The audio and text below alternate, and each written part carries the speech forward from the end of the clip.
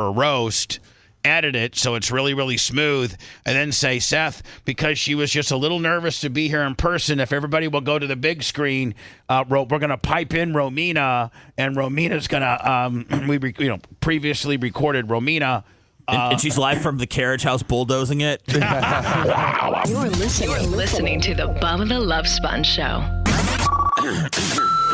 Broadcast rights for the Bubba the Love Sponge Show have been granted to this station by the Bubba Radio Network and is intended solely for the enjoyment of our listening audience. Any rebroadcast, retransmission, or other use of this production without the express written consent of the Bubba Radio Network is prohibited.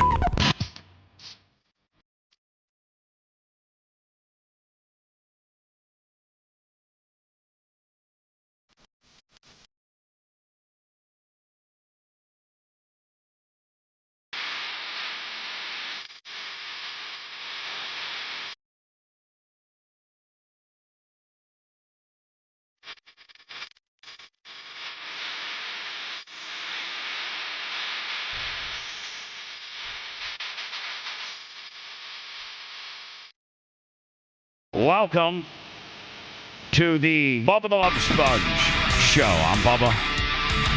Seth Kushner, Lummy, hello, Brett, Macho, myself. I think I already said myself.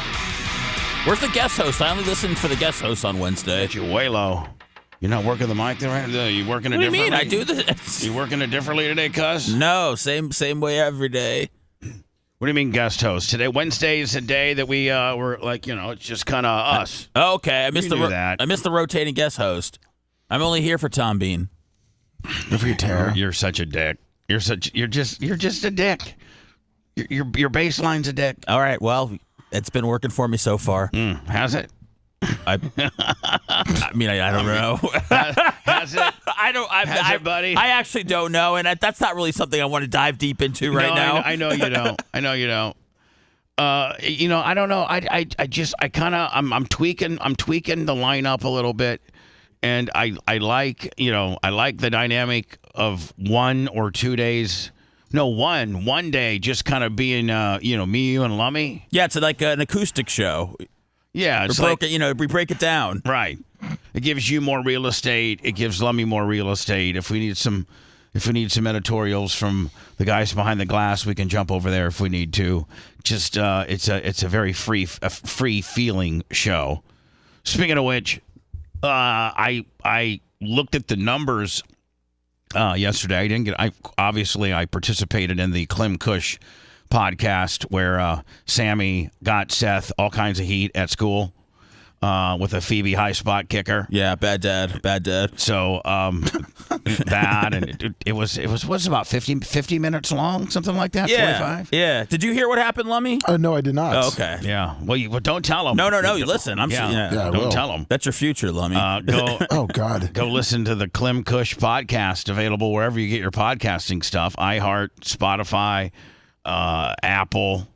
They're up on YouTube also. Yeah, they're on our YouTube channel as well. That's Ground Zero is our YouTube channel, because on our YouTube channel, like Thursday, I did a food review. Well, I did a food review yesterday, Lummy, of the Big Mac chickens. Oh. And so I get it, I order it, and I'm parked in a remote area, well, kind of by the dumpster. The McDonald's on West Shore? Yes. No, not on West Shore. On Kennedy. The one... Kennedy. No, Kennedy. Oh, okay.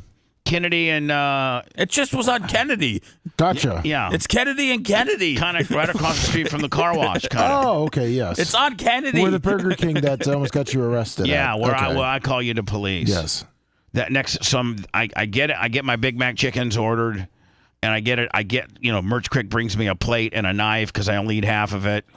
Really, when the camera turns off, I usually eat the other half. I'm just going to let you know. I noticed the paper plate for the first time yesterday. Yeah. So I get it cut. I'm doing my commentary, Big Mac chickens. And all of a sudden, Seth's Ford Hemi pulls right beside me, fresh with new brakes and oil. And he has his window down. And he's taping me. I'm like, who in the hell is taping, and so I roll my window down, and there's I go, "What's up, F boy?" And then we have a little bit. He's like, "Just getting my smoothie for the day." Well, I'm like, okay, well, I'm trying to do my food review. Yeah, I can see it. Well, I spent a long time. Sponjo. I spent a long time at the office yesterday, Bubba, and I think we were leaving around the same time. I was going home, and you were going to do the review. So I went and hit up the Smoothie King, and then I figured that you're probably still at McDonald's. So I wanted to swing by, give the people some BTS. That's behind the scenes content. BTS. Yeah, and we posted it up on Instagram, and I don't know, for some reason it's got like 10,000 views already. Nice. Get Cantrell to get on that and spread it. Why? I'm on it, and I'm on it. I know, and I spread it. But Cantrell will and Rhett will spread it, to a Facebook reel, to a tick, and to whatever. All right, my content doesn't need to be watered down for Facebook. No, it really does. It makes a big difference. Water it down. I mean, Facebook. I love you some water it down. Facebook and Instagram pay the bills. They're doing better than they ever have with our new formula. Our new 4 on the floor. Our new 4-speed transmission. It's working. I'm glad, man. There's nothing more frustrating than when your social media is kind of stagnant. Bubba, remember that band that you kicked out? Yeah. Did you see the numbers on X that because Rhett has been messing around with Twitter with posting older YouTube videos? Oh my God! And you know what? It blew up. That video, which I don't know why. I don't know. Wasn't tagged. Wasn't anything. Just put up. Rhett, your microphone is on. For the life of me, I don't understand. I just put it up on Facebook one time, and for the life of me, it's not tagged. It's not anything special at all. It's just me kicking out a local band who didn't get here the night before. And did you know that in one particular month that video made $10,000 on Facebook? Because it's good content. Well, I mean, I don't even know. I don't even think it's that good of content. Yeah, well, the internet disagrees with you. Okay, I'm just saying.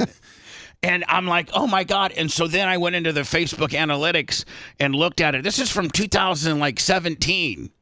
And I went into the Facebook analytics, and it was like 90% of the revenue and the likes and the views came from England. Oh, yeah. So, like, I don't know if some kind of England, if somebody got like on a Reddit page and posted it on England. They love watching Americans get embarrassed, Bubba. They must like Americans fighting Americans. I don't know. But did you repost it, Rhett, somewhere else, and it took off too? Yeah, it was on our Twitter last week. It got, I think it's almost 200,000. Yeah. For real? Yeah. For real. I told you in the meeting that I was going to be, trying some stuff. And I told you to try all the stuff you want, kid. Yeah, so try. It took off again. I really feel that we're on a roll right now, man. And we went over some numbers this morning, all of us, that I was potentially going to maybe share with y'all, but we all decided that, those are kind of our numbers and kind of our private business, and so we don't necessarily need to tell the competition just how well we're doing. No, we're like Netflix, man. Yeah, we don't have to share our data. Just know that, Just know it's all working out. Every first Monday of the month, if we're here, that means we were able to pay all of our bills and pay our rent, and we're ready to go another month and roll our sleeves up. By the way, let me PayPal, Venmo, and Cash App's a big part of that. Yes. But I don't. If you notice I've been trying to get away from that and just let the positioning statements say that. Like, I don't verbally on the air try to, unless we get like the head of the Indiana Mafia, John Costica, or Buck, or somebody like that, come up with a real big, hundo or something like that. Maybe we'll obviously denote that, but I'm trying not to. Dude, I'm trying to sound less beggy and just incorporate it more with the positioning statements. So, Mach, try to put, within the positioning statements, you got to put the. By the way, we are live from the Aqua Beta Studios. Yes, Aqua Bieto. And they have their new can design. For the longest time, I was still running through some of the leftover can Bieto. But the new Aqua Bieto, this is the new can design. And it's far better. It's far slicker. Oh, it's nice and clean. Like, this would be something that, Seth might go out and actually purchase. Rather than the no, it looks a million times better. It really does. Looks fun and less like clinical. There you go. Yeah. You know what? That's That's really dead on. Thank you. More fun, less clinical. Grab the tab and enjoy Beato. So, we got to get that in. Is that their official statement, Lummy, or are you adding that? It's their official statement. Okay. So, if Macho Man can just get the can of Beato, and the Venmo, PayPal, Cash App, along with some of his other AI-generated positioning statements, we don't even need a voice person anymore. With Macho Man's creativity. Macho Man, I did see the picture that your microphone is on, Macho Man. I did see your Macho. Now, what you don't realize is Macho Man is, Macho Man, would you consider yourself like a bodybuilder? You're a bodybuilder, aren't you? Don't be shy. I'm so much. He said absolutely from the second studio. I'm so much a bodybuilder that I'm utilizing your trap machine right now. I've never seen him touch those machines. He never has. I think they're just in his way. Lummy, how about Bob Cook with a hundo? Thank you, Bob Cook. Thank you, Bob. PayPal, Venmo, Cash App. So Macho Man is a bodybuilder. And he loves music festivals. And he goes so hard in the paint with music festivals that he has to take time off work. And because he knows he has a problem. And what's the problem? He dances the night away? And he just goes crazy. He parties. He drinks. Molly? And Is there Molly? Oh, I'm sure there's... He won't really admit to any of it. The protein form of ecstasy? Yeah, I think he mixes, Molly in with his protein shakes that day. Wow. And they just go crazy. Him and Jacob and all the people that go to the EDMs, they just go crazy. It's a freak show. All those people end up naked, Bubba, with only wearing a glow stick necklace at the end of the night. But Macho Man actually prepares, and he posted up, I think maybe on his Instagram or Twitter or something yesterday, like 17 days or 12 days before the Orlando EDM deal, and he showed a picture with him and his shirt off, and you could see his six-pack abs and his huge shoulders and his arms. So he's already starting to cut for EDM.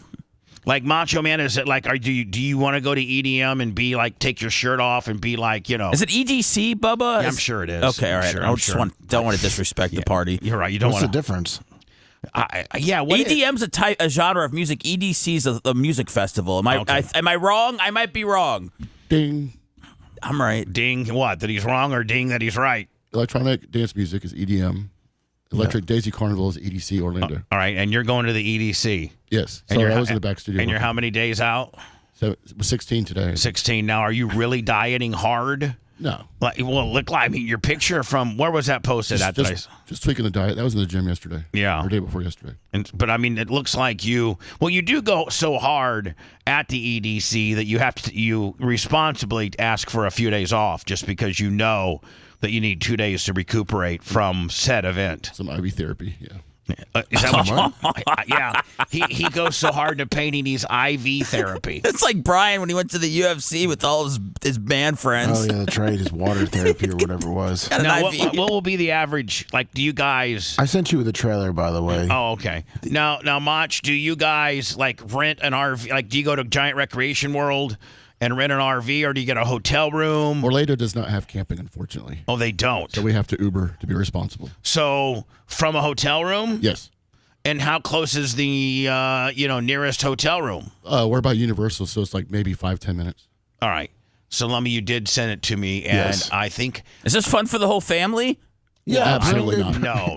No, okay. There's a lot of lights. Like you want to bring the family? Yeah, my kids? daughter loves lights and music. I think Sammy would need therapy for the rest of her life if she went. As if she doesn't already. All right. With you being her father, it's the preservatives they put in food. It's not me. And you telling your daughter, various. I'm trying to bond. Physical attributes about what's wrong with her teacher. And she goes and cuts a hair promo on her teacher, and you get all the heat on the deal. Yeah, as if that doesn't need. If that's not therapeutical and what she then taking Sammy in the middle of this would probably get Phoebe to divorce you and you never to see your child again. Maybe I could find a new mommy. I just want to party to Now in Orlando, Mach, where do they have this? At the Camping World place? Tinkerfield.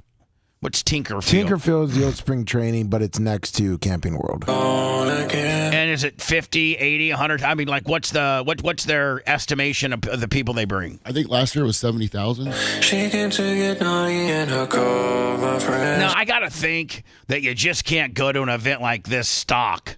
Like, you just can't go, drinking a Diet Coke and having your, I'm sober. your multivitamin for the day. I mean, I think you got to be, for lack of a better term, you got to be a nasty. accelerated and nasty. I mean, you got to have. Bring your own needle, punk. Well, I don't know about needles. Oh, sorry. I'm sure it's a lot of edibles and, pills and Molly and ecstasy. And Just wanna party, turn it on again. I can't even stop. Now, what's the ticket? Jeez. So I was wrong. It was 300,000 people last year. Oh! It's a little different. Now, hold on. Let me ask you a question. What is it? 3 days? Friday, Saturday, and Sunday. Friday night's Tiesto, so I got to get there for that. What's Tiesto? He's big. He's huge. He's a legend. All right, so he's the DJ, right? Yes. Tiesto. And then Saturday night and Sunday. But, like, what's a 3? I'm sure you buy a 3-day pass for this, right? Yes. And what's a 3-day pass? $500? No, I think it was like 260. $260. You got to get it early though. So do you got your calculator close? Yes. Can you do 200 and call it 300 because probably not a lot of people, do the early bird special and they have to be. So probably the average price is 300. Do 300 times 300,000. Is that $9 million or is that $90 million? Right now, 3 days are 264. $90 million. So 300,000 times 300 is $90 million. Are you sure about that? I did what you told me to do. Let me do it myself. Let me see. I don't know if you know how to do zeros like I do. Oh, he was a businessman. Fast, fresh 300. seafood. 300 times 300,000. Hold on. They're always crunching big numbers. Let me. I profusely am on bended knee and I apologize Thank to you, sir. $90 million. Whew.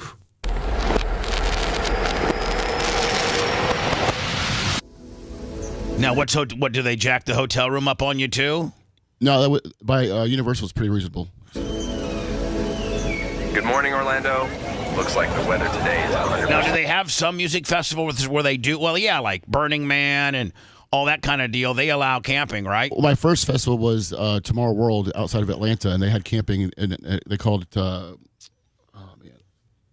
man, I always get nervous on the air. What about doing one of these festivals at your track? What? What about doing one of these festivals outside your track? Oh, yeah. And you got camping. Well, I don't know if my track's big. I mean, I only got 41 acres. I don't think it's big enough. The camping area was called Dreamland. Yeah, I mean, I don't think it's big enough. Yeah, Tinkerfield's not that big.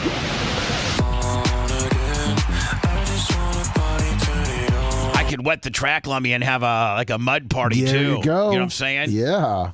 Now, Mach, do the people that attend these events, would they want to, be slinging mud too, or is that just, I'm thinking you guys are all neat freaks like you are. It's not Woodstock 99, Bubba. I mean, oh my God. Lots of scenery. oh, get me out of there. Oh yeah. Wait, get me back in. Seth said out in. Seth, are you not out? Are you even allowed to Back look in. at? Are you allowed to look at the chicks? Now, can you have sex? Whoa! Like right there in the middle of the human. I mean, are there macho? What are some of the more crazier things as you're part of this mass humanity? I think the sex only happens at the camping festivals. But are women like taking off their tops and things like that? I've not seen that. You might not be looking hard enough. I am distracted by the lasers. Yeah. That's about 40 acres. Oh my goodness!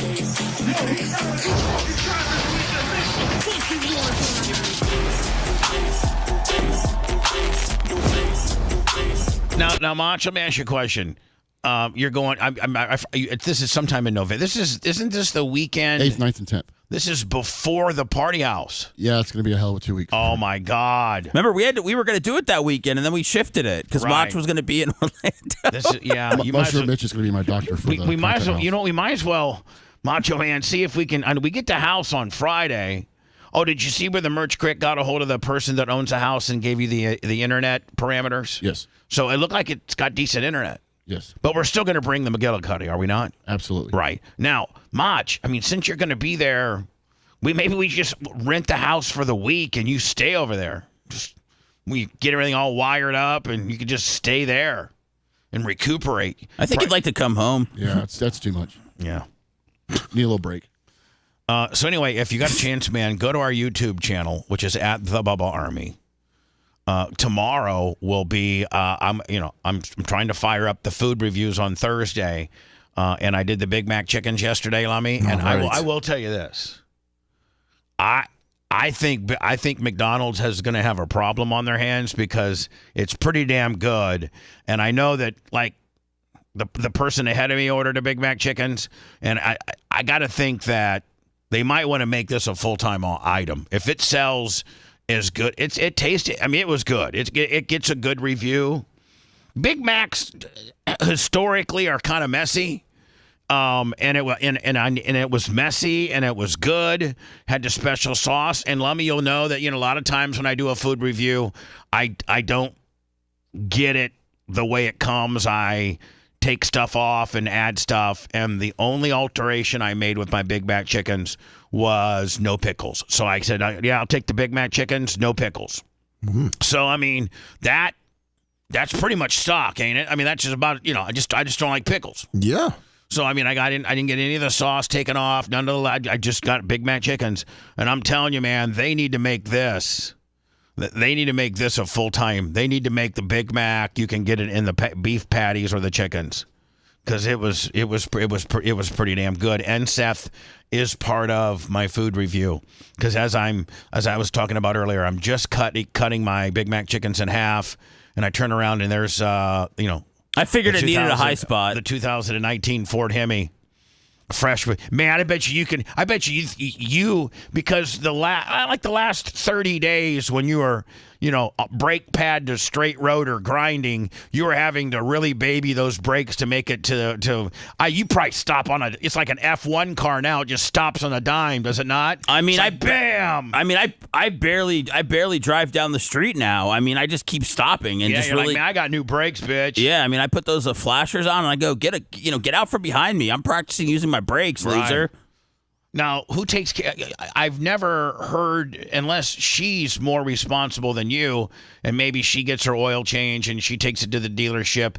Is Phoebe better at taking care of her car than you are? Because I've never seen her. No. I told her I was going to bring her car over here for an oil change. Oh, okay. And then I said we'd have to film it, and then she got upset, and I go, we're not going to film the inside, and it was a whole thing. I had to tell her. We have to film the inside. How filthy it is, and then basically I'll vacuum it all out. We'll detail it. It'll be. I mean, Seth, have you ever detailed a car? I used to actually detail cars. You did? Yeah. All right, so you know how to do it. We'll get the industrial mobile detailing, Bubba. Mobile. That's where the heart of detailers are. Would we wash and maybe put a layer of Lucas spray mist wax on it? Detail the tires, get the tire brush out, get all the brake dust out of the wheels. Pull the motor up, spray the motor down, WD-40 the motor so the motor's beautiful. You want to do all that? I never really did. I mean, I didn't do all of that, but I mean, I think I'm prepared to do all that. I didn't think how much this. I mean, I know that you're on a constant quest. No, for I was programmed. I was programmed that way by the good Lord. I know, but you're always. I mean, we're all. Listen, all of us dudes are on a constant quest. Born this way, Lady Gaga. For ass. Yes. And you're always trying to cut an angle for ass, for your wife's ass, and so she's on a constant quest on avoiding me, not giving you ass, and coming up with things that you mess up on. I'm sure this latest teacher has red flowing Jesus-like red hair. Has probably given you a few bad marks by your name on the ass department. But can you imagine if, like, sometime in the next couple weeks you say, Phoebes, we'll switch cars. Let me have your car for the day. We'll oil change it. We'll rotate the tires.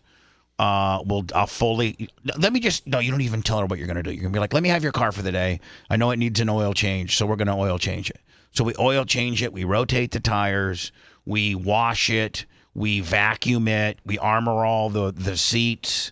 And so you don't say nothing and you give it back to her. And when she gets in her car, it's, pristine. You don't think she's kicking it out wide that next, the next opportunity she has to give you, full-blown oral, no pun intended, or like just a quickie over the washing machine. Yes. You don't think she does?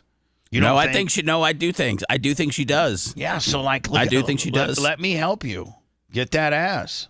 Thank you.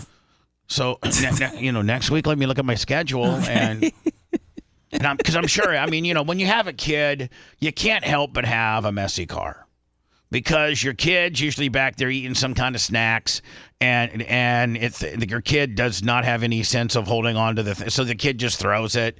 I bet you Walker, he doesn't put things nicely down. He just hucks it. Sure does. And he's probably got a hell of an arm. He does. He's 3, but with an arm of a 5-year-old. Yes. Next thing you know, you got a Fruit Loops box upside the back of your head. Sure happens a lot. Bam. Some chicken nuggets all the time. And so, Seth, let's do a full Phoebe oil change, tire rotation detail. Okay. And I can't wait. You need to get the VIN number of her car. Oh, man. Listen, I'm just tired of the gearhead stuff, man. I just need a break. Do you want? Okay, listen. Do you want an oil? You got to get the correct oil filter. I know. All right, okay? I'll get it. It's not a gearhead stuff. You give me her VIN number, which you can shoot on the door jamb. That's the easiest place to get the VIN number. I'll get the VIN for you. You get it to me. I get the correct K&N filter for it. Yes, sir. I got the oil. Yes, sir. Thank you, sir. I fixed the lift. Nice. Perfect. The lift is fixed. Nice. We jack it up. We change the oil. Can we rebuild that engine? What? How many miles has it got on it? 74? No, hell no. Okay. All you got to do is keep the oil changed every 5,000. That's it. Some people say 3. You can go 5 if you run synthetic. I think I went 7 last time. Yeah, you went too far. But I messed up and put 4 brand new quarts of red line in your car only to have it changed a week later. So when Caesar from Rubber City's calling me, he's like, yeah, we did the oil change, but my God, other than the filter, the oil was brand new. I'm like, oh, damn it. I put 4 quarts in there because he was 4 quarts low. 4 quarts equals $80 down the drain. And hold on. And here's the thing, Lummy. The thing only takes 5.4 quarts total. So I put, 7/8. What I should have just did is just had him change the filter. Yes. Oh man, that's $80 down the drain. I wasted on him. You can take it out of my paycheck. No, really, I can't. You'd flip out. Yeah, I would. Honest to God, I would get a call the minute you looked at your bank statement and been like, hey, Sponjo, what? Seems to be a little, I don't know, about maybe $80 short on the old Checo. Yeah, remember you told me to take that oil out. Oh, that was just, for the radio. High spots. We're in the showbiz, aren't we, cuz? Content, if you will. You're right. Little bitch. Oh. Wow, outburst. Jeez. Did you have a conversation with Mr. Ford and let him know the proper protocol of Podcasting USA? Oh no! I was like, I thought you meant Mr. I thought you were talking about Mr. Ford, the car. No. Yeah, I thought you meant like the guy who wrote Mr. Ford, who does this obscure podcast for us. No, wrote me about his phallic picture, his picture of a penis, and how I addressed that on the air. Yes. I don't know, it might have been during a Clem Kush or something, and he was freaked out by it, and he sent me a letter, and I sent him back. All right, thank you for the explanation. Now, moving forward, all podcasting questions need to go to Seth and keep it off my plate. That is completely his world. I don't dabble in it. And then I attached Seth. Now, has he reached out to you, or have you reached out to him? Are you guys in an old-fashioned stare-off here? I don't know. Do I need to reach out to him? Well, I think you kind of need to just say, hey, I saw you got a hold of Bubba about the phallic thing, and I think this would be an opportunity for you to address a few things that you think he could potentially work on, or a few things that he could potentially do to make his podcast better, or a few things that he could do to potentially promote his podcast better. He opened the door. Now you come in there, because I've already set you up to be in charge of podcast. I've set you up in power and title. Now you come in with your list of suggestions. Otherwise, how's he going to get better? I don't Right? know. I I don't. mean, you probably have some ideas on how he can make it better, and you probably have some ideas on how he can promote it better. I know you have some ideas about it in general.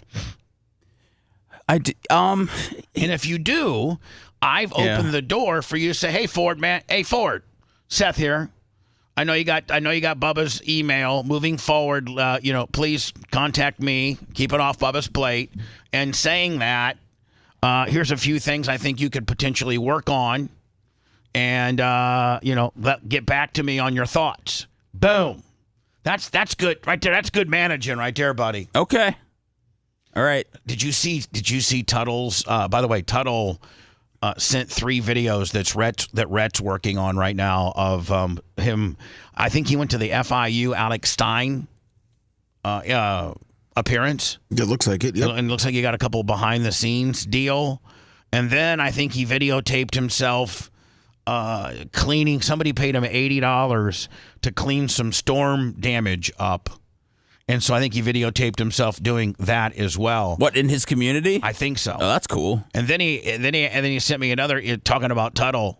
He can't make it this Thursday, but he'll be here on Friday. But he said, "Hey, listen, I got an idea for you, and I'm not trying to step on anybody's toes. But as much as Seth is in charge of the real podcasting world, why don't you put me in charge of the brokered crappy stuff?" Meaning, like, he'll go out and find podcasts that would pay us for weekends. Like our weekends, Saturdays and Sundays can be all brokered podcasting that, maybe isn't that good, but they're paying us for the exposure. What's your idea? I mean, maybe this is a conversation we should have off the air, but what's your opinion about that? Me? Yeah. Well, everybody's mics up. Rhett, you and Mach. You guys. I'm going to leave your guys'. Maybe on Wednesdays I leave their mics up. I think I like that. Yeah. So Rhett, you and Mach, your mics are up on Wednesdays. I think that's till further notice. I think that's fine. Till I get mad again, and then throw another fit. Go ahead, Seth. Over to you. I'm so sorry. No, you're good. Projecting. I think if somebody wanted to do a broker deal, I think that's fine. But I also think that you have to probably give them an offer of doing a live stream. No, we can't do that because you can't control that. Because you can't, what if a guy's doing a live stream? Well, I know, but people want to with his wife on our YouTube channel, and she shows her knockers. But clients want to be. Doesn't have to be on our channel either. Clients want to be on YouTube and stuff like that. They want to see themselves. They have an ego. That's what they're paying for. Oh, okay. You don't want to hear themselves talk. They want to see themselves talk. And what are you saying, Red? It doesn't have to be live. They can tape it. Well, but I mean, I think throwing in the visual thing too would give them more bang for their buck. Yeah, Right. They could tape it and then they send can it to take it us. a little bit further. Yeah, if they want to tape it and then put it on their own channel, so be it. But we don't have to broadcast it for them, and we don't have to put it on our stuff. But if we wanted to, we could create a subsection on YouTube for the brokered podcast and put it up at least on our channel. We could, but Yeah. if They they're gotta pay paying us extra. to use the studio, they can do whatever they want with the video. But they could pay Well, extra. they can't use our studio though. I mean, they're gonna have to tape it from their own. No, I'm just saying. When I worked at Okay, then But what I'm saying, Bud, is we can't have people traipsing through here. No, I understand.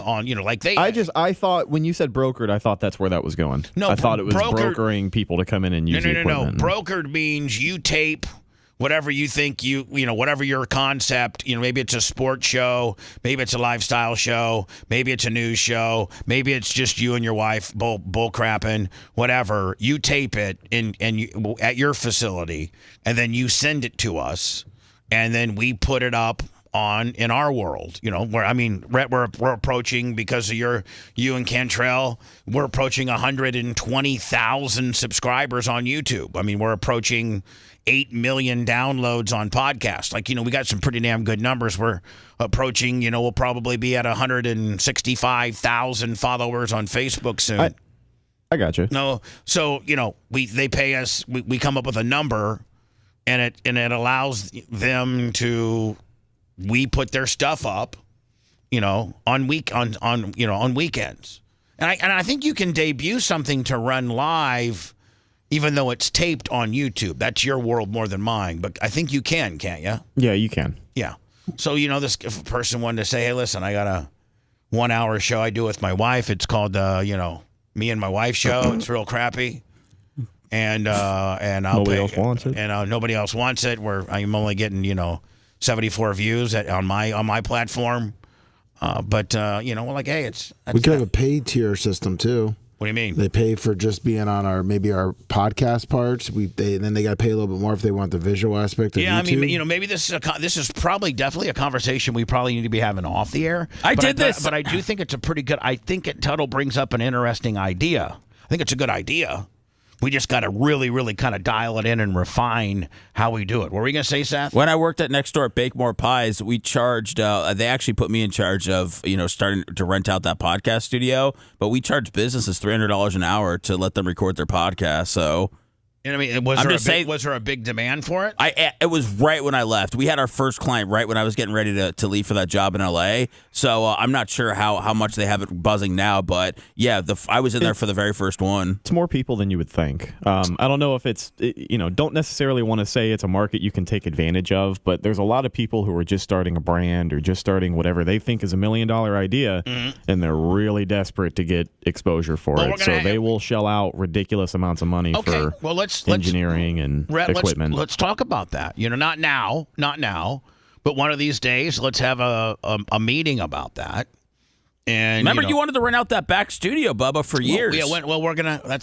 That's got a whole new application. Yeah, that's our digitizing station. Oh, I see. Sorry, but I mean, listen, we do have our podcasting world up there, and we, I'm just saying. No, I think. Listen, I don't want to sled through this on the air because it's more behind the scenes and stuff like that. But I think there's something there, and collectively we could probably, we probably need to talk about it and rough it in. Just like when we talked about the Content House, we roughed it in off the air. I don't think we should rough it in on the air. But again, go to our YouTube channel, which is at the Bubba Army. We have so much exclusive stuff up there. Including that, you can piggyback to our podcasting land. All of our podcasts that we've done, God, in the last 6, 7, 8 months, or are they all up there on YouTube? Yeah, I think they're all up there now. Yeah, go to our YouTube channel at the Bubba Army and podcast away. There's a podcasting section. The latest is Clem Kush that we did yesterday. Me and Seth Kushner. But I think you also put a little pigmentation up, did you not? I did, man. It was so good. I don't ever really listen to the podcast back unless I have to edit them, but I listen to that back just for enjoyment. Pigmentation kind of has organically stumbled on something really good, and that is Craig brings his son. I don't know if it's his oldest son or his only son or whatever, but brings his son, and his son is a little younger and gives a way interesting perspective, a different feel to it. Yeah, Letarian brought in a buddy of his yesterday, his best friend, and him and Rio had a good back and forth about feeling sympathy for people that decide to live on the streets, and I thoroughly enjoyed the conversation just being in this chair. So I like from a producing aspect, I like where it's going because to me it's not stagnant. To me, we're mixing it up, and some people might not like it, but I think it's absolutely key. It needs to the brand. I think it just needs a constant evolution until it gets where it needs to be. I agree. Go to our YouTube world and go download or go piggyback to where it takes you. The new Clem and Kush and the new Operation Pigmentation are up. Tomorrow at, I think, 4 or 5, we will release a food review. I go and do the Big Mac chickens, and so that'll be available tomorrow. Running a little bit behind, Lummy. Don't want to get too far behind. When I come back for the first time, is it the first time in NBA history that a son and a dad played on the same team together? Yeah, I think it's only the second time in history. I think we had Ken Griffey Jr. and Sr. I believe the Ripken brothers played together. Yeah. And I think that might be the extent of it. The Griffeys were in attendance. Yeah, that's right. They flew out to the game. Oh, they did? Yeah.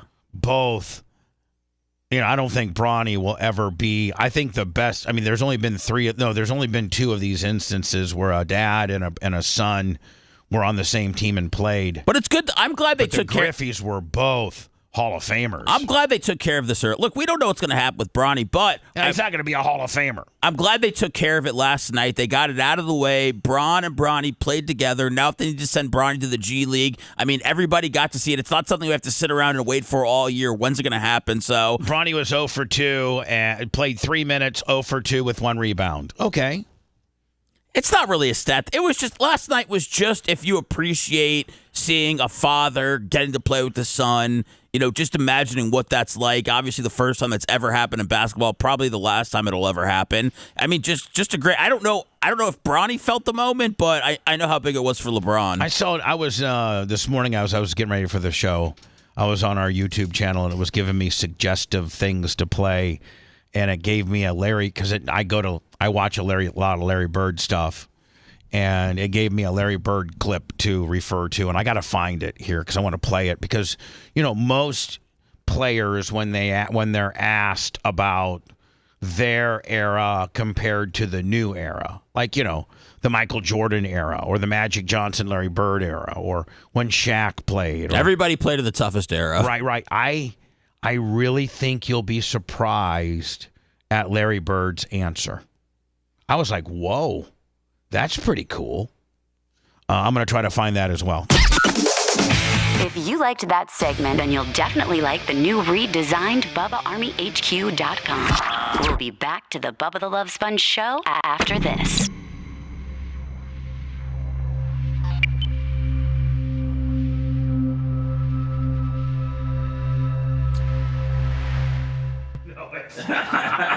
Remember Rick Smith? Remember him? Dude, that's what the Dunking Dutchman. Back when the NBA had 7-foot white guys, man. Greg Ostertag, Luke Longley. Dunking Dutchman. Did you see this guy at the game on Monday night?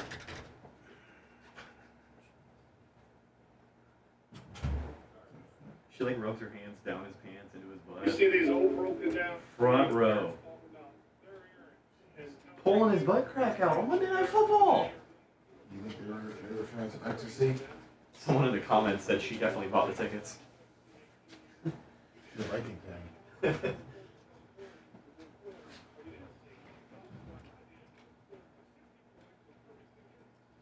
don't think the Ripkins thing will ever be. John Ripkin Sr., Jr., and Billy Ripkin.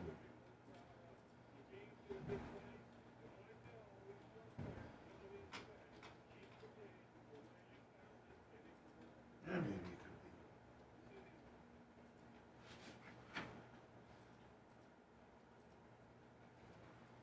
be.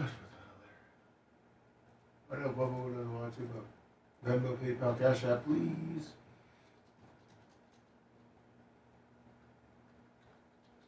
Thank you, Bob Cook, to start it off. Bob Cook, man, you're the man. Thank you so much, buddy. Hacking Jack, 2031 months. Stop and Go Steve, 76 months.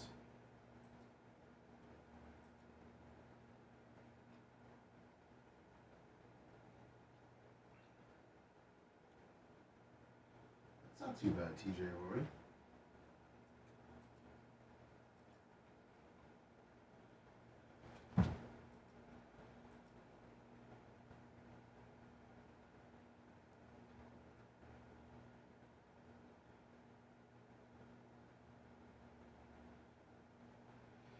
What's up, retarded?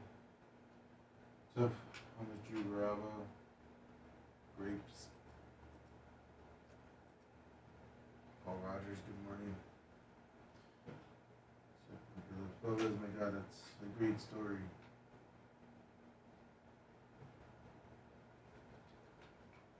But you got poor Merchker trying to set up that stupid TV. Yeah, what about it?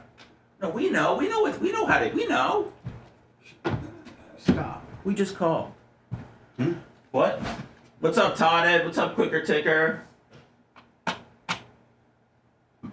sure, Big Buck. Lately it's been going down. Come to my side of town. Lately it's been go. All motherfuckers would ride with me, a rock in the pocket like Kelly. Mom told me the problems in the tongue, they ain't more powerful as a gun. All you cowards can go get devoured. I'm giving out flowers to anyone because I ain't been in the house because I ain't winning if the money is miniature. I've been minding my business, I'm business minded. I've been hanging by with the minister. What's up, Creeper? What's up, Paul? What am I gonna do a football state without a court date? Talk to the day. He said he's doing okay. He's doing good. I got a sharp shank.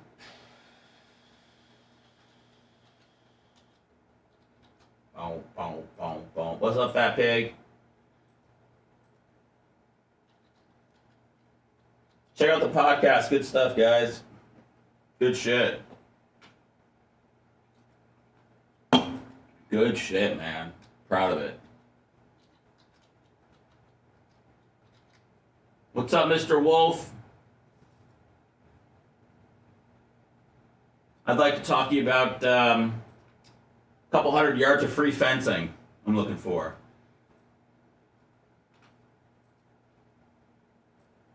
We'll be here in an hour.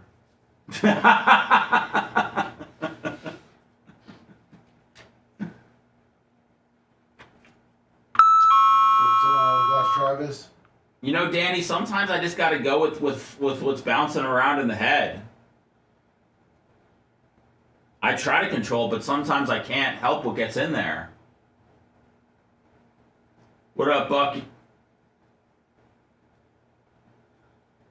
Thank you, Berto. I thought JD was a breakout sympathetic star. That was like an old-fashioned barber debate.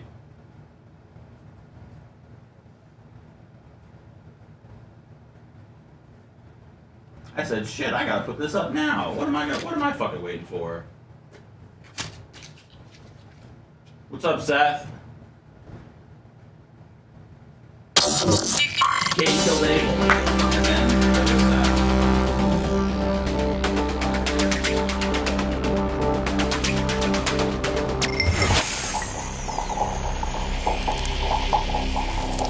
Boy, how you doing over there? Good, thanks, Vash.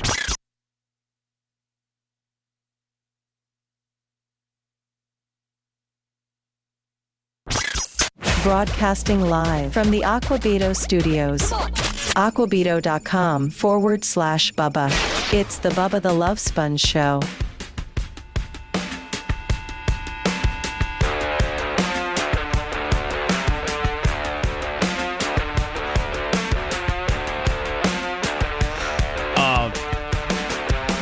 The screen behind me. Send us your pictures, preferably with you representing some sort of Bubba Army. Whether it's just you putting a bumper sticker, there's one dude who knows that my dad was born in Baraboo, Wisconsin, and he put a Bubba Army sticker on "Welcome to Baraboo." Took a picture of it. And there's another picture when Merch Crick and I one time were headed back from Warsaw to Indianapolis to go fly back home. Welcome to Rowan, which we always cut through Rowan, Indiana. And we put a sticker on it, the Welcome to Rowan. Somebody found, knowing that some Bubba Army would find it, they took a picture of it. Lummy, where are those people supposed to send your Bubba Army pics that end up on my wall behind me? Because it looks like it's, I don't know, Macho Man, what's the official time? Are we over 2 hours now? I know that I'd like to eventually get over 4 hours. That means you'll never see, it won't repeat during a show. But now I think it repeats a couple different times during a show. I don't know if Macho Man's available or not. I'm checking. But it's BubbaArmyPics@gmail.com. Yeah, Bubba Army, PICS, Bubba Army Pics @gmail.com. Send us your Bubba Army pics, and we'll put them on my back wall. A lot of people like to, maybe we just keep a constant flowing of pictures. Macho might be able to give me my total time. We started out, Lummy, with 45 minutes, and we've continued to be, with every pick or with every pick, we get a little bit more time. Do we delete pictures? I don't think so. Maybe some old faces that make us sick. I mean, people that maybe aren't part of the show anymore, things like that. Yeah, we do some of that. Yes. Good. Mach, do you have a total running time? An hour and 41 minutes. Oh, that's it? Yeah. Oh, okay. We need far more. I may have to get into my phone or some of my old phones. I got like 4 iPhones. Oh, you do? Yeah. Oh. That I have like in a dresser. So if I just need to put them all on a charger, get them charged up, and it's hard telling what's on those phones. I want to just keep them where they're at. Yeah, you might want to keep them out. Don't need another leakage. Hello, who's this? By the way, 813-90-BUBBA is the studio phone lines. Phone calls must. Hello. Hey, Bubba. Yes, sir. I was just calling in. You guys were talking about father and sons that played together. Just real quick, I think Ken Griffey Jr. and Sr. did, and I'm pretty sure they homered in the same game. So I just wanted to throw that out there to you real quick. Well, we do know they played together. I don't know that they homered in the same game. That would certainly be super cool. I think they did. I'm not 100% sure, Bubba. But I just wanted to call in and throw that out to you. Was that with the Reds or the Mariners? It was the Mariners. The Mariners. With the Mariners. Yeah, the Mariners. All right, bud. Appreciate you. And Macho, if you could build me an AI bumper with live from the Aqua Beto, studios, PayPal, Venmo, Cash App.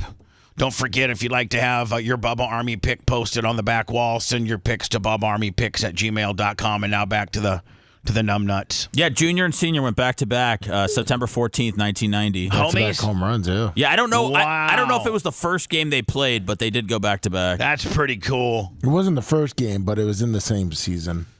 Yeah, I mean, wow. So you know how I told you I was going to play the Larry Bird thing, right? Yeah, of course. And Larry Bird, he's no nonsense, man. He's a legend. He's no nonsense either. He doesn't care what you think. He literally does not care. He really does not care. And every player that you see is like, man, I played during the, when Dr. J and Michael Jordan and Magic Johnson and Larry and Charles Barkley and Shaq. And if Kobe was alive, they all talk about the era of basketball then when they played was a harder or different than today's basketball. And I felt, and I've never seen this before, but I really thought that this was pretty classy, and I'd like your guys' input on this, because this certainly isn't the way most players break it down. And don't forget, after Larry went on to be a player, he then went on to be a coach. Coached the Pacers to the closest they ever met since the Pacers broke away from the ABA. I think when they were on the ABA, when the ABA and the NBA competed, I think the Pacers might have won a championship. But, in modern day NBA, where, the ABA and the NBA merged, I think the closest the Pacers ever got to a championship is, I think they went 7 games in the finals against the Lakers, maybe 6. They won 3 in the ABA. They did? Yeah, 70, 72, 73. So, but, since NBA merger, I think the closest they ever got is when Larry was the head coach. They had Reggie Miller and some other dudes. And I don't know if they made it to a game 6 versus the Lakers, or they actually pushed it to a game 7. But that's the closest that they've ever made it. So post Larry's career, he went on to be a coach. So that's, knowing talent. Then he went on to be the president of basketball operations for the Pacers for, oh my God, years. Well, Jackie Moon did all that while playing. Who did? Jackie Moon, Flint Tropics. ABA. In the ABA. Yeah. He was president, coach. Well, starting forward. Jackie Moon, how do you do once he merged with the NBA? I never heard of that. I don't think Flint got picked up. I think there was like a playoff at the end of the year, and but they got screwed. Pacers in 6 games. I'm sorry, the Lakers in 6 games. Yes, I was right. Yes. So again, most of the old timers always say the game today isn't what it used to be. I watched this morning and be like, you know what? I'm going to play this on the show. Because this is a guy, I think arguably one, not the best, not the best. The best in the NBA is between these people. LeBron James, Michael Jordan, maybe Magic Johnson, I don't know. Or does it just go down to LeBron versus Michael? Is that just what it is? The best to ever play the game? That's what it is. People have put Kobe in the conversation. Sometimes there's some Lou Alcindor talk, but it's mostly LeBron and Jordan. All right. So Larry is in the conversations of one of the greats. You know, if you were to pick top 10 guys, Larry's in that conversation. Yeah. And I really found this refreshing. I really did. It really makes me even like, I know Larry personally. It makes me even like him more because it's so against what most guys say. So broken down NBA players talking about their era and how great they were back then, and the players today are not as good as they were back then. That's crazy, man. I mean, obviously you haven't seen LeBron James the last 17, 18 years. You didn't see Klay Thompson score 37 points in one quarter, or you didn't see Klay Thompson, like I did, score 60 points in 32 minutes. Or obviously you don't see James Harden come down the lane, get ready to dunk on whoever's standing there. I mean, it's just amazing how these guys are playing the game today, and I couldn't be more prouder of them. The game's in a good place, and when I tell all these young players coming in today, keep the game the way you found it, and it can go on for generations to come. You see, isn't that awesome? Yeah. I mean, that's usually not the way it goes with an old timer that's in his caliber. Keep the game the way you found it, and it'll go on for generations. I like an old timer. This guy's now considered an old timer. You know, most of the stars now weren't even born when Larry was at his peak. And when you get, you know, somebody of Larry Bird's caliber that's, you know, championing and putting the league over about how great specifically, you know, some players are, I think that, you know, because most of them don't have that perspective. Most of them go with everybody played in the greatest era. Everybody lived in the greatest era, and that's what everybody says. I don't know if you'd like to think that you are more important than you were, and you know the history of, you know, humanity as far as playing sports. But nobody says like, oh man, these guys are way better, but they are, and so it's good for Larry to admit that. Isn't that cool for a guy of that caliber? I mean, to admit that. Yeah, I mean, we're not saying that there's another Michael Jordan or Larry Bird or Magic Johnson out there, but but collectively, there are way more superstars that could do way more things than the guys from back in the day. What I take from what he is saying is, yeah, these guys are as good as we were, and there's more of them. Yeah. You know what I'm saying? There's more of them, and the game is healthy. And if they leave the game the way they found it, it's going to continue to stay healthy. I think the NBA is a healthy league, is it not? It started last night, yeah. Oh, last night was last night preseason or regular? No, it started Knicks and Celtics. The Celtics raised the banner. I didn't like this necessarily. This is obviously a premeditated skit. And it's LeBron, you know, throwing in Fruit Loops into Bronny's, his son's car. Today's obviously, or yesterday was the start of the season. And when you're a rook, they're hard on you. When you're a rookie, they're hard on you. I got a story about a high school, and there's some hazing stuff going on, and some dads facing jail time based on some hazing. But hazing goes all the way to the top. And, you know, the veterans are tough on the rookies.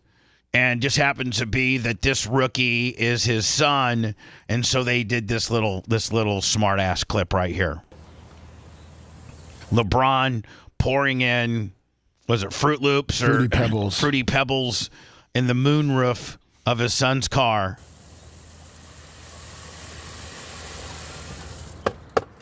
All right, bet. I got you.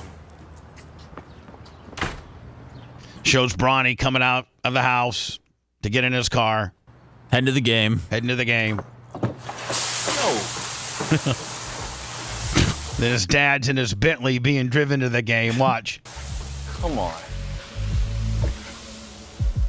Hey, Rook. Better not be late. Yo, are you serious? Come on, man. Hey, clean up my driveway. It's a mess. Yo, you too old for this. What's going on, bruh? Come on. Probably got 1 million hits. Not more. You're way too old for this, man. I thought it's kind of cute. I mean, like, look, man. Here's Bronny checking in to the game last night with his father.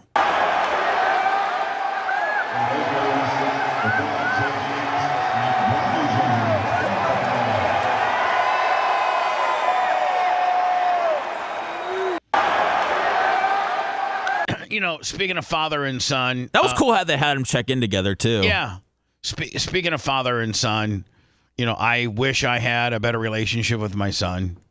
It's been strained for going on 3 years this February. It just absolutely kills me not to see him, not to talk to him, not to be part of his life in any way, shape, or form. But I was a proud papa. Lummy, when he was 11, I still had a late model, and he had a late model. I had just gotten him into a late model, and we raced. We only had one. There was only one race where we raced in the same race together, and I started third, and he started fourth. But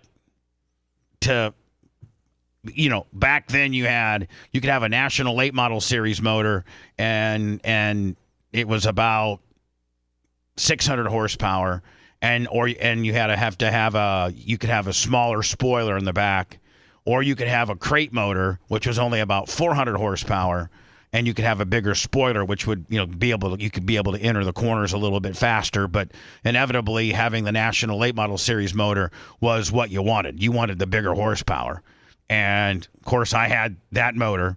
Just because my car was already configured for it, and we threw his car together last minute, and all I had was a crate motor. And going into we take the green, going into one, and I just doored the hell out of him. Just put my right rear on his. Put him in the wall? Yeah, I did.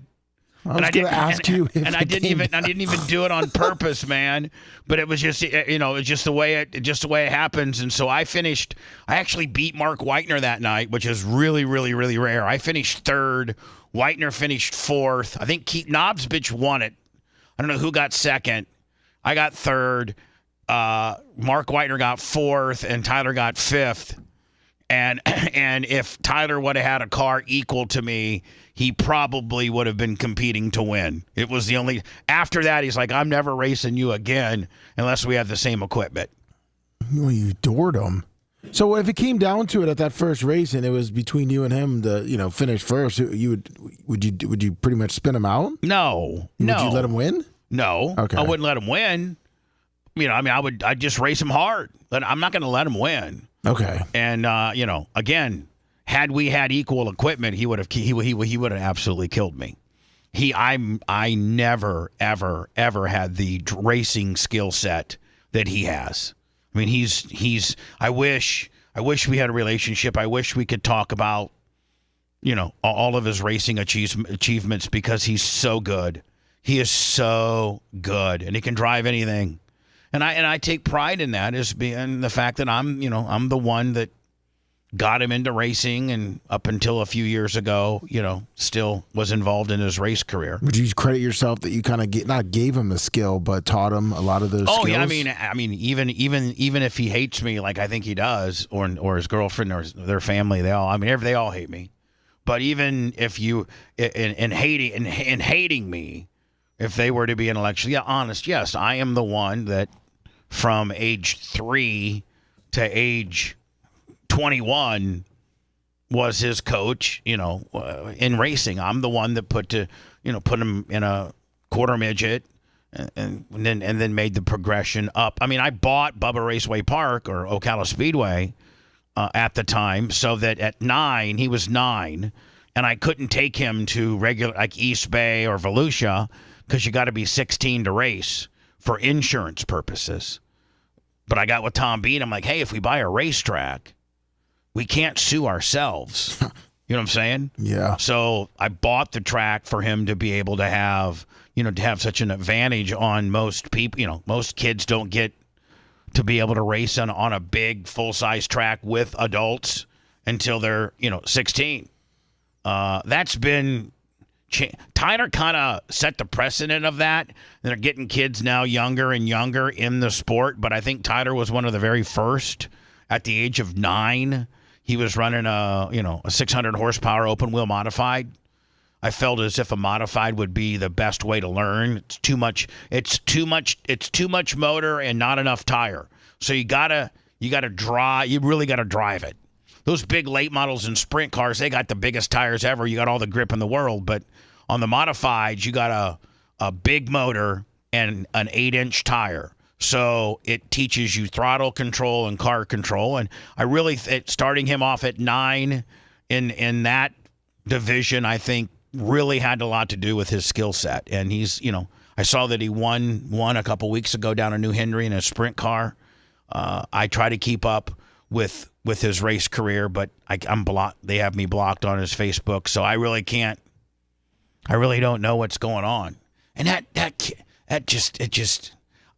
hide it well. I try to do a good show for you every day. But boy, I mean, you have a child, Seth. You have a child, and it's just really tough not to be part of your child's life as they are a young adult, and you watching them navigate through life and trying to be with them and love them, and it's just tough. It just and enjoy the sport that you created for him.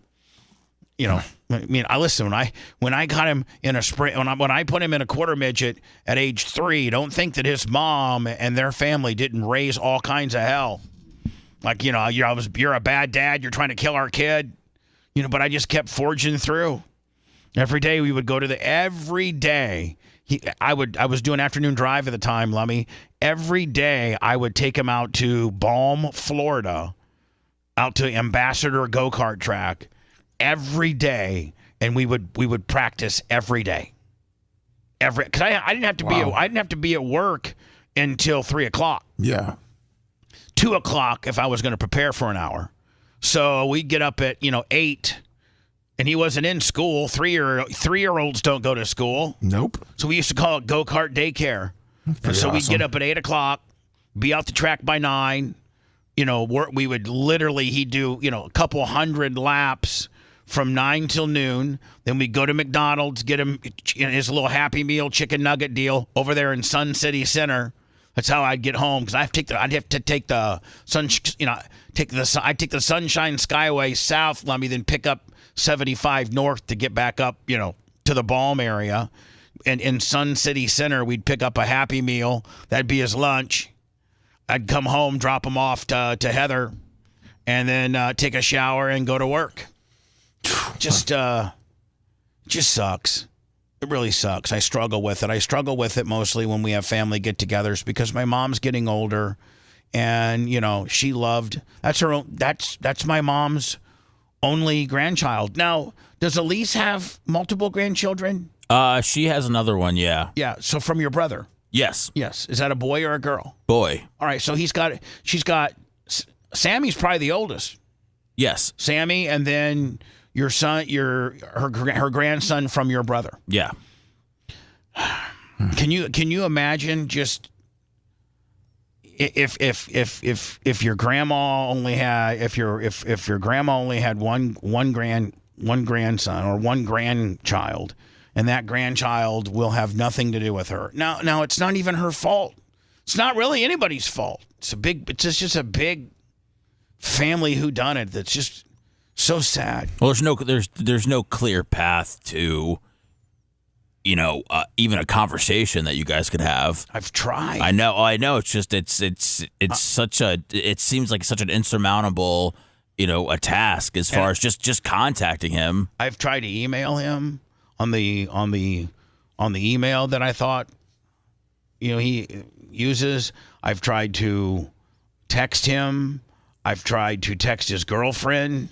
I've tried to, people are like, well, just show up at I know he lives. I don't know where he lives.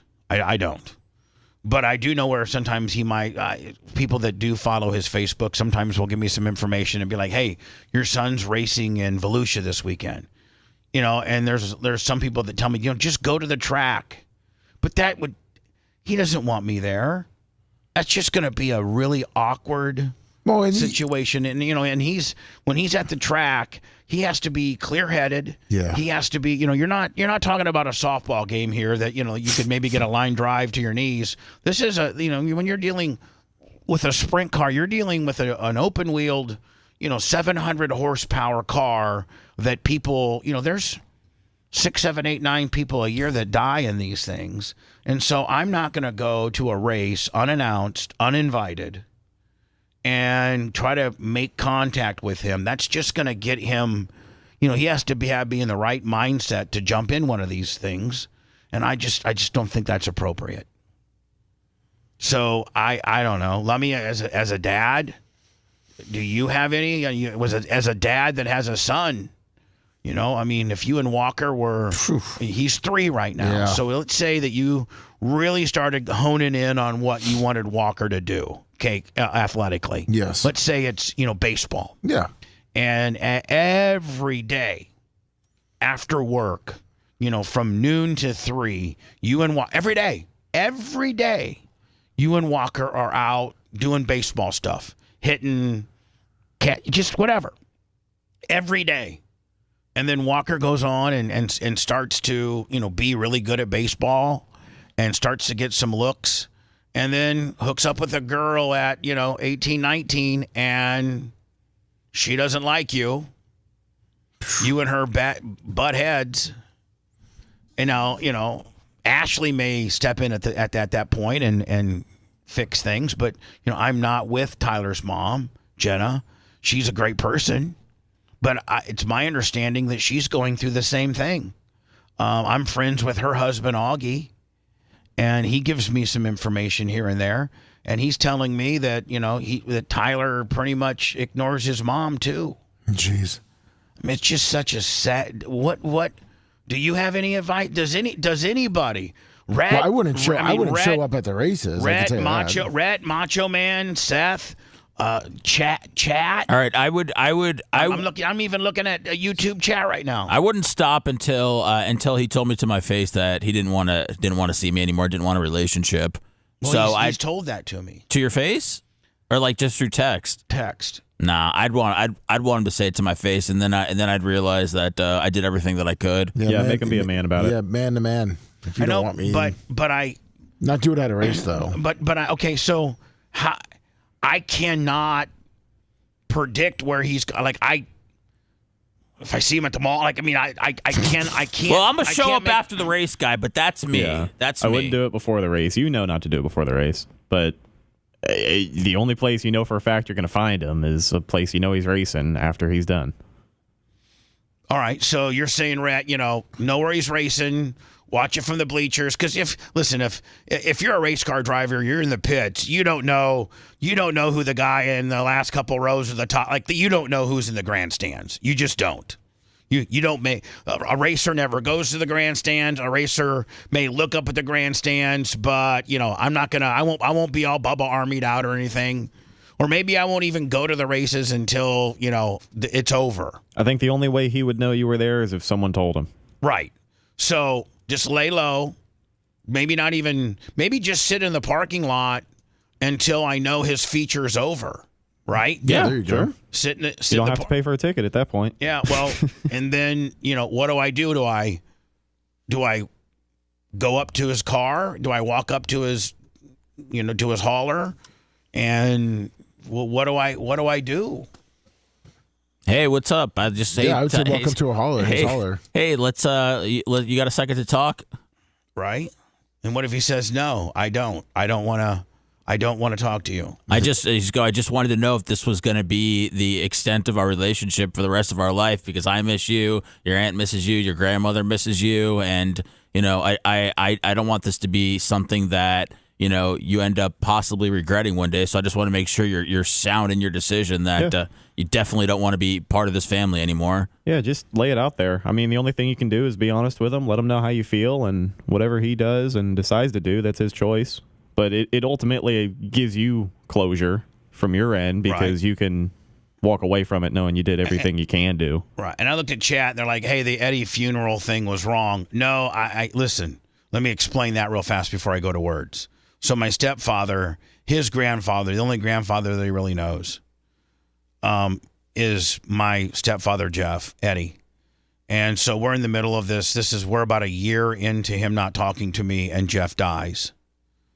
And, at that point, the day before Jeff's funeral, he texts Nana, my mom, and says, where's Jeff's services at? And she said, that's not the place for us to try to fix our relationship. I would prefer you not attend. You didn't know Jeff when he was, for a year you ignored him. And boy, by the way, him and Jeff used to go golfing all the time. Like, he loved his grandpa. Him and his grandpa were close. And Eddie, his grandpa, for a year tried to get a hold of him and say, please, Tyler, come talk to us. Please come be with us. Stop doing this to our family, please. And so my mom, I mean, it's her husband. It's her husband.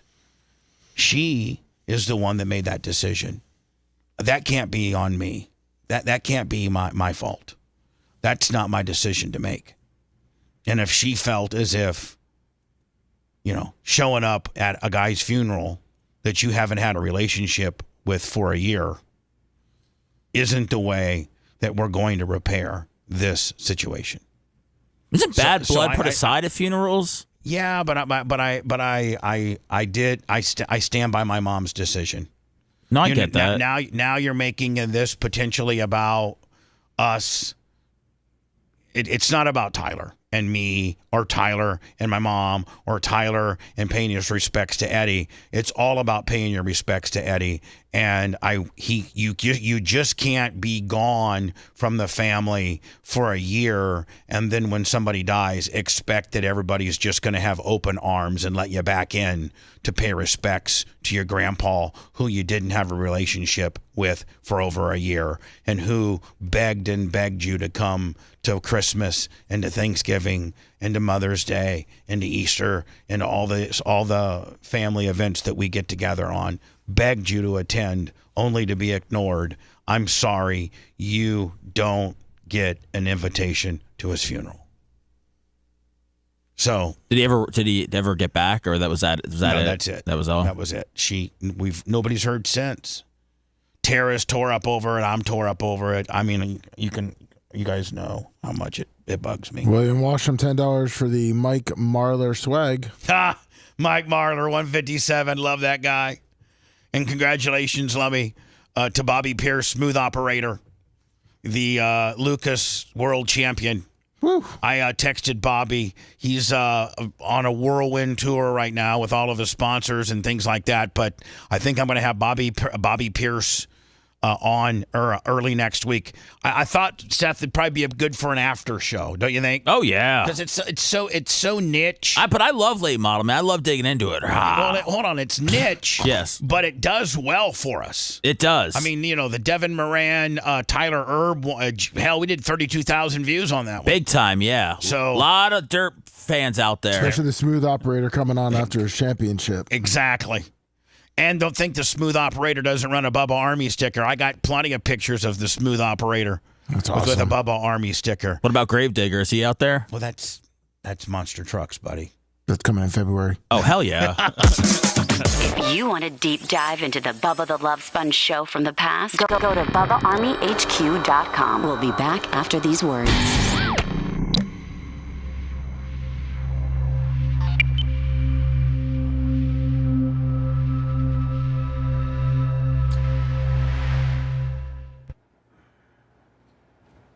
I should have walked away. I should have walked away. Whoa, oh my God. What'd you just break? Holy shit. I was crushing the trash can. Oh my God. Trying to save on the bags. Saving on the bags. These nice new Aqua Beato cans.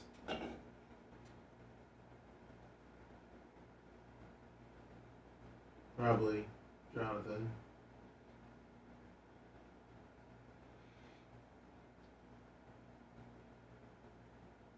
Let me, Cantrell might want to make that a standalone. Okay.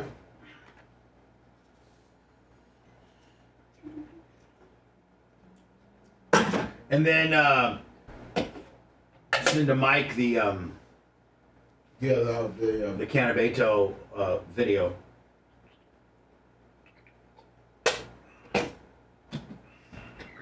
If line 1's still ringing, it looks like is that a? Yeah, both are good. Both are. Okay. If you want to tell them, I'll 843 and 941. tell them that I'll be with them when I come back. In about 5 minutes. Hold on. All right, thank you.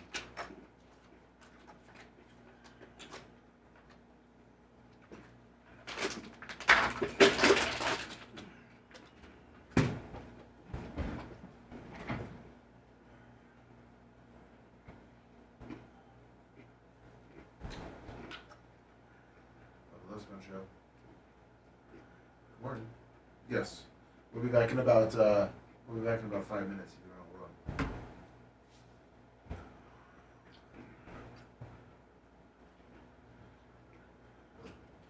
No, just. Do we want the Aqua Beta logo on the pick wall? Yeah. Yeah, just give it. Hold on about 5 minutes. Sure. All right. All right. Thank you. Please, huh? I have one. This? Aqua Beta. Yeah, it's on the website. Huh? Okay, I'll see if you can send it to me. Well, I could try to pull it from there. If you can't, let me know. I'll type something. All right.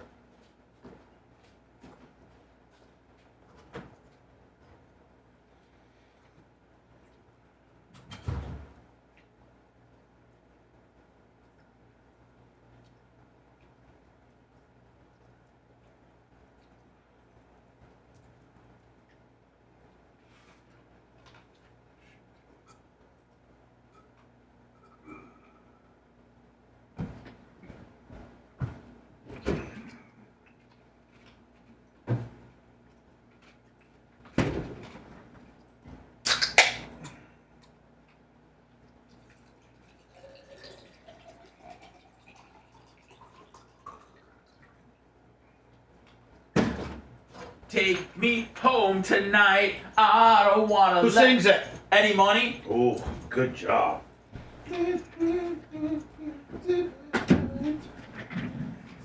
Eddie Money had 2 songs.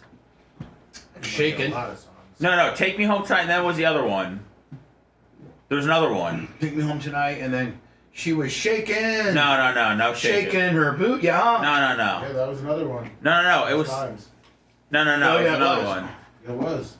No, hold on. We'll do this on air. Eddie Money's hits. I don't know if we got. I don't I'll want. ask Alexa. Don't even prepare for it. Well, Bubba's right, Seth. Oh, I know. 2 Tickets to Paradise. Yeah, that was the third. But he had shaking though. No, I don't know Shaken. Oh, it's big. I know. It was big. Yeah, nothing was better than Take Me Home Tonight. With Ronnie Setzer. I don't wanna let you go till you see the light. Take me home tonight. See my little baby. See my little oh. It's like Ronnie said. It's like Ronnie said. We're bringing karaoke to the Content House, mostly for Matroni.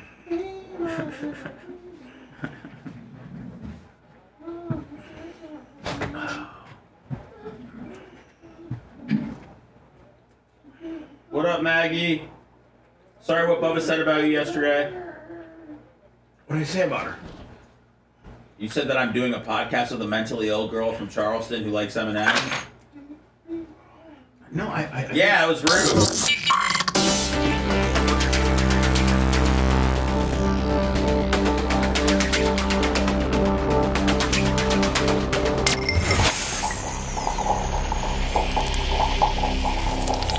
Broadcasting live from the Aquabeto Studios. Aquabeto.com/Bubba. It's the Bubba the Love Sponge Show.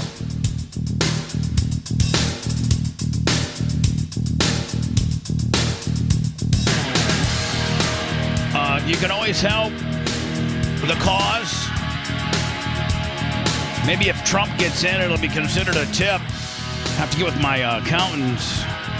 But man, if we weren't paying taxes on PayPal, Venmo, and Cash App, phew, that'd be like a 25% right off the top savings.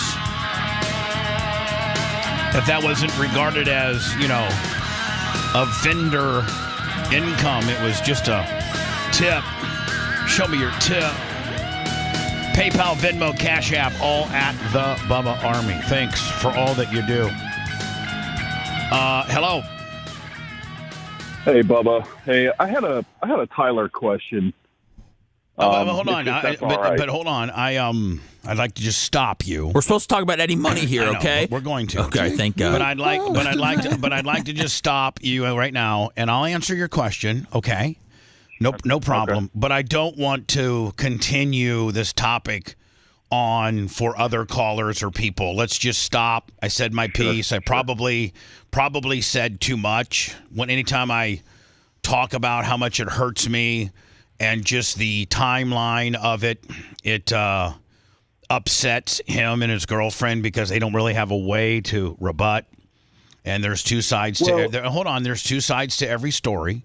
And obviously you guys are only hearing, my side. I don't want to get too far down that path. I said I said my piece all as a broken-hearted father that represents a broken-hearted family. And, I just wish that he would have a better relationship with me and my family and his mother and her husband and their family, and we all just be a big, happy family because we have so much to be thankful for. We have a great kid who, is in love with a good girl, and if we just all looked at this differently, we could have a far more positive outcome for all of us if we all just would either keep our mouth shut and just learn to get along, or realize that, Tyler's going to spend a certain amount of time with one side of his family and he's going to spend a certain amount of time with her family. So in saying that's what my question's about. All right, go ahead. Yeah. But I want this to be, let me just know that I don't want to answer. I don't want to go through any more phone calls with regards to this topic.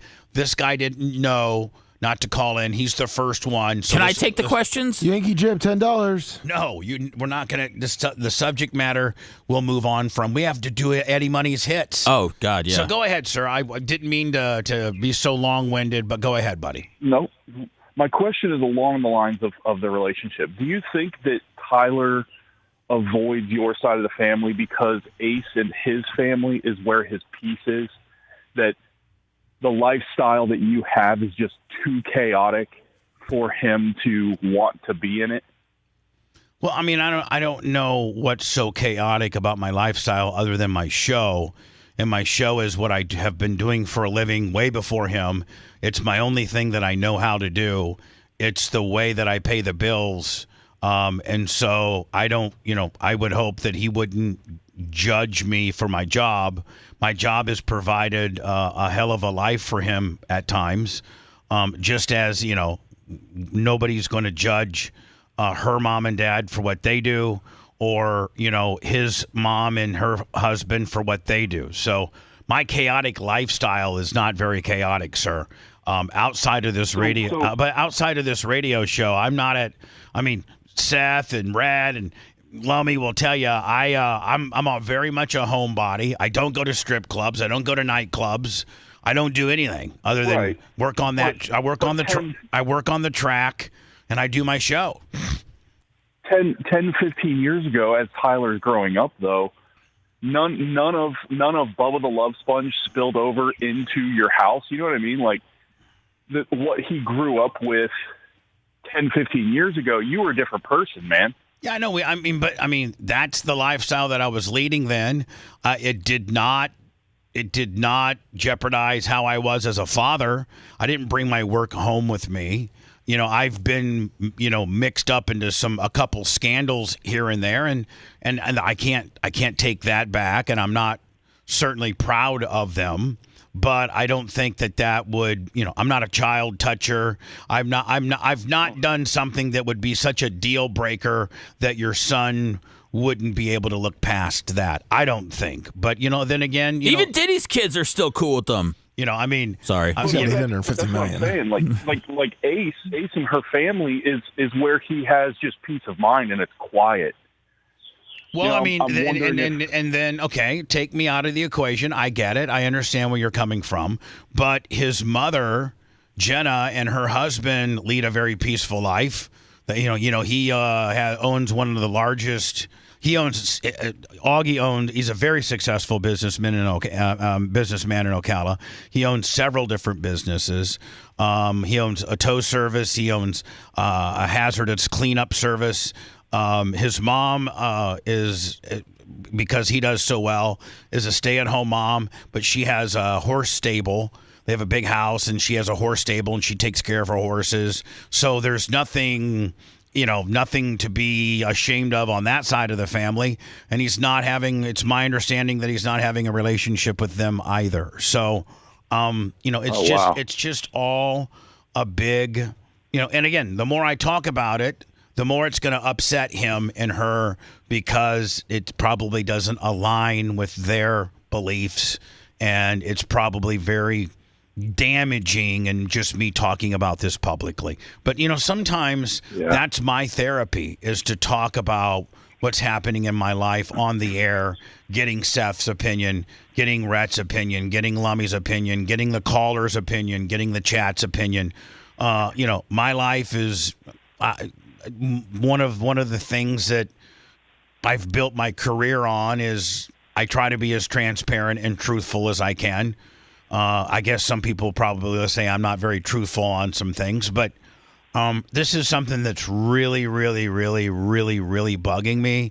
And sometimes those situations make it on the air, and I try to sled through them by using this as my therapy. Yeah.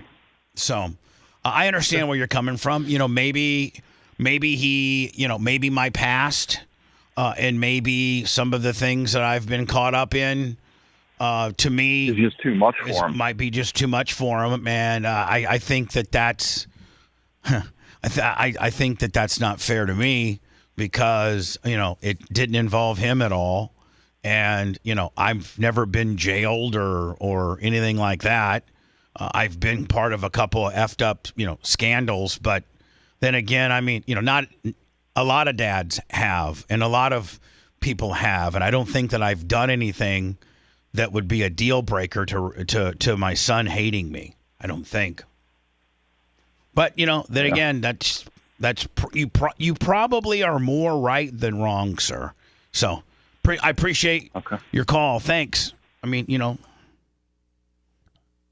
But have what I done, would it be a deal? Lummy, if your dad was involved in what I'd been involved in, would that? But he didn't love you any less, and it didn't affect you. Would you completely ignore him for 3 years and not have a relationship with him? No, not at all. Not. It's really hard to ignore somebody for that long. It is 3 years. Not knowing how he's doing, not knowing where he lays his head to sleep at night, not knowing anything, nothing. Are you sure you don't want to dispatch Uncle Dr. Dan Diaco? No. Okay. Hello. No.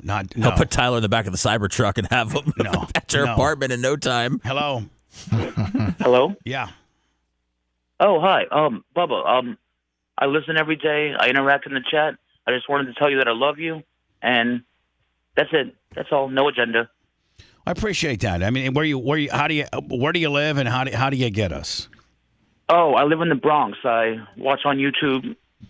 Yeah, New York's like our number 1 or 2 city consistently on YouTube. Yes, Tampa. It toggles between Tampa and New York on YouTube. Oddly enough. Well, I don't know why no one else admits it because I can't find any other Bubba Army here.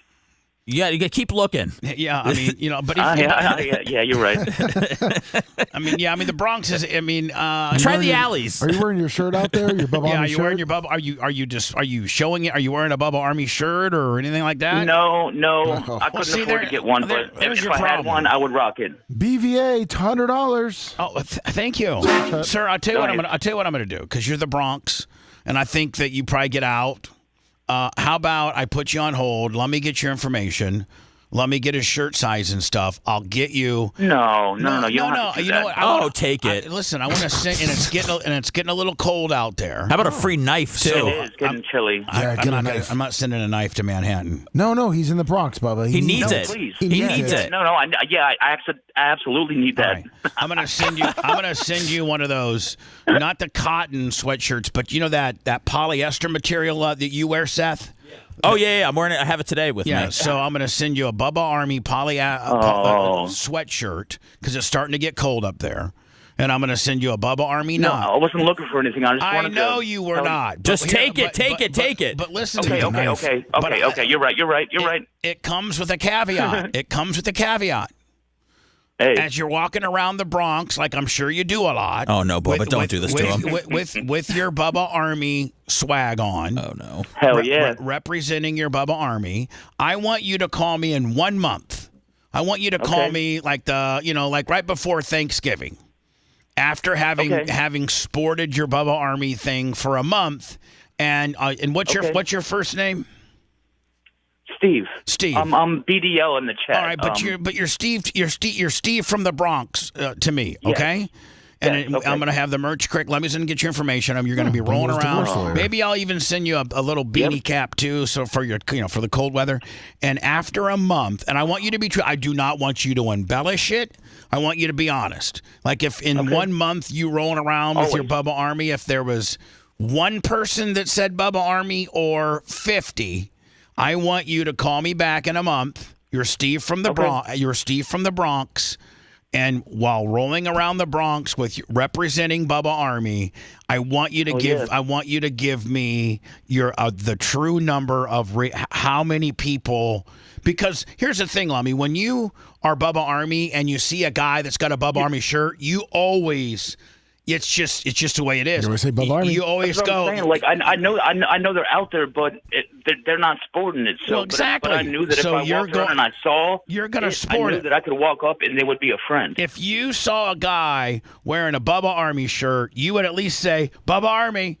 Because absolutely acknowledging. I would shake his hand and make sure that I got his name and. Yeah, I don't know if you do all that or not, but anyway, I'm gonna put you on. All right, let me calm down. I'm gonna put you on hold, and I'm gonna get your information and size.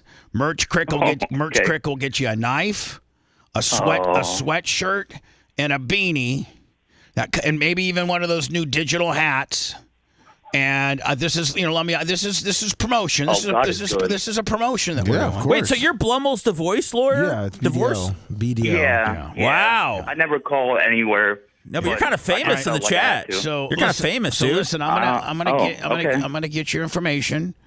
And in one, you got we do a Monday, Tuesday, and Wednesday before Thanksgiving. One of those 3 days, which is nearly a month from now, you call me. Okay. You call me and let me know if you may call me with the worst news ever and be like, Bubba, I've been rolling around with this stuff for a month. I got stabbed by an Opie and Anthony fan. And I got stabbed by the virus.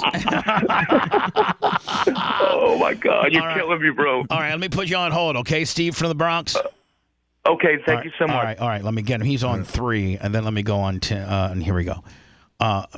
Quite the phone call influx today. I don't want to talk about the Tyler situation. Okay. Hello. Hey, Bubba. It's T-shirt Will. Hey, T-shirt Will. How you doing? Good. How are you, bud? Good. How are you? Just wanted. I wish I could say I'm great, but I'm going through a similar situation that you are with Tyler, my son. You know that I've talked to you about it via text several times. And maybe it's a little better that you don't have. How old is your son? He's 23. So his birthday was Saturday. Yeah, I mean that's exactly what I think my son's 23 too. Yeah. Yeah, he's engaged to a girl that hates us, and they don't speak to us. And he works at my bank. I go there to make a deposit. He looks at me and walks away, acts like he doesn't even know who I am. Can you imagine how bad that hurts? I mean, people just don't, they get tired of hearing you talk about it, but they don't understand. As a father, you want your son in your life, and he's engaged. I'm not invited to his engagement party. I'm not invited to his wedding. I mean, they just don't understand how bad that hurts you. My son's engaged as well. I have no information as to, when, where, or what about their wedding. It's Same. just it's just, and it seems like our situations are very similar, and it just cuts out your heart. Like it just completely slowly kills you from inside, not being able to have a relationship with. And listen, mom and daughters have a connection, but a man and his son is just is a connection that only a man that has a son can really comprehend. That son, that father-son relationship is a bond unlike anybody that's not a father to a son can even understand. Agreed. And it's killing me to not have my son in my life. And he's going through, he's getting to these milestones in his life with his his wedding, and he's getting promoted at the bank and stuff. And I'm so proud of him. And I couldn't even tell him happy birthday because he's got me blocked on everything. Yeah, it's horrible. Same thing here, bud. So, Bubba, would you consider? I'm not joking at all. Would you consider leading some sort of support group for people that are going through exactly what you are? Yeah, but I mean, yeah, but it's whether it's a show or a podcast or whatever, but you talking to everybody, I feel like it's probably the best thing that can happen. But there's really no hope. I mean, a support group usually has some kind of remedy that you can make it better. No, remember on Fight Club, he used to go to those places just to cry, and then he ended up feeling better. So you might just talk and cry. You guys might end up feeling better. I don't think men want to cry together. Well, I really don't. Meatloaf did on Fight Club. I know. No. But, I cry enough at home. I cry when I'm with my mom. I cry when I'm with my sister. Suits season 5. And I cry with Suits season 5. I'm on Weeds season 8 now. So you're almost up to 2007. Yeah, I'm almost 15 years from now. But it's just there's no remedy. If all of us dads who've been thrown aside by our sons, who will not have anything to do with us. Everybody's story is the same, but a little bit different. Different scenarios, but it's all the same. Our sons are ignoring us. They won't have anything to do with us, and there's really no. Will says he goes to the bank where his son works, and his son won't even look at him. Or Will, do you try to say, "Hey, son"? Do you try? Yes. Yeah, I wave to him and smile like, hey Blake, what's up, buddy? And he acts like I'm not even there. Now what did you do? I had there was a particular instance that I had with Tyler at my track and his girlfriend that led to this. So I know the instance that happened. I would apologize to Tyler, even though I don't feel it's my fault. I would bite the bullet and tell him that I'm sorry if I had the ability to contact him. But was there a particular instance that happened to cause this split between you and him, or is it just the fact that his fiance, hates you? There was no incident or anything. That's the thing. I really can't even get him to tell me why he's mad. That drives me insane. He started unblocking me on his phone and kind of talking to me a little after Father's Day. Well, that's kind of. That probably made you feel like, oh my God, I'm getting somewhere here. Yeah, I had some hope, and I'm like, man, okay, maybe I can fix this. And I texted him one day and said, I left it alone for a little while, and I texted him one day and said, hey, look, do you want to go to lunch and sit down and talk? And he wrote me this big dissertation back about he wasn't interested in my invitation, and he hates my wife. She's a horrible person, and I'm a joke, and I'm fake, and this and that and the other. He just blasted us. Yeah. I said, what did we do to make you hate us this much? We don't understand. And he won't. He just doesn't say. Yeah, I mean, the younger generation is different than we were. Not that it's different bad. It's just different. And, I can't even, Will, I can't do anything but feel for you because I can't give you any advice because obviously I'm not doing it right either. But you feel his pain. But if there's anybody that you and I are friends, not only are you Bubba Army Royalty, but you and I are friends. There's nothing there's nothing I can say other than I can tell you I know what you're going through. But there's no other advice I can give you because I'm going through the very same thing, and obviously I'm not doing it correctly. Well, apparently I'm not either, but maybe one day these boys will realize that they need their dad in their life, and maybe they'll come around. That's all we can do is I hope. see these things on TikTok that make me cry. I cry like a little bitch, and it's like men that have lost their dad, and they're like, man, I would give anything, and I'm almost ready to cry saying this, but it's like I would give anything that I own today to spend one more day with my dad. Or right. it just, and so time, that song, time keeps on ticking Yep. into the future. You and I aren't spring chickens, man. We're not going to be here forever. No, I'm what do I got? 15 years left, maybe. I'm fat, so accelerate that by. Maybe maybe 10. Am I going to be here? No, you got 20, easy. Yeah, sure, Lummy. You can say that, but I can get hit by a bus tomorrow too. Whoa. So it's just like damn. What I wouldn't give to have my stepfather back. I would give anything. And then I start looking about how much time did I really spend with my stepfather? How many more times did he invite me to go golfing where I was busy? Kind of busy, but not busy enough that I couldn't have dropped it and gone golfing with him. But I politely said no. How many of those opportunities would I love to have back? And the answer is every one of them. So anyway, Will, appreciate you, my friend, and thanks for the cash. Thanks for the donation, my friend. Thank you, buddy. Yeah, absolutely, brother. Hey, keep your chin up, bro. See you at Barp. Yes, sir. See you later. Hello. We should have talked about his two wives. Yeah, we should talk about. I think he's got one of those Polly Anthony deals. Yeah. Whatever they're called. That would have pulled the nose up. Oh yeah. Hey, tell me about how you got your wife with big jugs, and then how her friend with big jugs lives with you. And I think you guys are doing like Polly Anthony kind of deals or whatever that's called. Go ahead, sir. Yes.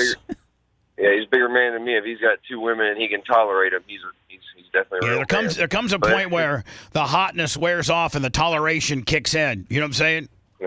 No doubt. What I was going to say, Bubba, is I grew up in a family like you did, or with Tyler. My dad had racing all the time. When I was 20, I was getting in trouble, so he bought me race cars to stop getting me in trouble. I'm 37 now. We raced for 14, 15 years until he passed 2 years ago.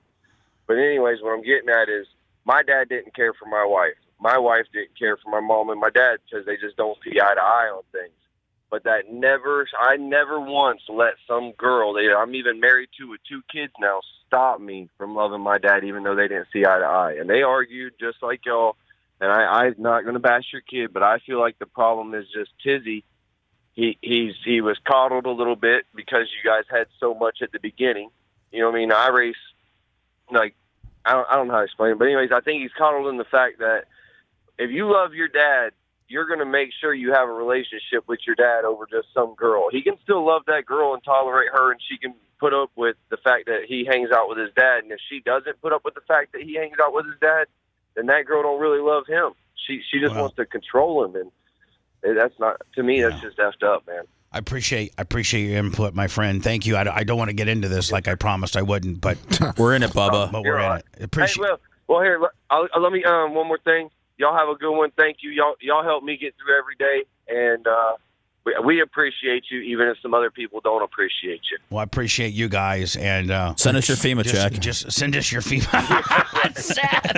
My roof got smashed. My house did get melted. So, hey man, y'all have a good one. Thank you. like my buddy Neil Mount Plaisir, Lummy, he's been going through a tough time. Oh, yeah. And he reached out to me and was like, man, you guys bringing your asses in there and doing a show every day, even though you guys have struggles and things like that, really helped us get him through. Oh, Neil's the best, man. He's always sending messages just saying thank you. He's such a good dude. He really is. And I often don't think that we give ourselves enough credit. Us being here, if we are your favorite show, you are Bubba Army, you look forward to this show. This show helps you. There's a lot of people that have told me over the years that the show was the only thing they look forward to that helped them through whatever tough time they were going through. So I'm glad that we can help. And sometimes, not that I need help, but I can't just be Johnny Tough Guy all the time. Sometimes I'm not as tough. Speaking of tough and dads, I just sent you Tifu's dad challenged you to a slap off. Is that true? I sent it to Bubba. I saw it in chat. Speaking of tough. Oh, dude. What? Come on, tough guy. Bubba, you got to do this. I sent you the but the challenge. But here's the thing. Tifu's dad and Bubba. This is so awesome. But here's the deal. Like, what did I do? You talked bad about Lieutenant Dan. But what did I? First of all, where does he do it? It's right there. I sent it up. Oh yeah, it's a post. It's a post, Bubba. Right there. All right. Okay. Booba. Do you want to come back with this? Yeah. Let's come. Let's come. And here's the thing. I was right. Like I was right. The Lieutenant Dan deal was all for clickbaits. He's a scumbag. Oh, he wants you to slapbox Lieutenant Dan. Oh, that's even better. Yeah, he said he's right. He says as soon as I bust him out of jail, you and him have a slap contest. I'll knock him off his peg. Right, Lummy? That's what he's saying. That's even better. Let's burn the time out. Let me go to words. I'm running late. Lummy got a phone call racked. And I got Tifu's dad. He's trying to set up a one-legged slap fight. Why, is he the Don King of... with an undercard with that Tampa Terrence kid. I mean, get on board or get left behind, Bubba. Tifu's dad's onto something here. You're listening to the Bubba the Love Sponge Show. If you want 24/7 on-demand Bubba and the crew, go to BubbaArmyHQ.com. The Bubba the Love Sponge Show will be back after this.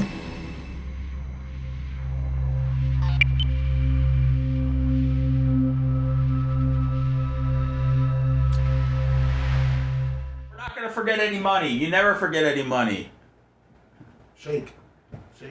No, 2 tickets to paradise. I'm going to take me home tonight. Nothing's better. Dude, I mean, Bubba's going to beat the shit out of Lieutenant Dan.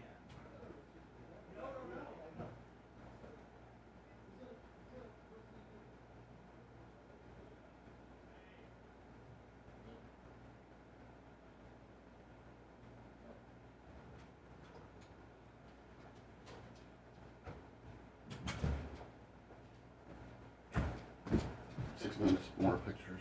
And I put the logo on the next Oh, 6 more minutes? Yeah. That's great. I've been cutting my carbs down a little bit. I don't want to lose any lean mass.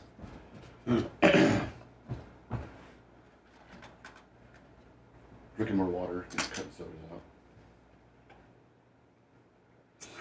To answer your question, I was back in the other room. I heard my name barely. Oh, you're good, buddy. We got another computer set up so ready for the reel-to-reel, pretty much. Oh, okay. That's what I was working on.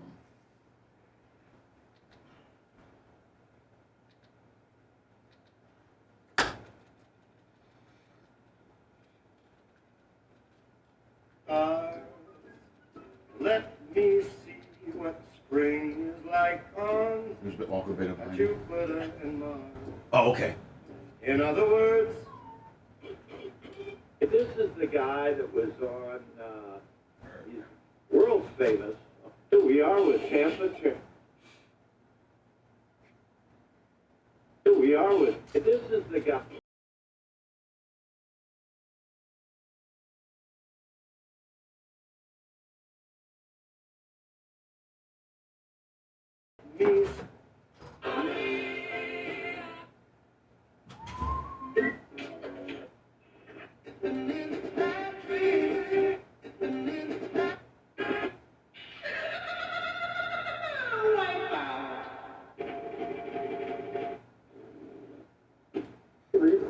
tired of.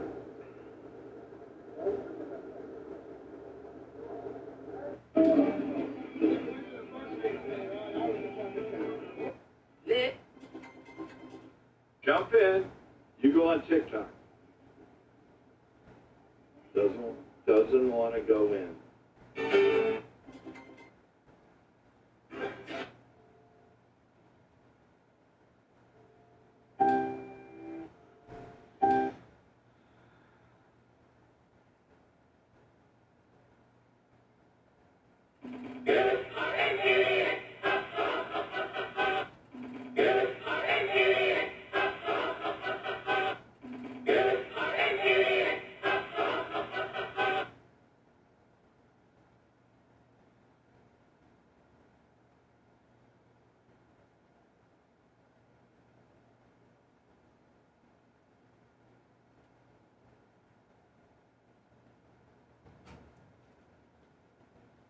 Sponge, I'm not gonna lie. Merch Crick has been trying to set up the TV in the front for like 2 hours. And I feel bad. Dude, I'm putting money on Tifu's dad, baby. Let's get. Hey, everybody, if you're under 100, he said all Bubba's fans are in the villages. If you're under 100, go ahead and throw up a fucking in chat.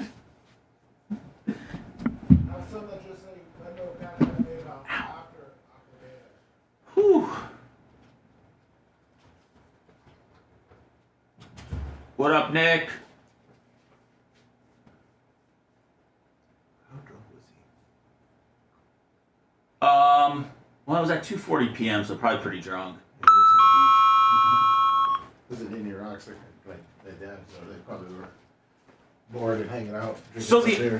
So he would have the undercard as the Island Boys? The Island, that guy has tattoos on his face. Oh, they don't like each other? Were they both fighting over Lieutenant Dan? I guess because Tampa Terrence is the one who found him, and then that guy tried to random tattoo guy showed up. Oh, because I thought the random tattoo guy was the original guy. No, dude, this is a fucking hell of a promotion. Nick, I'm gonna say the Dodgers win in 7. Who's who of Lieutenant Dan's life? Maybe get Jane Casser to talk about it too. This is our ticket to paradise. Okay, now what was his original problem?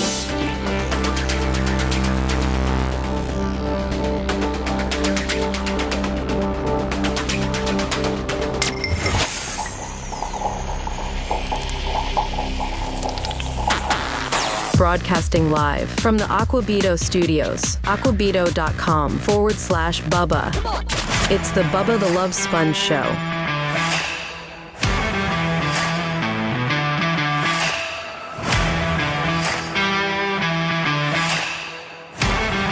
The Bubba the Love Sponge Show, PayPal, Venmo, Cash App, all at the Bubba Army. Tomorrow on our YouTube channel, the weekly food review, the Thursday food review. Red will have it already by like 4 or 5 o'clock. And I review the Big Mac chickens. So here, Merch Crick is texting me here. Hold on here. Are you going to cut her a break? Yes, I told her to stop. Okay, thank God. It's like a 14-year watching a 14-year-old try to, create a pair of Adidas in Indonesia. Hold on. All right, okay, then I'm done. Okay, thank you. Didn't mean to handle personal business, but got some stuff going on.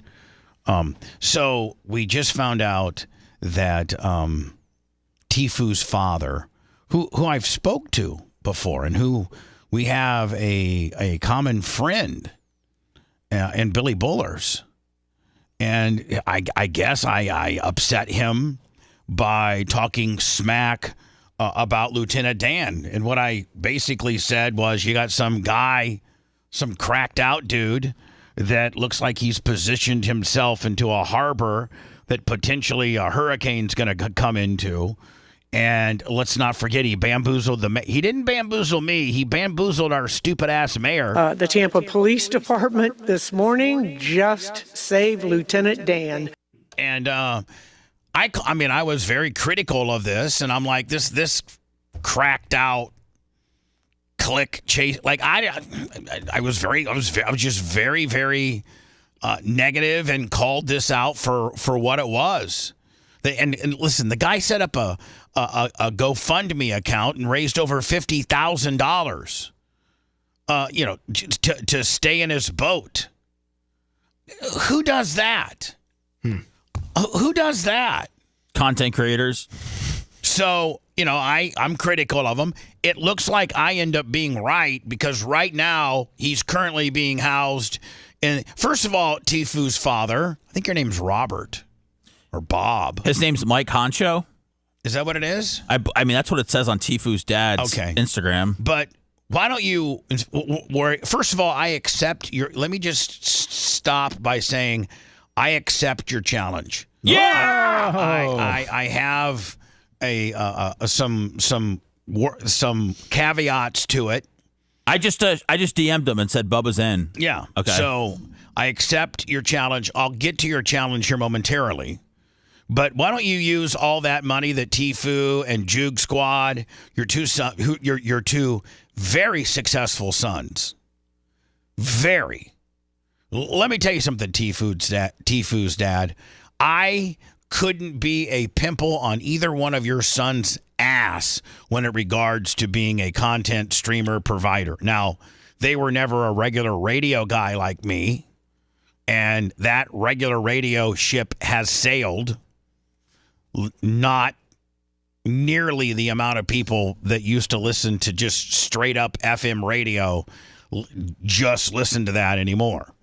Everybody has cut the cord, so to speak, and television. Nobody just watches cable. Everybody's cut the cord. Streaming is where you got to be. And your two sons are at the forefront of being early on the streaming phase and are both very talented, very, very highly paid, and very successful. So I don't have any problems with your son or your sons, Juke Squad and Tifu. I have all the respect in the world for them. Why you're mad at me now, I have no idea, because realistically, Tifu's dad, I called this out for what it was. You said or accused me of being a click, chaser or a clout chaser because I played and covered a clout chaser. I basically covered a guy that was using Lieutenant Dan for clicks and clout. I covered the fact that Lieutenant Dan was trying to shake people down just in his whole. I mean, I don't care who named him. Maybe the guy, Lieutenant Dan, the one-legged guy who has a rap sheet a mile long. That you're going to slap box now. That I'm going to get into a slap boxing competition with. It's organized by you. What are you, the Don King of crackheads? Bubba, it's actually not a bad idea because he's got the money going to the hurricane relief. That's great. Yeah. Listen, I'm all for it. I know. I'm in. I'm just giving everybody the backfill of the story. I was right. There was some little-known TikToker in Tampa that exposed, first of all, named this guy with one leg that was in a 20-foot sailboat and had vowed to ride out the storm, the Hurricane Milton that was at that time directly going to hit Tampa. And he vowed to ride it out in a 20-foot sailboat. And they set up a GoFundMe account that raised $50,000. And it was huge coverage. I mean, to the point where, let's be honest, it bamboozled our mayor. The Tampa Police Department this morning just saved Lieutenant Dan. So it looks like his name's not Mike Concho. It was a fake name. I think it's Robert or Bob. I've talked to him. I can actually tell you. White hair's $100. Oh, my God, Wyatt. Thank you. Who's Tifu? Tifu is arguably one of the biggest gamers in the world. And he got his he's such a big gamer that he makes a salary. Like Twitch pays him $5-10 million a year to stay on Twitch. Did he break in playing Fortnite? I think he did. Okay. I think he did. And he's won, and he really got popular when he won a couple of these huge Fortnite tournaments. It was him, and who was the other guy that I think that cut the deal when Google started their gaming platform. They gave this guy like a $50 million. I forget the guy's name now. I don't know. All I know is Tifu's friends with Vasilevsky, and nobody's friends with Vasilevsky, so Tifu must be cool. Oh, no, Tifu's cool as hell. And his brother, they have the very successful Juke Squad on YouTube where they got 8 or 9 million subscribers. So Tifu's dad has raised a couple really successful streaming sons. And I don't know if you're trying, you want to talk about clout chasing. Why are you screwing with me when all I did was call the Lieutenant Dan scenario out exactly the way it transpired? You got some, and we saw the guy's rap sheet. Have you? Well, he just got arrested again. I mean, it's not like you're making stuff up about the guy. He's actually in jail right now. And so when we cover it, Lummy, we're critical of this Lieutenant Dan. It'll be like, man, you know, this, I think it's TSMP. Is it Tampa? Tampa Terrence. Tampa Terrence, I think. Oh, he misspelled his name. I mean, okay. Yeah. Tampa Terrence was, I think, the TikToker. Yes. That discovered this one-legged guy in a sailboat. Yeah, he's a UT student. And he named him Lieutenant Dan from the Forrest Gump deal. And he's the one that has really probably benefited the most, other than Lieutenant Dan, who supposedly, what was it, 53,000? I think it was 49,000. That he got from YouTube. He hasn't got it yet, so. I hope he doesn't get it either. And so I call it out for what it is. I call out the mayor. I'm very critical of the mayor because the police never did apprehend him and never put him in a shelter. The Tampa Police Department this morning just saved Lieutenant Dan. So before the challenge, hold on. Let me get this. Before this challenge that just came down, this was a video that Tifu's dad posted on his Instagram last week, calling me out for you're basically charging me as to be guilty on what this guy did. I wasn't clout. I didn't go down on my Instagram or TikTok or YouTube account and find this one-legged dude in a sailboat and call and name him Lieutenant Dan, and then got the whole world to know that he's in a 20-foot sailboat trying to ride out a hurricane. That wasn't me that did that. I only covered the guy that did that. And now you're mad at me for covering the guy that did that. This is, and maybe it's because I am somewhat known that they picked me. I mean, guys, everybody covered this story. Oh, yeah. I mean, even television stations were covering this story. And we've got Why did you pick me? I'm sorry, go ahead. No, I was going to say, we've got our own handicapped people that we scam money from. We don't need to go out there and find another guy. Right, here we go. Terrence, the inventor of the live stream in Tampa. He went out in the hurricane and came upon a young guy that was dubbed after the fact as Lieutenant Dan. And Lieutenant Dan, told the mayor to go F herself, and guess what? I don't like her, so he did a good job. That's not what you're going to hear on the internet. Now, hold on. So, did he not hear our criticism of the mayor? I don't know, but he sounds wrecked. Oh, listen. But here's what bothered me today, and you can respond to this. I heard this guy named Bubba the Love Sponge. 30 years ago, he was a somebody. And so for clout, he was hammering your guy. And I don't know your guy. I know he doesn't say he's some dirtbag hustling. He got $100,000, he said. You know what? And then he says, he does this all the time. He just came upon the boat and jumped in to say he was doing this. So, now, hold on. If you look at the guy's rap record, you can see that he floats around and is a grifter. He does do it all the time. He's in trouble all the time. I want you to respond to what this bull is. Okay, first of all, he asked me to make the videos of him. When I first met him, he was like they don't even know why they're mad at me, other than somebody gave him my opinion and my commentary of this whole Lieutenant Dan shakedown.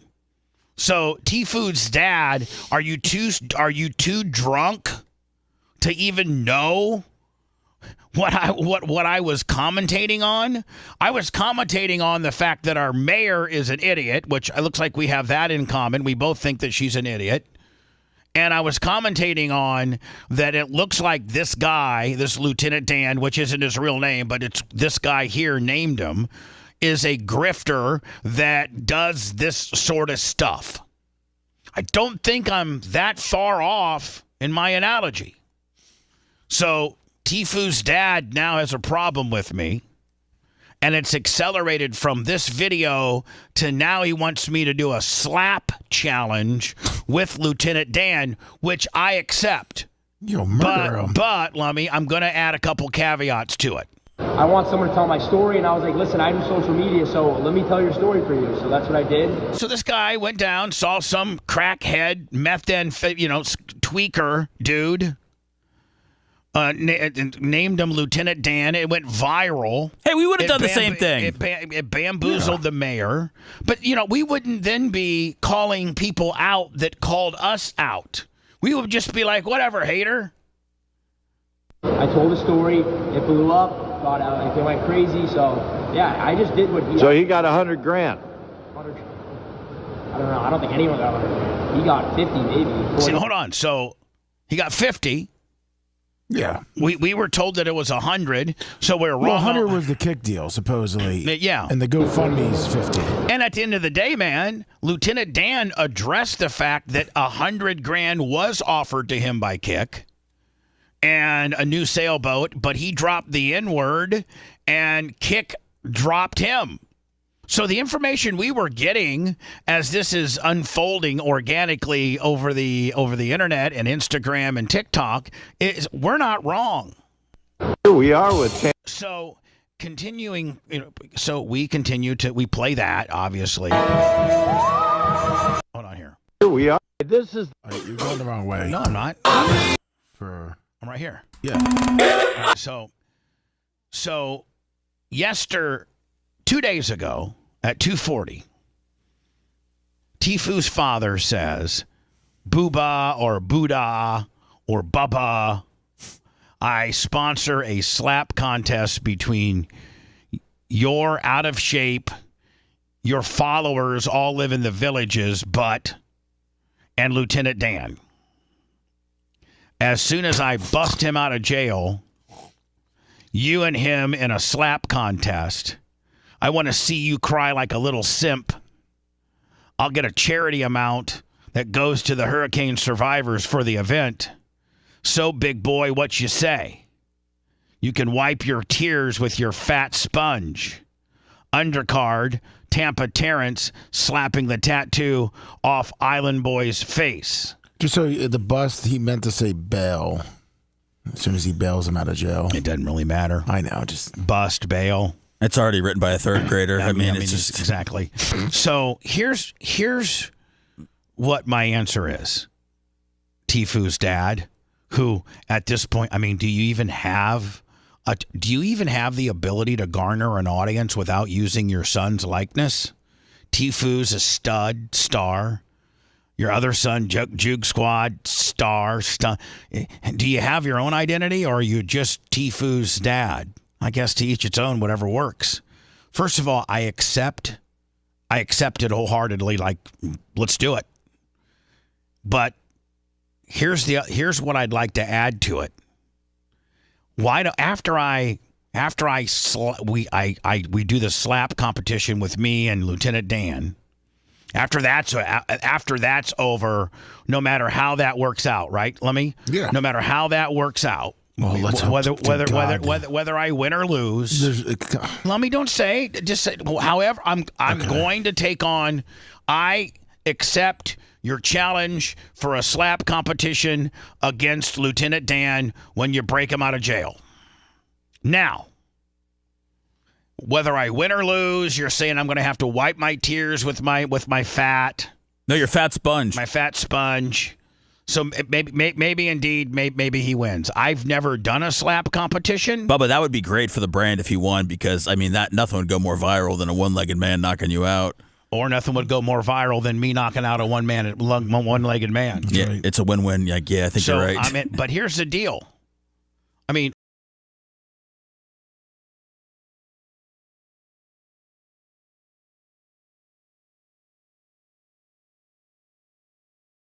Dad. No, that's just some random. Oh, that's dude. not the dad. No.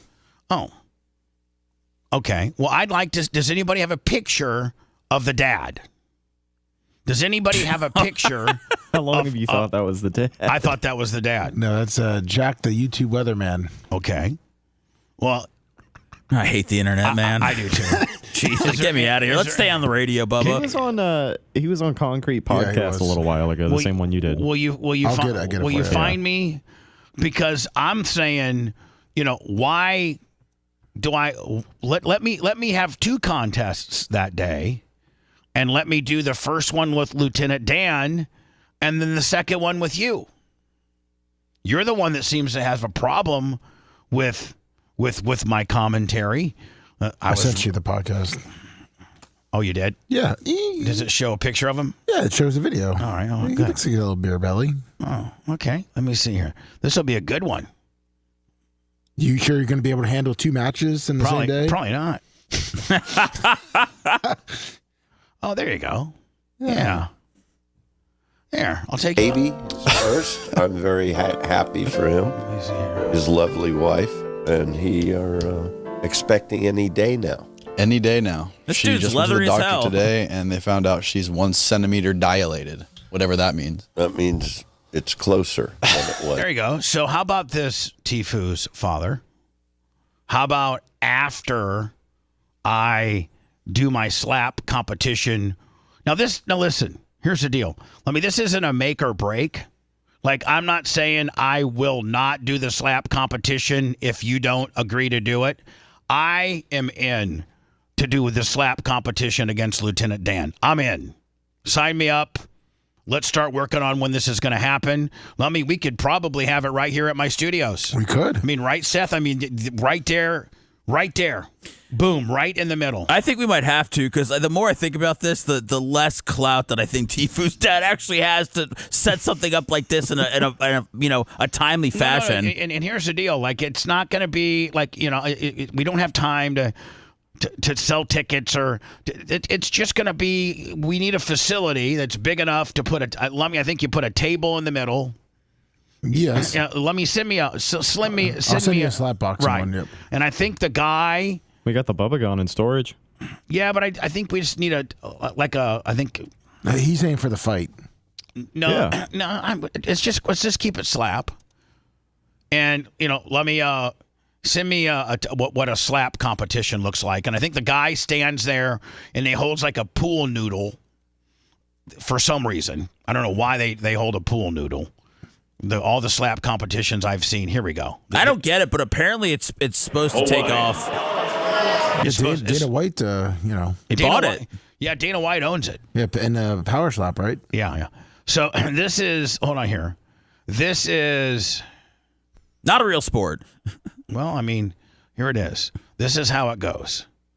Let me see here. I'm a bit surprised. I got to say, you look at the size of. On two. Hey, guys, remember last time. So this is how it goes. You got a table separating two dudes. And you got one dude that leans forward a little bit and grabs a pool noodle. Now, I don't know what that is 4, but every slap competition I've seen, the guy that's getting slapped has a pool noodle. And then he stands there, and then there comes flinching. Like if you flinch, the guy gets another whack at you. But if you just stand there and take it, some guys get knocked out. Some guys don't get knocked out. And this is how it goes. This is what Tifu's dad has challenged me to do with Lieutenant Dan. And I'm assuming, like this would be me and this would be Lieutenant Dan. Yeah. You know, however it scores out. Last strike, Kalani was And you go like 1, 2, and then on the third one you bring it. And the rules are that the guy that's getting slapped cannot flinch. If he flinches and moves before, then the judge says flinch, and the guy has to get slapped again. So you got to sit there and just take it. And then if it hasn't killed you, I don't know if they flip a coin, Lummy, as to who gets to go first or not. I think that's probably the fairest way. You flip a coin. Yeah. And the guy, because I think if you knock let's say you would be fortunate enough to go first and you would knock the guy out, I think the thing's over. I don't even think he gets another chance because he's knocked out. Here we go. How well will he take this? He's going with his left. He switched hands. This is what he told us he was going to do. Oh, this was a mistake, Mike. He doesn't have the power in the left. Yes. So that was a slap. Ooh. Did they call it a flinch? Grabbing his left arm. Hold on here. I replayed it here. This is the last sport that we come up. He's a little leaner, but so what? Hey, yeah, he got away with it. Kind of veered into it. I don't care. He got away with it. See, I don't think that's allowed. It's not supposed to be. I think, here we go. Let's watch. He leaned into it regardless. I agree. It's called a fair blow. Low, ate the first one, and right hand on now it's his turn. And the power is big. The crazy Hawaiian might want to lay low because Vakama lay low is going to try and take his head off. Look at this. He flinched. He went into it, it looked like. He did lean into it. And here's the deal. With the slap off, I think you keep going. Like it's just not one slap. It's you keep going till I think there's until you knock him down. I think there's rounds. Fair blow. It looked to me like he leaned into it regardless. I agree. It's called a fair blow. I've told you before. I guess they called it a fair blow. I guess you can kind of lean Crazy Hawaiian. That crazy Hawaiian. His chin is ridiculous. We've never seen him hurt or wobbled one time. I'd love to see. Here's the replay. He leaned in. Not from that angle. It doesn't look. I don't know. Put it on. Let me. Can you send me the ones where they get knocked out? Yeah. Because that's what's going to happen with me and Lieutenant Dan. Hello. If you go to there, right there. Okay. Hey, what up, Bubba? This is Mike from Miami. Hi, Mike from Miami. Hey, that slap thing, man. Hopefully you're just the one hitter and that dude's done, but that stuff is unsafe. If you see that shit, I can't believe there's no concussion protocol. Some of those, even the chicks, man, when you see that, you're like, oh, my God.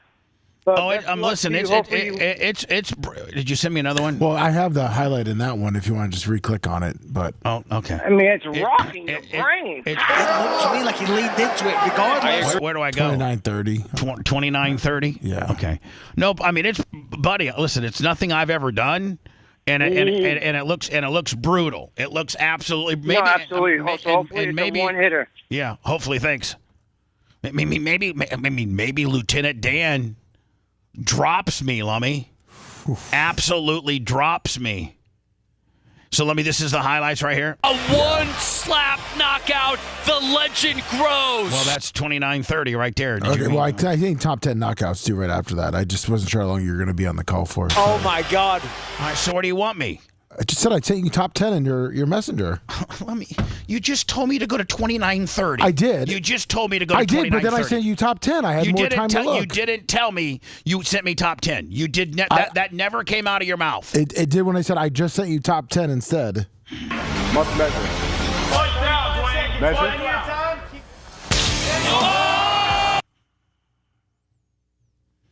Lummy. Just trying to make you angry. No, you are. I know. I'm back here trying to just do what you tell me. I go to 29:30. You didn't say you sent me top 10 knockouts. 29:30. If you, I cannot read your mind. If you don't say I just sent you top 10 knockouts, click out of that one and go to that one. That's what you got. I cannot read your mind. I understand that, but you stopped playing it after 29:30 because it wasn't there. Because nothing was there. Okay. It was after at 29:30. They showed it about 10 more times in replays, and they explained. At 29:30 they did? Because at 29:30 it was a crowd shot. Yeah, and then they went right back to it because the guy just knocked him out, and then they explained it. Come on, I'm on a high wire over here, buddy. I'm only as good as you make me. Okay. I 29:30 is where, and then they kept going. But that's why you didn't say that. You didn't say it. You said go to 29:30. I went to 29:30. There was crowd reactions. The guy had already been knocked out. Okay. Boy, how you doing over there? Good, thanks, Fash. Oh, don't bring me into this. If you love that segment, then check out BubbaArmyHQ.com and do a deep dive on past shows. The Bubba the Love Sponge Show will be right back.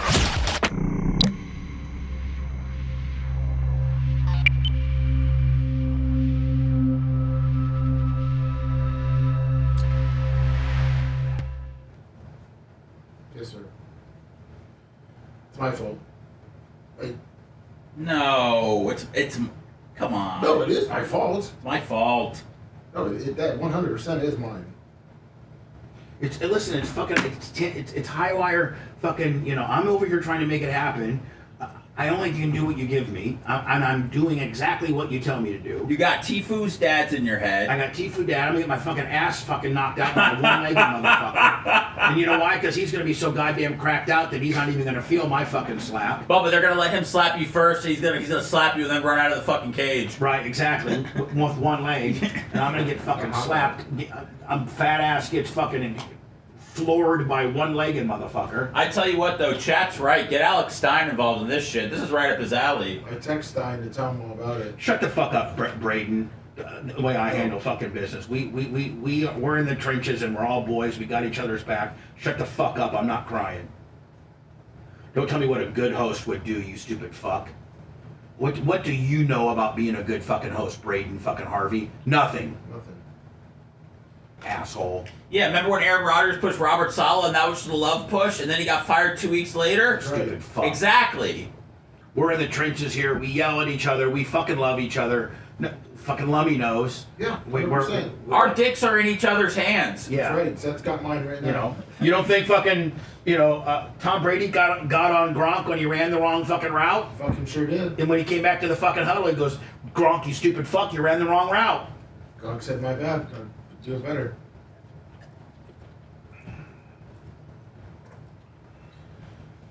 We're in the mix. We're in the mix here, motherfucker. I sent it to Stein so he can get up to date on it when he comes on.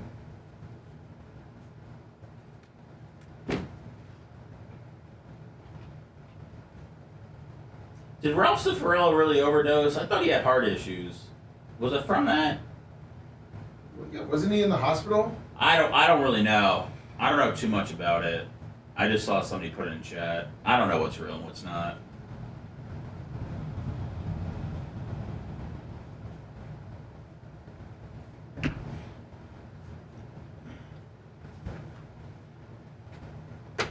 So, Louie, we need to cut up.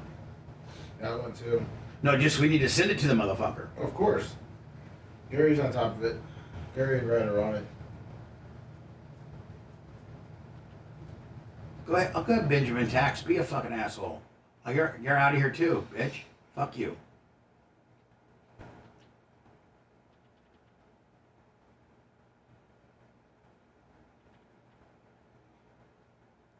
Yeah, I think we should have Seth sing the national anthem. Yeah, Seth, you can sing the national anthem at the event. Cash, I think we're looking about 85 right now. If it is a rookie cracked ice, because it is Bubba's first slap fight, I mean we could be looking at 150. What are you talking about? Don't worry about it. We need to go. We'll go live on our YouTube channel, right? We got to go live. Yeah, of course. And Tifu's dad will have about 9 people on his Instagram. Right, exactly. What up, Tina? Good morning. Okay, thank you. Tina, did you really say Tifu's dad's at the beach all the time? Yeah. They live on the beach. They live right on the beach. He lives on 80 Rocks Beach. Yeah. She said he's creepy.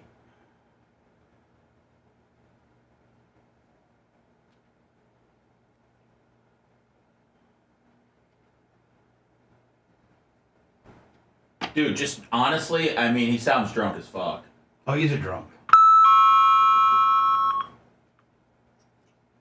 So that's all you do when you live on the beach.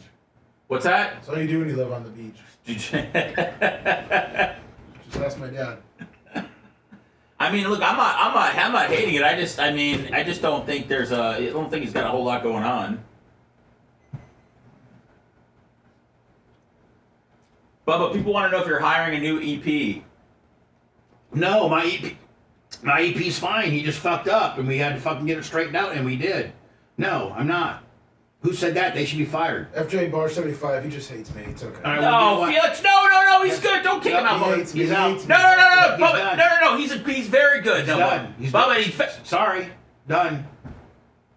If you hate Lummy, you're done. No. If you hate Steph, you're done.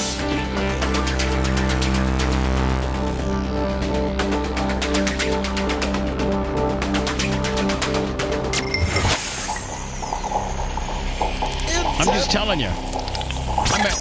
Broadcasting live from the I'm done. Aquabito studios. Aquabito.com/Bubba. It's the Bubba the Love Sponge Show. Yes, it is. Thank you. Venmo, PayPal, Cash App, at the Bubba Army. And you don't have, let me tell you something. If you watch us on our various places to watch us, it's not your right to be a dick. And it's my right to ban you. And after I went through our numbers this morning, Lummy, we got a lot of people that watch us. I can ban 5 or 6 different people and be okay with it. And if you're gonna, be, and obviously this guy that I just banned is a huge Seth fan because Seth went crazy sticking up for him. No, Felix has been a fan of the show for a long time. Well, when he says, "Are you hiring a new EP?" And then Lummy goes, "Felix hates me," which means Lummy's had some interaction with the dude. And so you're gone. Does he really hate you, Lummy? I mean, I don't know if he hates me, but I mean, he doesn't like me. I met him at the Tarpons game. He's a nice guy at the Tarpons game. He's gone to your wrestling events. I feel like he's a big supporter of the show. Then don't be an asshole. I think he was just being whimsical. I think don't be whimsical. He didn't. I don't think.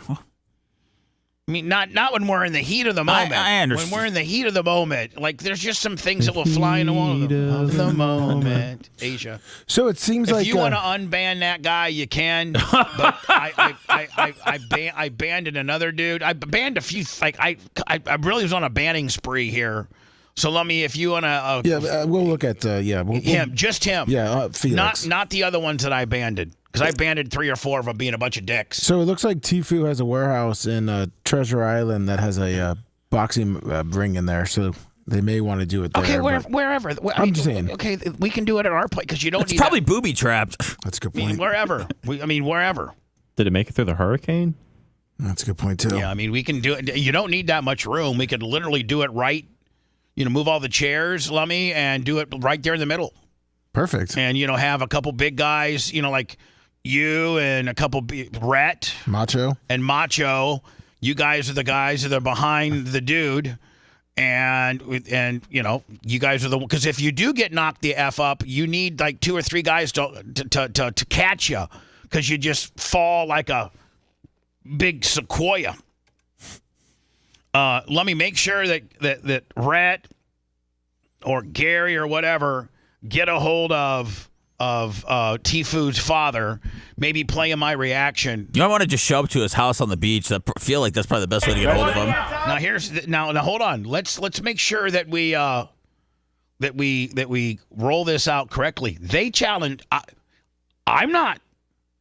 They challenged me. Can you imagine now Lieutenant Dan gets out of jail and then Tfu's dad says, "Hey, I got you set up for an event. We're going to make some money and you're going to be slap boxing this guy?" Yeah.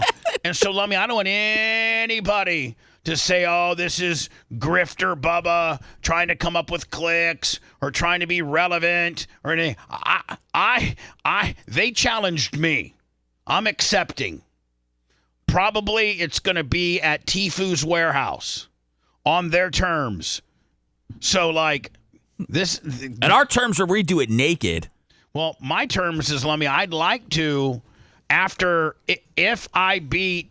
No matter what the outcome is, even if Dan knocks me the hell out, I'll regroup, and I want to do Tfu's dad. There you go. I mean, you're the one. That's what I'd like. Now, I'll do if Tfu's dad doesn't want to and says no, that's okay. We don't have to do that. I still accept the Lieutenant Dan challenge. We'll still do that. But I like to do you, too, since you got such a loud mouth on you and you want to call me. I've never called you names. The only name I'm going to call you is I heard you were a drunk. and I just started that now. And I'm willing to slapbox somebody between the ages of 13 and 16 that hasn't hit puberty yet. The Juke Squad might have some surfer kid that's really tough and really make you look stupid. I think I would retract that immediately. Whatever, I get trained in the south side of St. Pete, Bubba.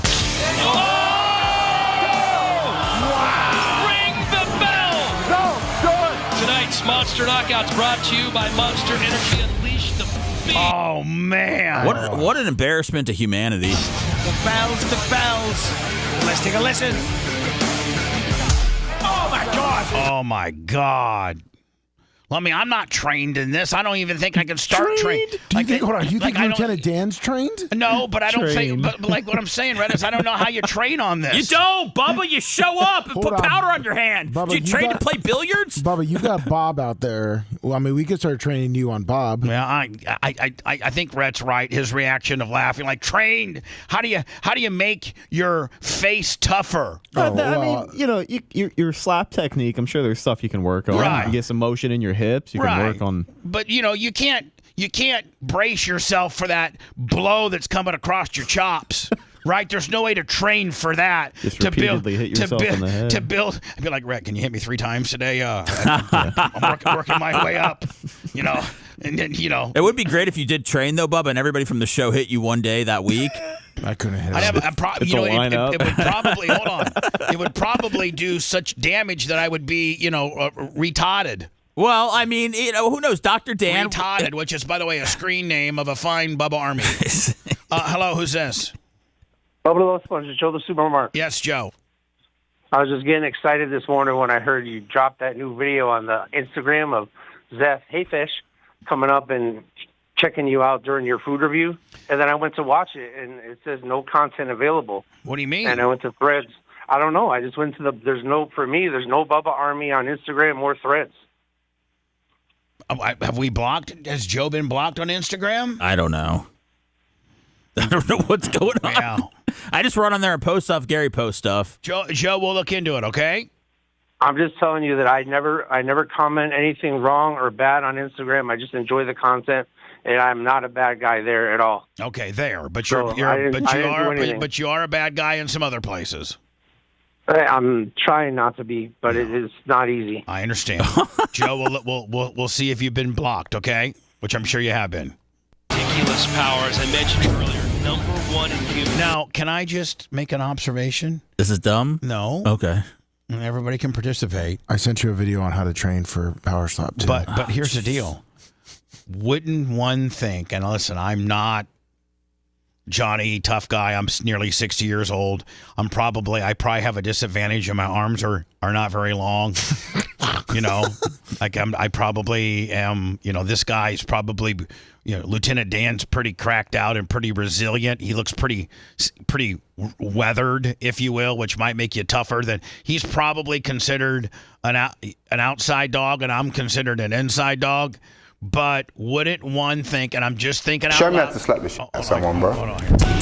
Is that I at least have 2 legs to steady myself, right? Wow. Yes. Whereas, if you only got 1, leg, be like riding a bicycle compared to a unicycle. Well, maybe you guys think that I got 2 wheels to hold me up, and you only got 1. Maybe you guys have to do it sitting down.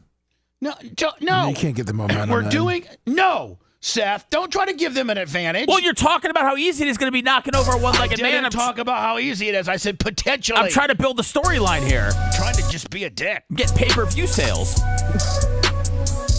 Oh, my God. All right, let me see. See the palm in there, bro. Yo, that would probably put me on my ass. Before you watch this video, I had to let you know that yes, we had just dropped our brand new program, the Brutal Bare Knuckle Boxing Program. Not only are you going to get strength and conditioning to the video, I don't need Bare Knuckle Boxing, friend. I don't No, want don't hit me. I want you to show me. that bitch would beat every one of our asses. Explain to me like. Standing for me like. Yeah, no, I'm just. So it's very important rule that we can't lift our heel, right? So how's it work? You thinking about the top half, your feet, knees? Yeah, so I already put my feet. Somebody better get Lieutenant Dan some internet because I mean, so he can learn how to train for this. To the end position. I don't know how much internet he's got. So your right hand is your hand, right? So I don't really lift it up, and that's why it's a little bit awkward. But I'm not going to make a mistake to lift up my heel, and I'm going to do the measure, and it's all from the hip, you know. I think the accent makes her stronger. Fucking see the palm in there, bro. Yo, that would probably put me on my ass. I swear to God. Yeah. Okay, are you keeping your arms straight or like a slight? Yeah, so the measure is here. Can I practice on you? Sure. I got to practice. It's a little bit. Maybe I can practice on Seth. Seth, can I try to lay one across your grape? Can I wear a headgear? Yeah, because I'm actually closing here. Okay, so you're locking this back up. Okay. See if I can practice on the merch crick. Well, worst case, we got those soccer boppers for Colton and Tuttle, didn't we? Yeah. There you go. Yeah, so I connect all the way. I don't got any connection tissue, please. It's all mine's all fat. You know, and then I put all my hip. But you have to keep the heel down. It's almost a punch. Yeah, no, it's almost a punch. But you're really with the hip. You know, that is a square, so you have to fit in. It's like that. Oh, okay. So you can be slightly in front like this. Yeah. Okay. Like Let me just watch him do one. Let me. Okay, so you go like this. Yeah, a little bit. I bend. Ooh, I like that. Okay. Yeah.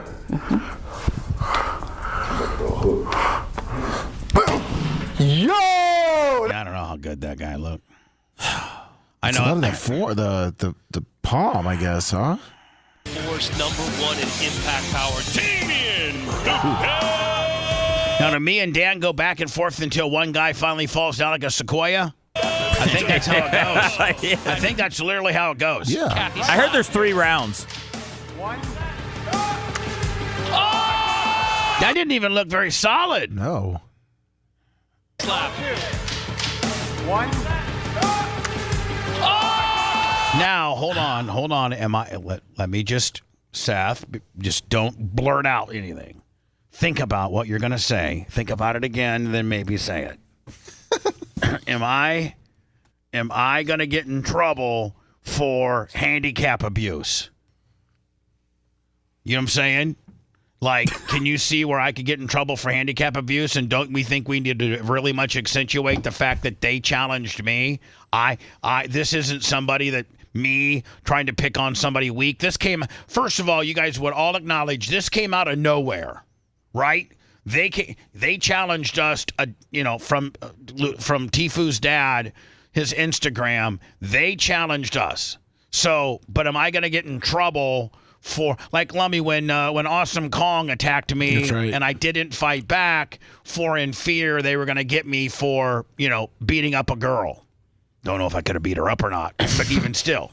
Could you see where, Seth, the trolls and the haters could be like, handicap abuse. Get a waiver. Yeah, there you go. Get a Stephen Diaco well-crafted waiver. I mean, it says that. That's white, right, waiver.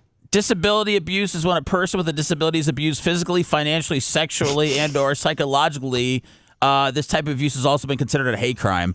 No, Bubba, I think you're fine. But when a handicapped person challenges you to a fight, and you fight them, an able-bodied person was challenged you on a handicapped person's behalf. Right. Official decision brought to you. That's what it's going to be like right there.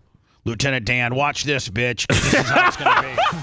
I'm the guy in the blue, And you're this dude. Official decision brought to you by Kudo Stacks Kudo Protein. And Lummy, I wouldn't even really, maybe let him hit before you try to act like you're, Imagine going home to your family knowing you won $500 for hitting the mat that day.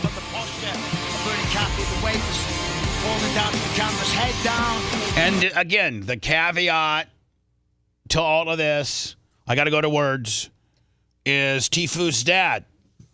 How about you step up too? I'll do 2 slap deals. I've already gotten my head wrung. I'll already be pre-wrung. All you got to do is stick your old wrinkled ass up in there. Make sure you don't drink that day, because I heard when you're drunk, you fall over faster.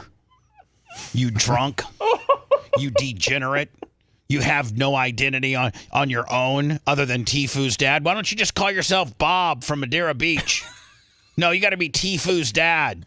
Because now you did raise a couple stud-ass kids, but they know you're a drunk. They know that you've done nothing on your own except live life vicariously through them. You want to poke the bear, bitch? Then you know what? Step up to the bear. I'll take on your one-legged, cracked out in the Orient County Jail, Lieutenant Dan. I'll take on him. And after I drop that bitch, let me take on your old wrinkled ass. You drunk? Send that to him. If you want 24/7 on-demand Bubba and the crew, go to BubbaArmyHQ.com. Right now. The Bubba the Love Sponge show will be back after this.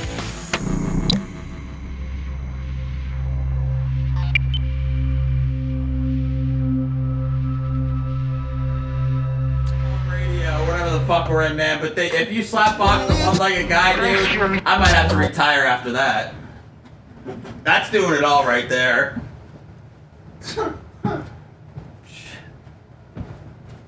Jesus. Oh, man.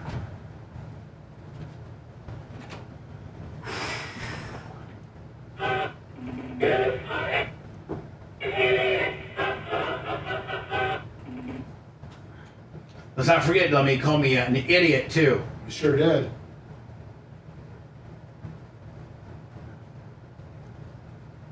He started slinging the mud.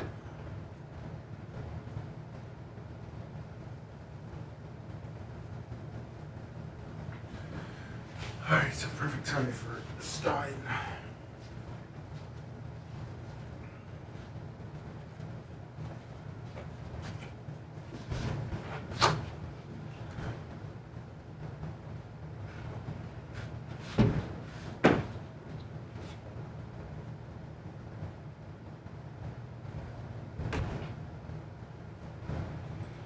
I will fuck that guy up.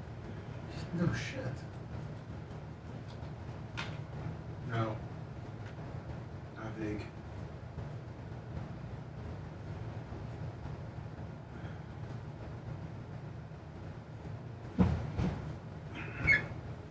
What's up, John Costica? What's up, head of the Indiana Mafia? Indiana BRN Mafia.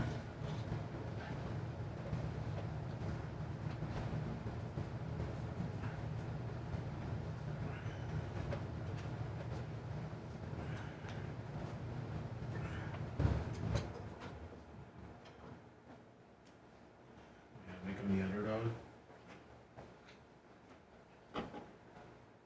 Roger back there? Yeah, he just got that. He was in his office. Facebook feed went down, if anybody asks. Because of the highway slap. Really? Highway, yeah. It was the fastest I've ever seen it, but we got a UFC plane. So it'll probably happen on YouTube. But yeah, that's the fastest I've ever seen anything pulled off of Facebook, especially. That's insane. Yeah. So if anybody has issues or asks or anything. Alright, thanks. Yeah.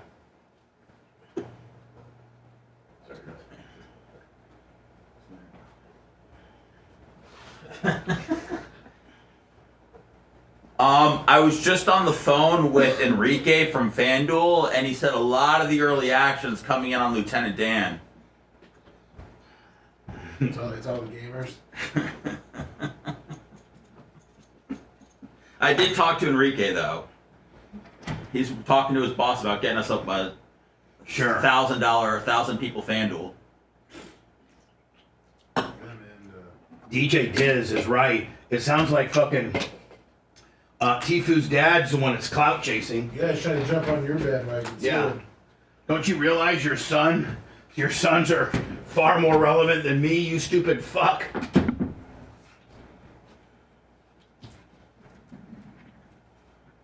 Clout chasing grifter. We're just doing what we do, man. That's right. Just doing what we've always done.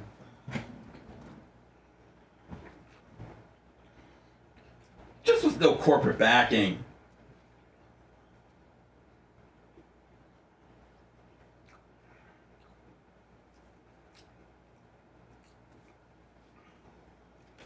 Matt, the worst kind of people are ones that bitch about getting blocked.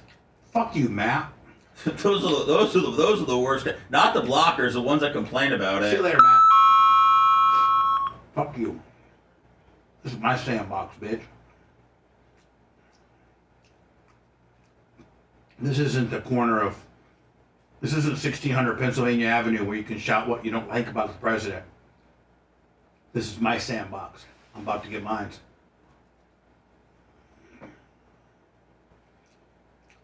Yeah. Matt got blocked here too. You're right, fucking Bubba Wendy. Nobody unblock him. Or you're fired. I get full-on adults that send me direct messages because it's very vital that they're blocked. Good. And places.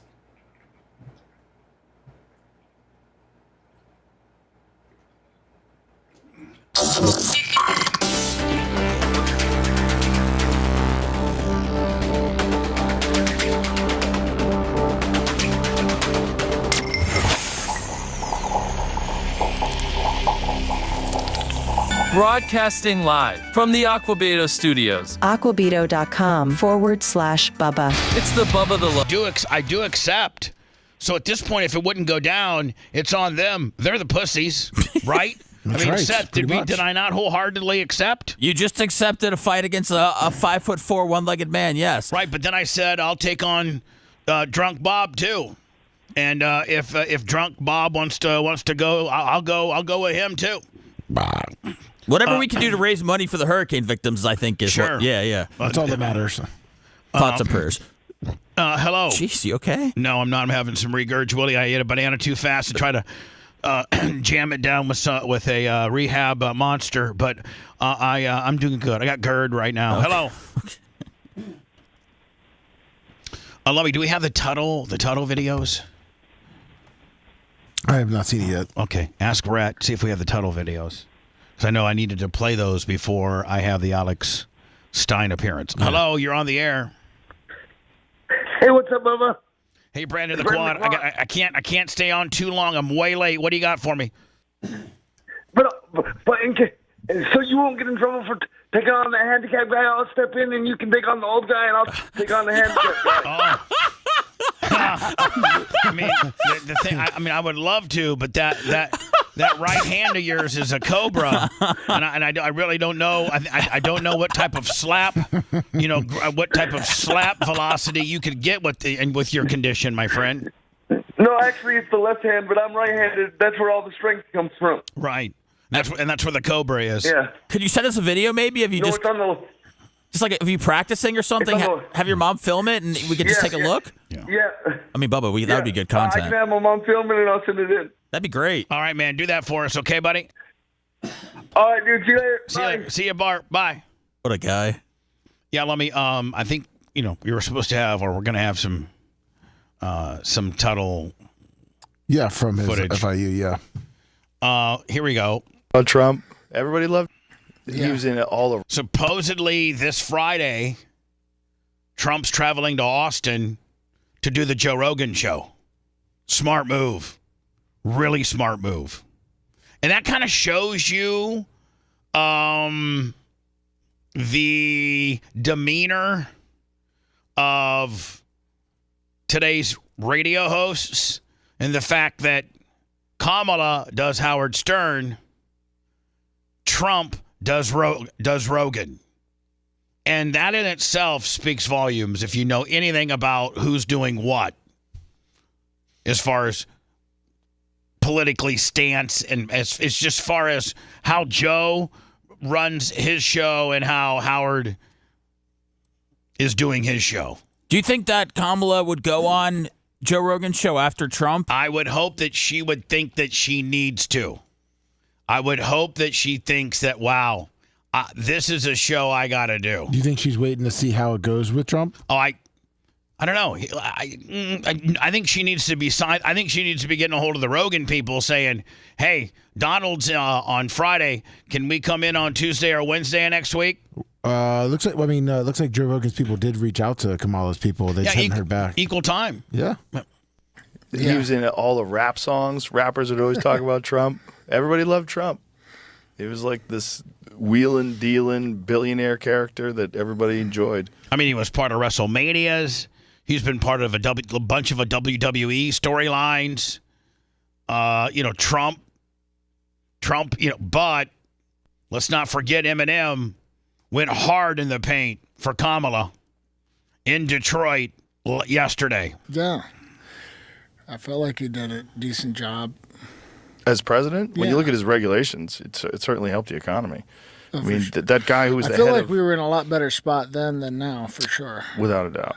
Well, there's a lot of shit happened. COVID and the world. Right. The world scares the shit out of me right now. Right now, I'm like, boy, not good. Yeah. None of this Ukraine thing, not good. Yeah, everything not good. Everything scares the shit out of me. I'm looking at all of it going, fuck. Man, jeez. I sent you the FIU video. The what? The FIU video from Tuttle. Oh, okay. Thank you. So they taping Friday? Is it coming out Friday? Or we don't? It says, breaking news, Donald Trump will appear to be on filmed. Joe Rogan's show, which is set to be filmed in Austin on Friday. Rogan has over 14 million followers on Spotify. With the number one show in the world, the development comes after it was rumored that Kamala may also join the show before the election. During a previous episode, Rogan admitted that life was better under Trump. I just tried to play that. Rogan dropped two S's, an F, and an F. So I had to dump them out. But it looks like they're taping it Friday. And then I would say, Seth, I got to think that it's going to probably drop, early next week. Yeah, I don't know what kind of pre-promotion they want to do. I guess maybe depending on what he ends up saying. But, right. They're going to have a bomb there. Oh, it's going to be huge. Now, Eminem appears in Detroit. Now, does Eminem, how's the order of it, Seth? Does it go Eminem, Barack?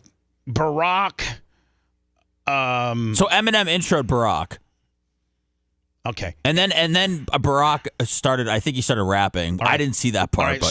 so Eminem was first. Yeah, they brought up, Eminem just spoke for very, very briefly. And then brought up Barack. Yeah. Okay. You lied through your teeth. For that, your feelings instead of Detroit. What up, though? Do you think Eminem did this on his own, or did the Democratic Party pay him? Listen, money is no object. They got a war chest of money. Do you think they came to him and said, hey, $10 million for you to come up and we get your Detroit? Because Michigan right now is locked down, battleground, ground zero number one. They're saying Michigan is a dead heat. 50-50. And so you got Kamala has to win Michigan. There's so many artists from Michigan, like Trump's got Kid Rock, right. And then Kamala's got Eminem and Lizzo. I had a guy yesterday, good friend of mine, he's a truck driver, and he went clear to Traverse City, up 31 or 131 or whatever it was, and he's like, man, if Trump doesn't win Michigan, then he goes, all you see are Trump. I mean, now he was on the western side of the state, but it's like 90-10 from bumper stickers to yard signs. Trump in Michigan got that text yesterday. My question is, do you think that Eminem stepped up and did this as Eminem endorsing his candidate, or do you think they wrote him a big check to do it? I personally think they wrote him a big check. I don't know. I don't know how the process goes. I know that he was very outspoken against Trump, years ago while Trump was in office. So Eminem's been attacked throughout his career by Republicans and Democrats. But I think right now he realizes that, I know people are talking about that he's not relevant and everything. He is like the biggest he's the biggest rapper right now. He just overtook Kendrick Lamar for plays on I think for YouTube, and Kendrick Lamar had the biggest song of the year. So Eminem, I think, just realized how important Michigan is right now, and he only spoke for about a minute, but I think he just wanted to let it be known how he feels. Listen, only an idiot. I don't care if the latest statistics that you gave me that he just overtook somebody. You'd have to be retarded, which is a screen name, RETODD. No, it's we. W-E. I say W-E. You have to be retarded to think that this guy is not relevant. This guy is as relevant and as an A-list rock star 5 years ago and 15 years from now. This guy is an absolute one of the greatest of all time, regardless of what era we're talking about. By the way, supposedly Rogan said that Kamala kicked Trump's ass in the debate and has already invited her. Yeah, he invited her. Yeah. So look, I wrote down a few things I wanted to say. I love you too. Thank you. Thank you, Reggie. I'm here tonight for a couple of important reasons. And, arguably, Seth, probably one of the biggest franchises, names, persons ever to be associated with Detroit. Eminem.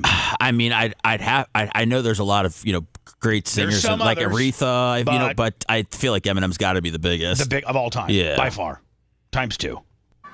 As most of you know, the city of Detroit and the whole state of Michigan mean a lot to me.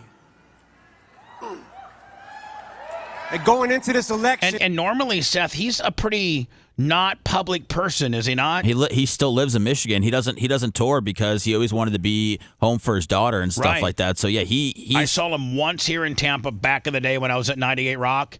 But he's a very private person. He's not out, out in Hollywood doing he's just. I think he's pretty much in Detroit all the time, unless he's making music. Right, and he might be making. He probably has unbelievable studios there. Oh yeah.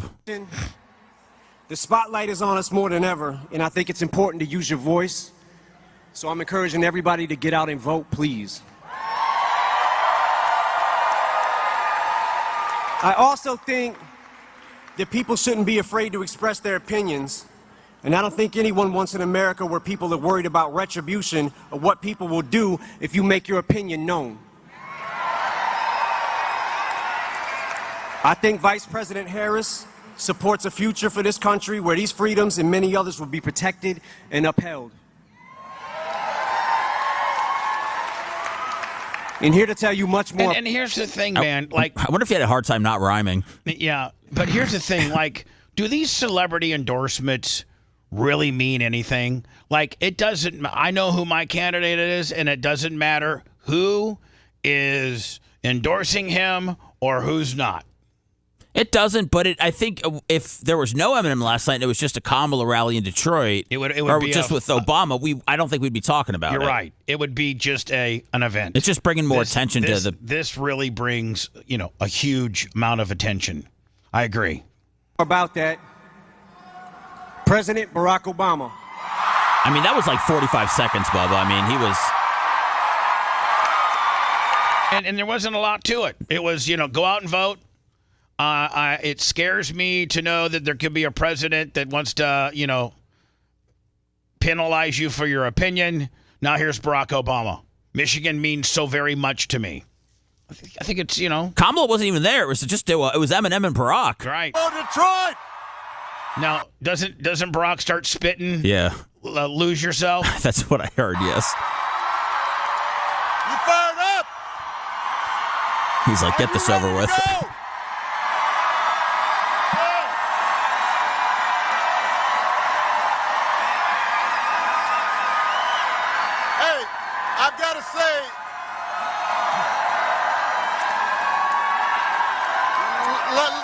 let me just say. I got a feeling that Barack would get a far better response than Harris would. I'm just saying, he's a rock star still. Let me just say,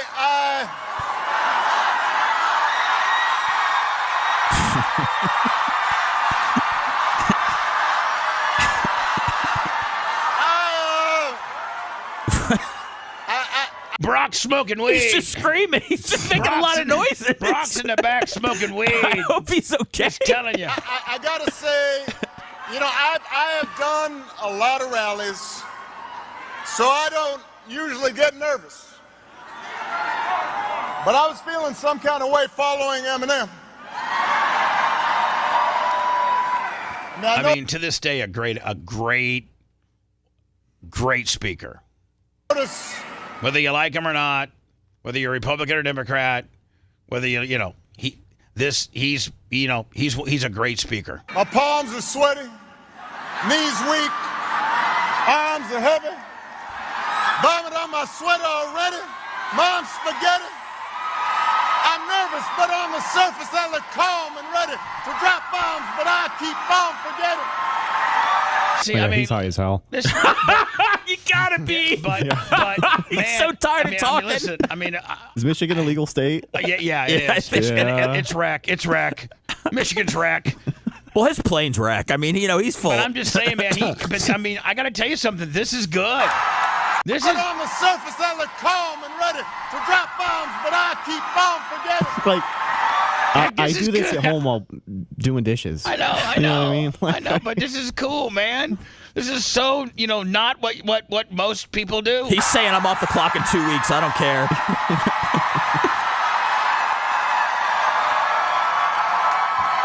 Look at him, no jacket, kind of shirt, top button undone. He's in the back getting wrecked. Probably shaking dirty Flint hands all day. Dun, dun, dun, dun, dun, dun, dun, dun, dun, dun, dun.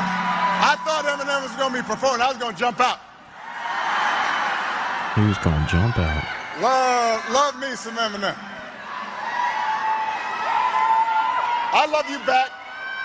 All right. But I'm high. Yeah. I got some of that Kush. Some of that Dragon Slayer sativa. You know what I'm saying? Oh. Anyway. Oh, he's a big sativa guy. Oh, yeah, absolutely. Let me do it. Where do I find the Tuttle stuff? It's in the messenger. Oh, it is? Now, do you forgive me for getting on you a little bit? I mean, like, is it's 100% my fault. It's Reggie Roundtree on the... Tell Reggie I can't. Tell Reggie I'm so late. Call me tomorrow. I'm way late. Love you, Reg. Thank you, Fish. Yeah, we're good. He's going to go tomorrow. Thanks, Fish. Thank you. Thank you, Fish.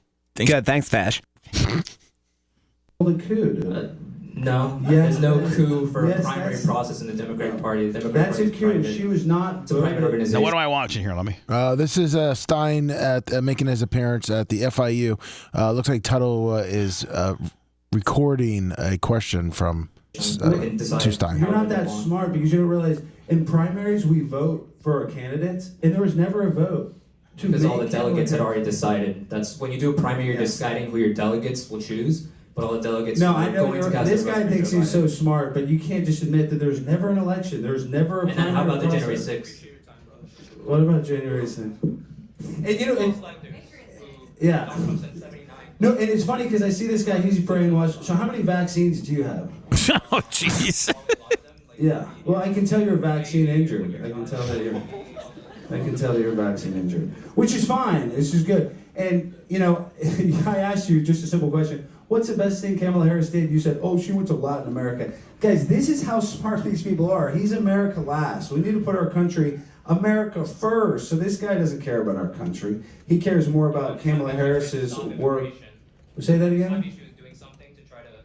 Has she stopped immigration? We've had more illegal immigrants come here. We have over 15,000 people that are in this country that have previously been convicted of a homicide.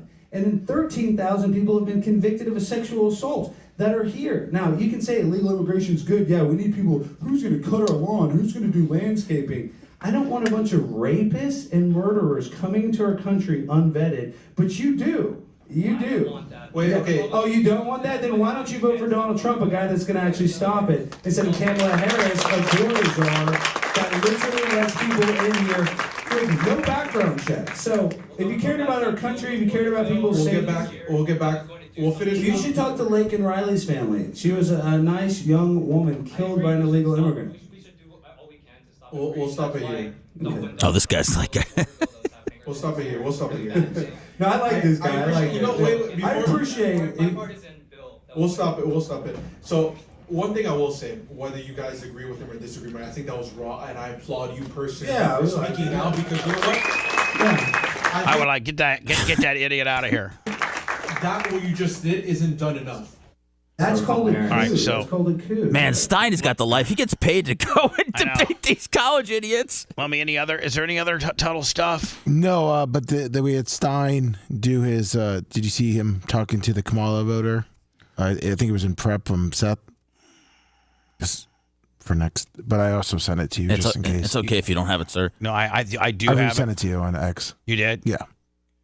Oh, you resent it from X, yeah. Oh, you resent it in our messenger from it's the X link. Sometimes you mess up your words. Sure don't you? do. I get nervous. I don't want to mess up, and pressure's on right now. No problem, lover. My knees are shaking. Your knees are shaking. Palms are sweaty. did you just spit up your spaghetti? Yes, I did. Vomit on your sweatshirt? What has she done good? A lot. By the way, I'm half Indian. So you voted for her because she's half Indian? Not because she voted for the people. I'm from Atlantic City, where Donald Trump destroyed Atlantic City, New Jersey. You think he messed up Atlantic City? He destroyed that place. What about illegal immigration? I'm a child of legal immigrants. Some of these illegal immigrants, they have criminal histories. Just letting them come in here, you don't think that's a little dangerous? I like Alex has switched up his suit a little bit. I like the It's new the look. sunglasses, too, I think. I like it. Can you name one good thing Kamala Harris has done? She put a lot of people behind bars who are trafficking drugs through California. Now she's saying marijuana should be legal, yet she arrested over 1,900 people for a marijuana crime. The day the federal marijuana laws are passed, I think she's going to go ahead and sign that bill. I don't see Donald Trump necessarily doing any of that stuff. Do you? Are you vaccinated? Yes, I am vaccinated. How many boosters after the initial one? What does that have to do with this? You don't see that a lot of young people are getting myocarditis? What knowledge base do you have for making the claims that you are? You're saying that you have to be a doctor to talk about medical stuff? Oh, you can talk about it, but you're wrong. My father was a physician. I know much about the medical field. What do you know about the medical field again? But he was an illegal immigrant, or he was a legal immigrant? So all immigrants in your mind are illegal, so that makes you illegal too then, huh? I was born in Dallas, Texas. Oh, yeah? And where were you born? Parents born? None of them were fucking born here. I'm born in America, and he still doesn't think I'm a native-born citizen. Hey, jackass, I'm born in America too. I know, so you're a native-born American citizen? No. Are you doing good in this economy? Oh, yeah. Because you inherited it from your dad. Was he wealthy before he passed away? My father made modest means after sacrificing. As a doctor, he only made modest means. I'm just trying to ask him about it, and he's playing a victim. I got a mom that's passed away. I'm just saying, you don't have to act like a victim. This is the doesn't fit their narrative. He immediately wants to cut it out. No, it's my narrative. I'm not. It's your narrative. My narrative. We all have narratives. Tell your boyfriend hi for me. My girlfriend says fuck off. I want to. Oh my God! Yeah. What did you go for? Okay. What has she done good? A lot. By the way, I'm happy. Anyway, do we got Alex next? He's hopping on now. All right. Want to listen to the show on demand and on the go? Enlist today at BubbaArmyHQ.com. Sign up and start listening. The Bubba the Love Sponge Show will be back after this.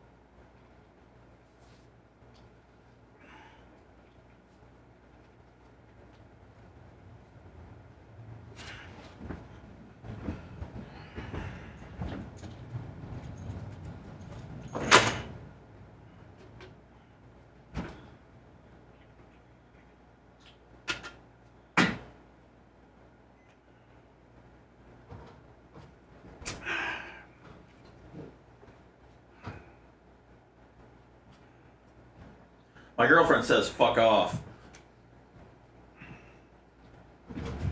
Who? My girlfriend said fuck off. Oh, Charleston? No, that's what they said at the end of the video. The end of the video? The Stein's video that we just played? Oh. Remember?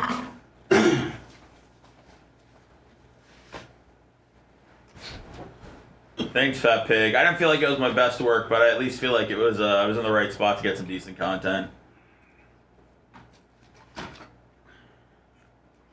What up, Neil? We were talking about you earlier. Neil Mount Plaisir. Neil Mount Plaisir. I love him. Runner 2022-21. Napa Mike, I love you. Alex, minute 45, buddy. Look at that little kitty cat. All of his cats look pretty calm, they wouldn't swipe him and try to scratch his face or nothing. No, I bet he's got a horrible shedding issue at the house. Oh yeah, wasn't it all over his mic screen that he still hasn't got? Yeah, he needs to get one of those Rumbas that run throughout. Hi, Neil. What up, Napa Mike? Thank you very much again. That might be my Christmas present for Alex. There you go. That would be a good one. And they're pretty expensive. The good ones are about $250, but you just let it run for like 45 minutes twice a day, and it picks up all the hair. I heard we're looking at big Christmas bonuses this year. No, we're looking at fucking. He's getting upset now. We're looking at a TV gimmick. That's what we're looking at, and that's the best it gets. Shit, that's like when they used to give us. Comes from a guy who just got fucking $500 of car service done for free, already dinging me about his fucking Christmas bonus. When we're talking about presents. You said for Stein, you're going to get him a $250 gimmick. Yeah, well, I've never got him a present before. I've showered you with gifts, bitch. That's true. Okay. Stein's getting pissed off over there. God damn, I've taken care of you more than anybody. Thank you, Napa Mike and Rubber City and Ernesto and Bubba. Building profanity delay. Please stand by. Per FCC regulations, this program is on a 40-second delay.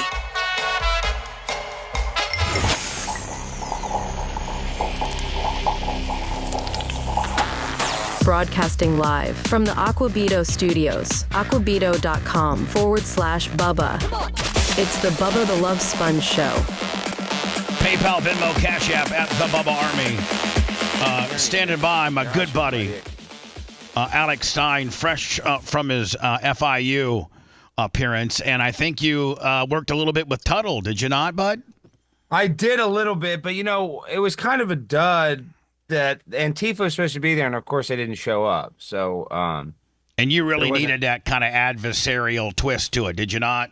You have to have that, or else. And if not, you may have to pay some dudes like $15-20 to come up and start some crap with you. Otherwise, you're just a fresh-faced Dallas guy talking to some guy from whose dad was a doctor that supposedly had cancer, and he's fully vaxxed in the parking lot. Although I do like the new jacket. I like the new tweet, like the new lighter colored jacket. I like that. Thank you. I appreciate that. Yeah, we went and stirred it up a little bit with some other college students. A lot of them were Trump. A lot of them were Kamala too. So I don't know. I'm really worried about with regards to let's say 18 to 24. That demographic, 18, like in radio, they have here's the main demographics. And in TV too, 1834, 1824, 1834, 1849, then 2554. Where do you say? I would say Trump. I mean, where is 18 to 24 where he's hurting the most right now? It's hard to tell. I feel like low information voters is where he's hurting the most, because there were young people in college that are like, oh, I'm Trump all the way. Girls, there was African Americans, there's black people that said they want to vote for Trump.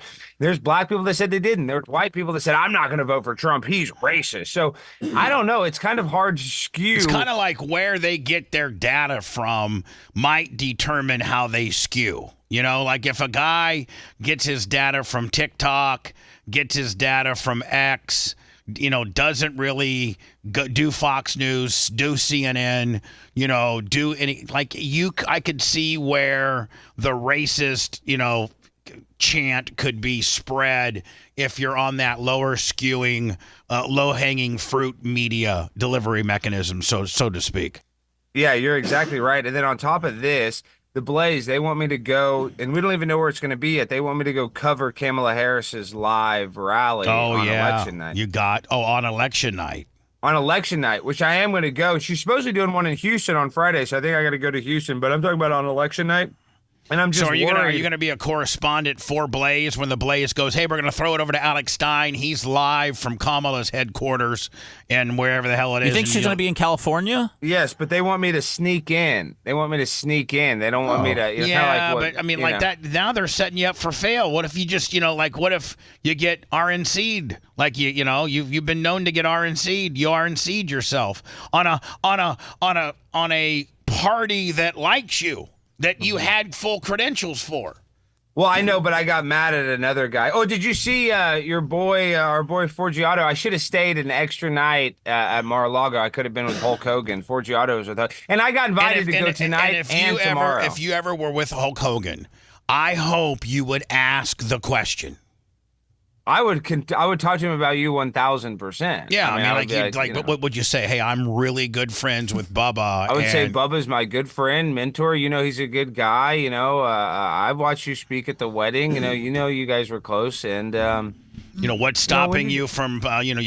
You've found Jesus and got baptized. What's stopping you from forgiving him? And that's what I would say. I would say having hate for Bubba is like drinking poison and expecting the other person to die. You cannot have that hate whatsoever. And then you could say, Hogan, for a fact that But I wouldn't say Hogan. I would say Terry. If I see him, Terry. For a fact, I've read the court documents. For a fact that he's not the one that tried to broker it and destroy your life. He's guilty. He knows that. He absolutely knows that. Nobody's ever asked him that question. I'm just so mad that I wasn't there tonight because I had to get back to Dallas. But gosh, I would have been there with Hulk at Mar-a-Lago, which is a very nice place. So I could have talked to him. I could have been like, "Hey, listen, Mr. Balea, Terry, no kayfabe, big fan, Hulkamaniac." Best friends with Bubba, I understand that you guys aren't going to be best friends like you were, but if we could just some sort of, mend the fences, or at least just, not hate this guy because, it wasn't all his fault. And you need to tell him, he lost it all. Bubba. Exactly. That's exactly what I would say. Skid Row. There's no better time for you to try to do this to help Bubba. Well, you blew it again. I mean, yes, you got my Twitter back through Elion, so thank you. But, man, this would have been – and you had to be back to Dallas for what? What was so important you had to go back to Dallas? Well, I had to do my podcast. Really? I mean, I could have done I didn't know Hogan was going to be – if I knew Hogan was going to be there, I would have canceled my podcast and I would have been there. I had no prior knowledge. I knew that they were doing a video, and I got invited to an event on Tuesday and Wednesday this week at Mar-a-Lago, and I was like, should I stay? And I went home. I should have stayed there. And what do you got at home? Nothing besides a bunch of cat hair and dander. I'm just saying. I know. But that's the problem. I got to take care of the dang cats, and then I got to go to. I'm going. Why don't you find a pet sitter to come in so that you can take? I do have a pet sitter, but the cats get frustrated. They like to sleep in the bed with me. They like constant attention from me. I'm very loving. I thought your dad came in and gave him a little loving too. He doesn't know how to love on him like I love on him, and honestly, he doesn't do it right. He messes the food up. He doesn't clean the litter box. You realize going 5 days without I have to clean the litter box every other day. I'm just saying I clean one every day, but I'm saying if you go 2 days and they haven't all been cleaned, it's a hellhole. Yeah, but when you're gone for 5, you just put out 3 extra cat boxes. Now hold on. Cats instinctually know what that cat litter is for. They just do. So especially if you put 3 extra ones, when they start, putting, landmines in one and they can't really walk around, they got it all covered up, then they're like, oh, there's a new one over there. I mean, I instinctually will go to that one. I know it sounds very easy in theory, but what you're not taking into account is that I'm going to Corvallis, Oregon. Does anybody know what is in Corvallis, Oregon on this panel? Crater Lake. I don't know. Corvallis, Oregon. What is in Corvallis, Oregon? Is that where we, like, the first alien hit, or like what? Oregon State University. So I'm flying to Portland this Sunday, and then I'm speaking Monday night in Corvallis, which is an hour and a half from Portland. So I got to fly to Portland, then rent a car, drive that car an hour and a half to campus at Oregon State University. Is pay-per-view going? No, she can't go because she took so much work off. She can't take off Monday and Tuesday of next week. So I just have a lot of traveling. And then, I know, but here's a good thing. I know that you're exhausted, and I know, but these people pay you to come speak. Yes. That really, there's not a lot of people, content creators, Blaze contributors, everything that you are, and then some. There's not a lot of people that get paid to come speak. A lot of people will come and try to do an event. A lot of content creators will try to do this and that, but people pay you several $1,000s along with travel expenses and stuff. So enjoy that.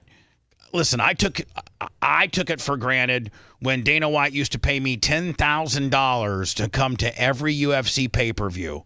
When I was at SiriusXM, he paid me $10,000 and flew my entire crew to stay at the Mandalay, and then brought every fighter that was on that card on my Friday show had to come do 15 or 20 minutes with me. So, and I took that for granted. I was like, wow, this is never going to end. I'm Bubba the Love Sponge. Well, you know what?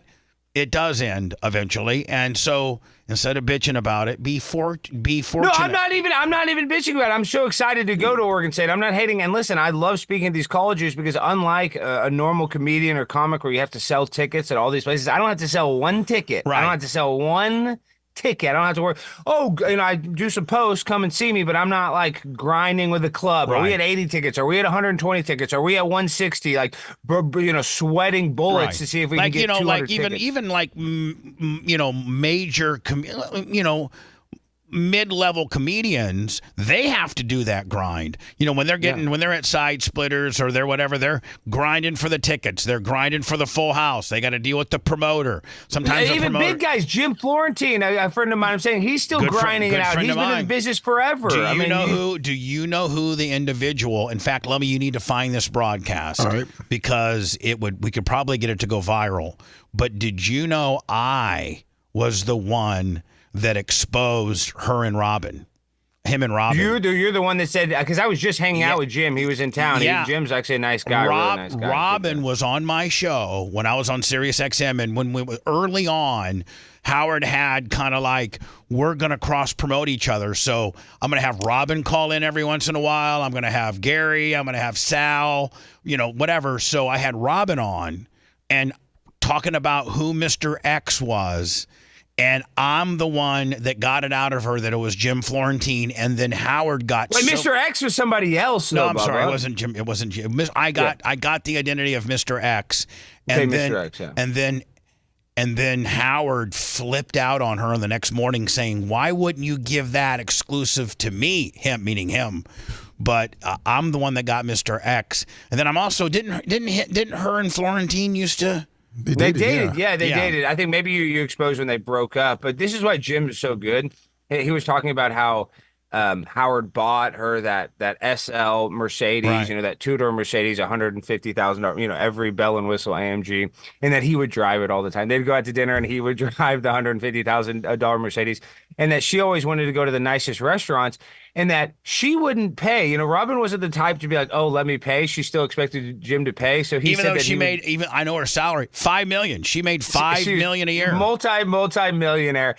But what Jim said is that every time that he liked to go to the restaurants that she would pick, on these nice places, because people would recognize her and they'd always pick up the tab. They'd always comp it. Yeah, they'd always go, oh, that's Robin Quivers. You want to take the tab? And Jim's like, oh, I'd be sweating bullets. And then somebody'd offer to buy You know dinner, what? I've had Jim. So happy. I've had Jim on so many times from back in the day. I should probably have him back on just to. I should. Probably He'd be a great guest. He'd be a great guest. You should get Jim. I'll send you his number. Jim's awesome. I reached out to him. He said that he would come on in a couple weeks. Yeah. He's probably going to Tampa soon. I'm just saying. I use Jim as an example as a guy that's had a show on VH1. He's done all kinds of. He's still got to do the ticket grind. He's got to do the ticket grind. He did a show in Waco. He should have did a show in Dallas. Did a show in Fort Worth. 3 different cities, 3 different nights.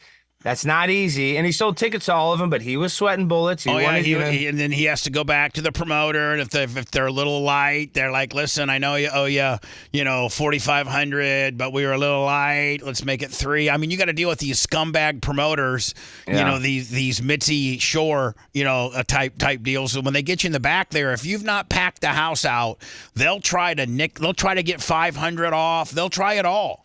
Yeah, I got a club in Fort Worth that still hadn't paid me for a show in July, and they said they sent a check and they got kicked back, so they owe me about $3,500. And that's the thing, Turning Point never a check. Or this is MAGA, but Turning Point's checks will always cash. Turning Point will never have a financial. And you don't I'm have never to worry chasing about money from right. Turning. I mean, yeah, maybe it takes a month to Turning Point because I have to send in an invoice and stuff, but that's just normal stuff. I'm never worried like, am I going to get paid from Turning Points? That's never even a question. Yeah, and if the crowd's a little light, man, the Turning Point doesn't come to you and hey, Alex, man, will you take $300-400 off because of the crowd? Was a little See, light? they would never do that. And honestly, every time I do one of these shows, it's usually 75, to 100 people. But what they also like is me to interact with the club. So I usually have to go have like a burger with the club people after. We at the Chick-fil-A, at the student union, or maybe there's a place close on campus.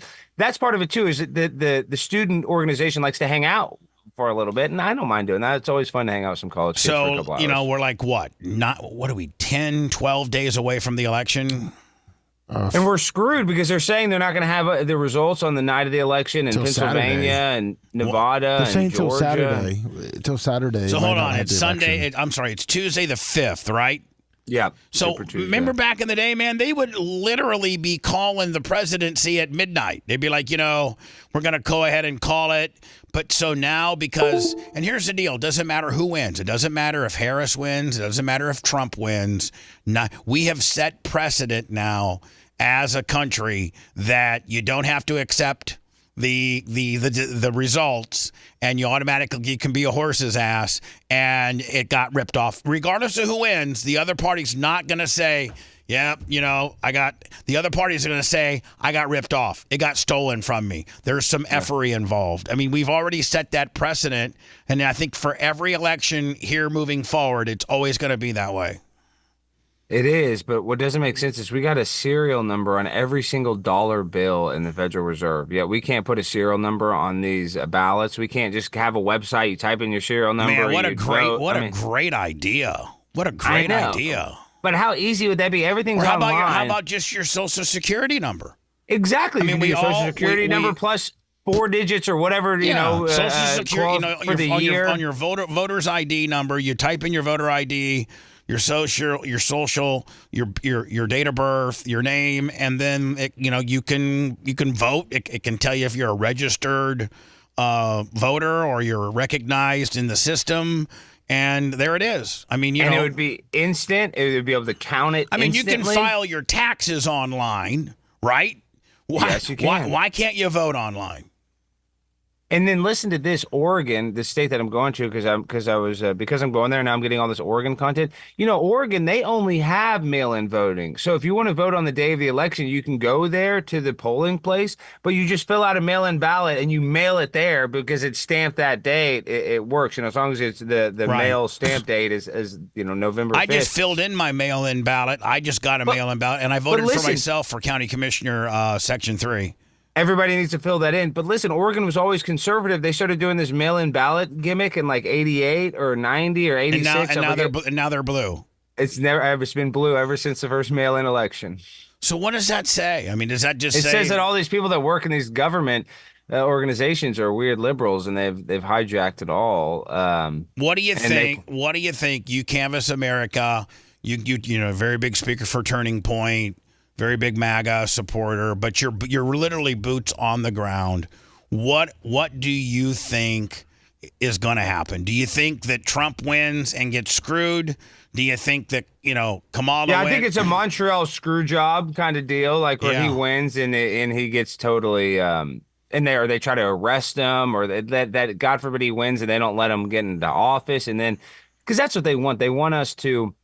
This is the sad truth. If Trump wins, it's probably going to be more chaotic, right? There's probably going to be more George Floyd type protests, more, fighting in the street. Way worse than January 6th. Like January 6th would be nothing, especially if there's like weird leftists doing it. So I don't know. I think they're going to screw him over. Is all I can say. How much hanging fruit? How much legal hanging fruit does he have out there that they could try to shove up his ass?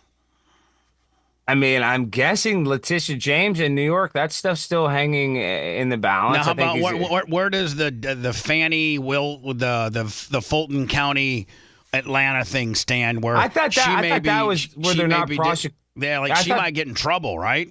Yeah, I thought that one's kind of dead. But, dude, you know, they spent 4 years trying to impeach him for a phone call that he had with the Ukraine, for a fake Russian disinformation. So even if he gets into office, they're going to try to create some sort of narrative, maybe plan information. Remember they told us that there was Russiagate, there was P-tapes, there was all this stuff. None of it existed. They said Tom Arnold had a show on Vice about how he had a tape of Trump saying the N-word. Like, they could just make stuff up. And I think that's what they're going to continue to do, especially if he wins. If he wins, they're going to attack him more. If he loses, he said if he wins, he's going to expose the Epstein client list. Yeah, they're not going to let that happen. Notice, and then the Diddy stuff too is weird because we had that video where Diddy was beating his girlfriend in that hotel room, and he doesn't get arrested because he's obviously a federal informant. So something's weird about Diddy, how we haven't heard about. Like, did you see Beyonce and Jay-Z sent a cease and desist to Piers Morgan because this woman, Jaguar Wright, who lives in Dallas, who goes to these parties, said that Jay-Z was worse than Puff Daddy. And so they sent a cease and desist to Piers Morgan. This is all over TMZ. So something's up. Jay-Z and Beyonce, all those people, they were all doing, and then the Abercrombie and Fitch founder, did you see he just went to jail for federal sex trafficking? Yeah, I mean, like, wow. I mean, where does it... honestly, Bubba, you might be next because Tuttle told me his story, and let me tell you this. You handcuffed Tuttle to two other men, and then whoever could complete first got $1,000. Is that true? Yeah, but I have 2257s and consensual forms and all that. No, I don't think you're really in that much legal trouble, but Tuttle said you gave him $100 because he lost. I gave him $200 just to drive down there and do nothing, and so he was like, "Alex, you gave me double." I'm just saying. I mean, you know, I'm just you're not as good as a negotiator for me. Tuttle would do it for free. I know. I was just, and I've apologized to Tuttle on the things. I put Tuttle through three things I'm not very proud of, but he's now back doing shows with us, and he signed an NDA, so we're good. Did Stein, is he going to fly down for your slap off with Lieutenant Dan? Oh yeah, I saw that. What was that all about? Are you gonna do that? You would kill Lieutenant Dan. Well, here's the deal. Tfue, you're familiar with Tfue. I mean, Tfue is huge in the Twitch world with regards. Tfue is one of the biggest gamers in the world. Period. Yeah, on Twitch. Yeah. And then his brother, the Juke Squad, they have 8-9 million subscribers on their YouTube channel. A couple surfer dudes that live out in Clearwater, in Madeira Beach. Well, their dad is this drunk. And is it his Instagram, Lummy? His name? It's TikTok. It's all the same. You're talking about Tfue's dad or Tfue's crew's dad? No, Tfue's dad. So this is really Tfue's father, and he starts trying to F with me because I was very critical of the Lieutenant Dan thing. Our mayor got bamboozled. He raised $50,000. I think that's rightfully so. Lieutenant Dan was, he was supposedly living in Palm Beach, took his boat to Tampa just to cause all that disturbance to go viral. So I was kind of, after you kind of got me up to speed on the night that I was pilled up and, apologized for my appearance on your show, we started looking into it. We called him a grifter. He's a meth head. He's a tweaker and the whole 9 yards. Well, now Tfue's dad has heat with me for some whatever reason and wants me to do a slap-off challenge with Lieutenant Dan once he gets out of jail. So I'm like, hell yeah, I'll do that. And who's clout chasing it? He called me a clout chaser. And meanwhile, they called me out. They're calling me out to fight Lieutenant Dan. I don't have any problem with anybody, and they're calling me out. So I'm like, not only will I fight Lieutenant Dan, but I'll slap fight Tfue's dad, that drunk son of a bitch. I'll go 2 in a row. I mean, let's go. If you're going to call people out, bitch, let's call it out. I think if there was a competition that you would excel at, it would be the slap fight because it's not a whole bunch of cardio. It's just, kind of just one slap. So, it's just it's how big and fat and hard headed you are. And I smoke all you three could of those get hit. guys. Yeah, you could take a hit, especially from Lieutenant Dan. I could take a hit from Lieutenant Dan. And I mean, he might be able to. I got to think that I got a little bit better stable base. If he hits me, I got two wheels to I mean, he'd be like, I'm driving a regular bicycle with two wheels. He's got a unicycle with one. And no kickstand. He's got no balance. He would fall over. Yeah. I mean, just, and I boom. can't. And then watch. I'll get canceled for being mean to the handicap. You know what I'm saying? That would be good though. If you get canceled for that, that would. Well, be, here's the deal. How do you get canceled with being mean to the handicap if the handicap guy is the one that challenged you? How do you get in trouble for that? Well, and the handicap guy attacked a police officer. The handicap guy's in jail. I mean, the handicap guy's got a He's rap on tape sheet. saying the N-bomb. He's, Right. Tried to set a little bit on he's fire. got a lot of skeletons in his closet, so I think he'd be okay. So, supposedly we responded to the challenge that we would do it. I added a caveat to it that I'd like to include their drunk dad, Rob Bob or whatever the hell his name is. Quit hiding behind your son's success and quit being Tifu's dad. Just be drunk Bob or whatever the hell you are. You know what I'm saying? You want Alex to be the referee, Bubba? Alex could be if you wanted to be, sure. When we do this slap challenge, have you as the referee. Oh, 100%. I would be unbiased. Oh, speaking of Barb, I got to plan my January. I gotta go out there in January. I got a bunch of stuff going on.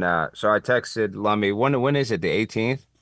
No, it's what is it, Lummy? The 17th and 18th. The 18th is the actual party. Yeah. Saturday the 18th is the Saturday party. Friday is the night before. Of course, I got a place for you to stay. You and pay-per-view. No, I'll be there. No, I'm not gonna miss it. You should try to build an appearance around it.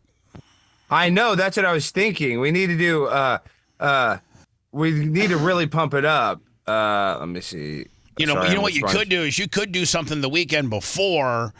In Florida. I just need to get a club. I got some hookups there. We can get it. We got. No, but if you were to do like a Friday, Saturday show the week before BARP, then just come right over to Tampa and stay. Well, what I need to do is go do like a Thursday show or like a Monday show, and then go. I need to take Tuttle. I need to take Colton. I need to take them all to like Clearwater Beach City Council or one of those ones, and really go up there and show them how the great Sensei does it. You know what I'm saying? I might dress in full Hogan and. We need to have somebody like in a full. Now Hogan does. Hogan does karaoke night at his bar on Tuesday nights, or one of the two Tuesday. I think it's Tuesday nights, and he's there every Tuesday. And that would be a good place. But gosh, if I had him at Mar-a-Lago, he would be in my crosshairs. I know, but you messed up, man. You messed up. Because he wouldn't have been able to run away, and it's a nice place. He knows that I would be vetted. There's a Secret Service, so he knows I wouldn't have a gun. You know what I mean? It's an ultra safe. Well, he knows that you're not a mark, that you're actually a dignitary. You're a recognized, important person to be in that environment.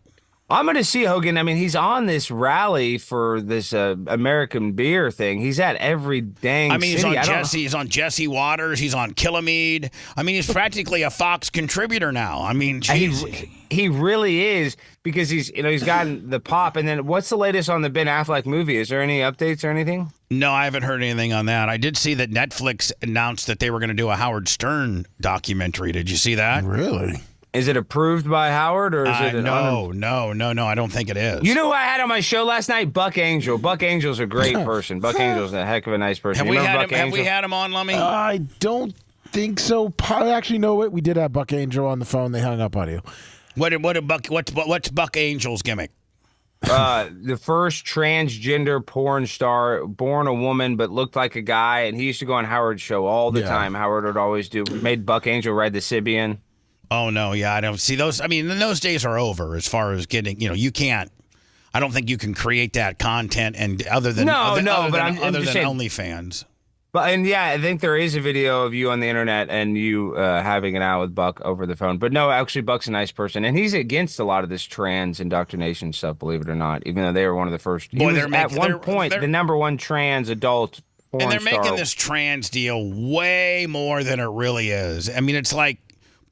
What's the kid stuff? I don't think if you're an adult and you want to wear a dress, I don't even think conservatives care that much. But I think it's when you tell a kid they're born in the wrong body and give them permanent hormones. I think that's where, when in the 60s, Bubba, there was zero gender reassignment clinics. There'd be one because some kids are born intersex, so they would have to do this where they give the kid hormone and they'd have to do genital surgery.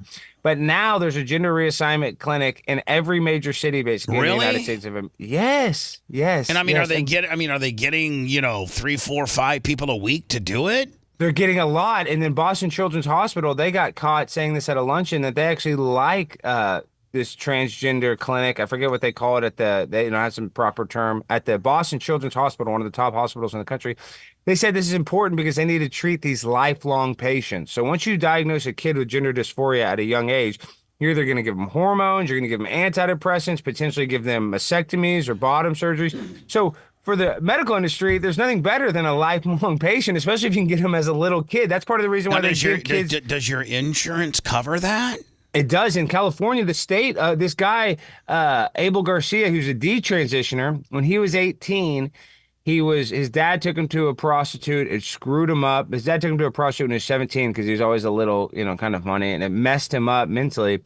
So he was a man with a penis. He was a man with a penis. His dad took him to a prostitute in Mexico. They lived in near San Diego. All right. It screwed him up. He said, I want to be a woman. I forget his woman name, Angel or whatever. Right. Got breast implants, state-sponsored breast implants. They paid for his breast implants, and they were going to pay for his bottom surgery. He ended up not doing the bottom surgery. He had to pay $2,500 to get the breast implants removed. So they wouldn't pay for them to get removed, but they paid for them to put in breast implants in a man, and they were going to give him free gender reassignment surgery. And they were going to lop off the wiener for free, too, if he so chose. Mm-hmm. But when he asked to get the breast removed, that was not covered under there. We'll have him on one more time before the election, I think, next Wednesday. Yeah. And then, are you guys going to do election night coverage? Everybody's doing So I'll be out and about. I'll probably be able to call in or phone in. I'm phoning into a bunch of different shows. So please listen. I know you participate in a bunch of other shows. I don't want to mention them, but we have to be your number one show that you participate. We got one just because of our friendship. Yeah, it's the only show I go on every week. Yeah, I mean, I think we are probably your number one show, right?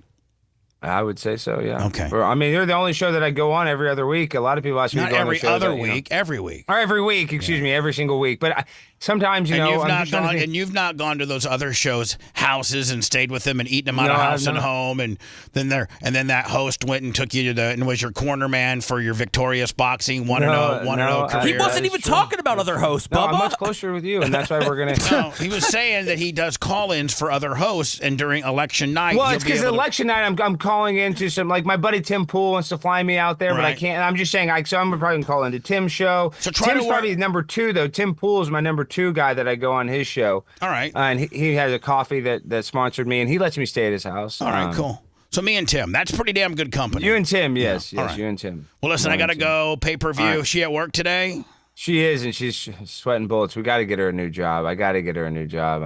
You're making so much money, she could be your housewife. She could. Well, I mean, I'm just saying. having her there cleaning and cooking and effing. I would like that. I, honest to God, would like that. But I do think that, well, this is the thing is Paige, she started working at OAN because she wanted to be in front of the camera. She wants to do production. It's kind of like but how they don't have her in front of the camera. They got her jobbed out. Well, no, but I'm saying, like, she doesn't necessarily have to be in front of the camera, but she would like to be learning that, looking at that, figuring out how that works. Just the reason why Lummy wakes up every morning, because you like production. You like, same reason Macho's there every morning. It's because they have a passion for this. They're not doing it just for the paycheck. They could go do some normal job and make more money. That's not what they got her doing. No, I'm saying she's working at a staffing agency. It sucks. She hates it. She's finding Indonesian and Indian guys to work for AT&T. Why don't you try to get Blaze to give her a little something, like a little something as an associate producer on your show? I probably could do that. I feel like then that makes me look a little. I'd like her to work on somebody else's show if she worked at the Blaze. Just because I don't want to look like too. I don't know how to explain it. Like I'm the same way. I don't want my girlfriend's hired for me and whatever. I mean, she's welcome there. You're right. On that. I'd rather her work on a different show just for the appearance. I've not had any of my significant others really participate on the show. That's not a good look. Yeah, get her a job at InfoWars. Alex Jones. Have her go to Alex Jones. I could probably get it, but that's in Austin, so that Yeah. Well, listen, I gotta go. I love you. All right, see you guys. Love you guys. I'll text you today about some stuff. Everybody vote for Trump. Early voting started. Go vote. Bye. If you liked that segment, then you'll definitely like the new redesigned BubbaArmyHQ.com. We'll be back to the Bubba the Love Sponge show after this.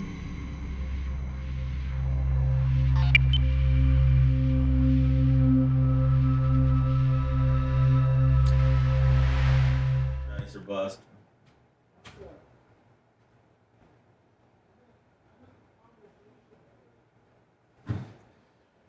Oh, man.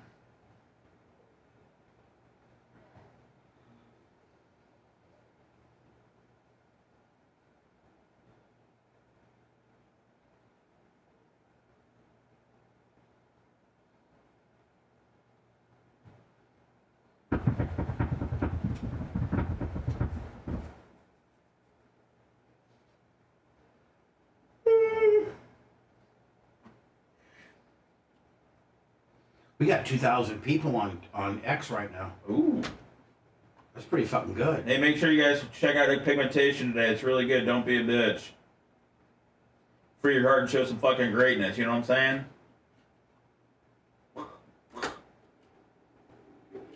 Oh, the 50-50 Otani ball, 4.39 million. Oh, it's Seth. What? What's up? I'm getting ready to review my Big Mac chicken. I'm reviewing a smoothie. Oh, that doesn't look good. That's a Big Mac chicken right there. How does it look? Well, I haven't even taken my first bite. I've been interrupted. Why you parked by a dumpster? Not very appetizing. Following me. I was in the area. I was working late. I can get away from you. See ya. Are you gonna charge me for this? No. All right. That's pretty funny, actually. You gonna charge me for it, fuck boy? Thanks, Nick. I appreciate it, man.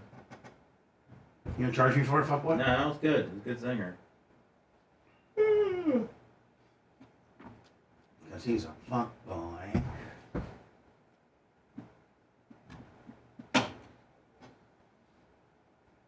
Alright, perfect. And that's video of Liam. Let's go see if we can get this cleared. Put some motherfucking markers in it. Perfect. Perfect. Already marked up. Ready to start eating. Power Pig, hello, I'm burning.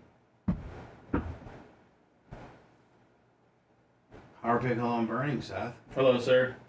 What up, Jay Bowler? Lee, I'd say to type in what you're looking for on YouTube and watch people open up the packs.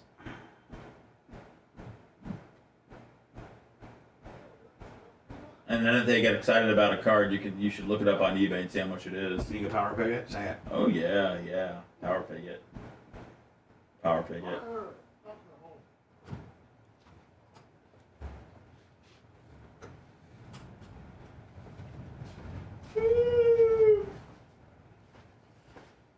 We're a Banana Crusher!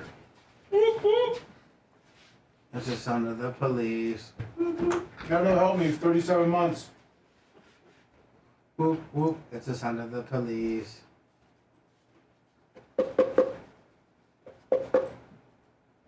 Man, I really need a hype train on YouTube. Whoop, whoop. Hype train. That's when you could make it rain without having to tell people.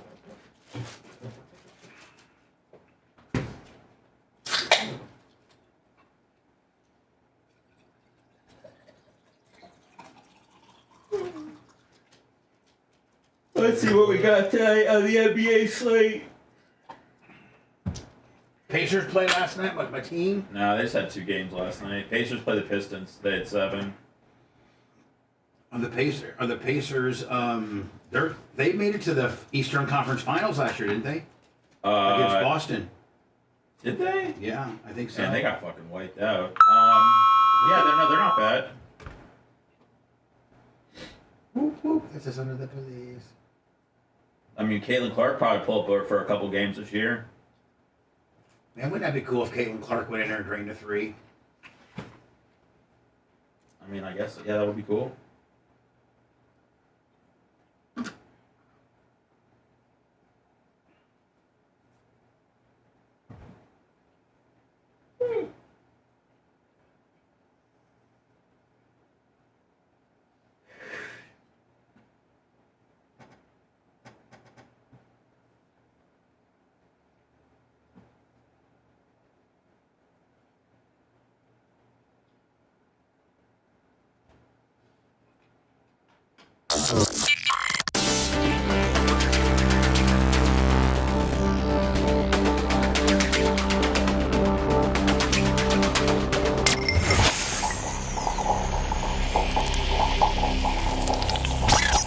Broadcasting live from the Aquabito studios. Aquabito.com/Bubba. It's the Bubba the Love Sponge Show. Not too late to maybe get a last minute gimmick in, huh? Neil Mount Brazier, $50. Thank you, Neil. Love you, buddy. My only contribution today on PayPal was the great Bob Cook at 100. Thank you so very much, Bob. PayPal, Venmo, Cash App, all at Bubba Army.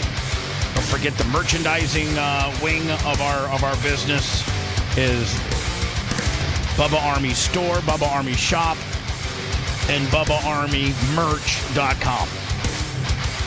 I didn't get a chance to get into the Undertaker Trump stuff at all. Did you know Undertaker used to live in Tierra Verde? No. No, did he? With his first wife, Jody. No. Yes. I had him at one of my Bubba Weens. Title IX. You met my daughter. Yes. What are we gonna do, or what are you gonna do if elected? Undertaker interviewing Trump to protect the integrity of women in sports, and continue. People don't realize how big he's 6'10", and you stand next to him, you're like, oh my God. You on with just the fair play, and I don't mean to put you on the spot, No, and I appreciate it's a everything. Simple question. To me. But I want to put a face to it. If you can I bring my daughter? Absolutely. Okay, come here. Wow, such a beautiful. That's what I call a beautiful daughter, huh? Thank you. She is, and she's quite the quarterback too. But you don't want to go and wrestle a guy like if you were doing that, because people do that, like your father, right? He's a little too much to handle, right? No, I will not. I will get rid of it fast. Men playing in women's sports is insane. Okay, it's insane. I mean, I can't even imagine anybody thinking anything other. Like, you have to have borders, right? You have to have fair elections.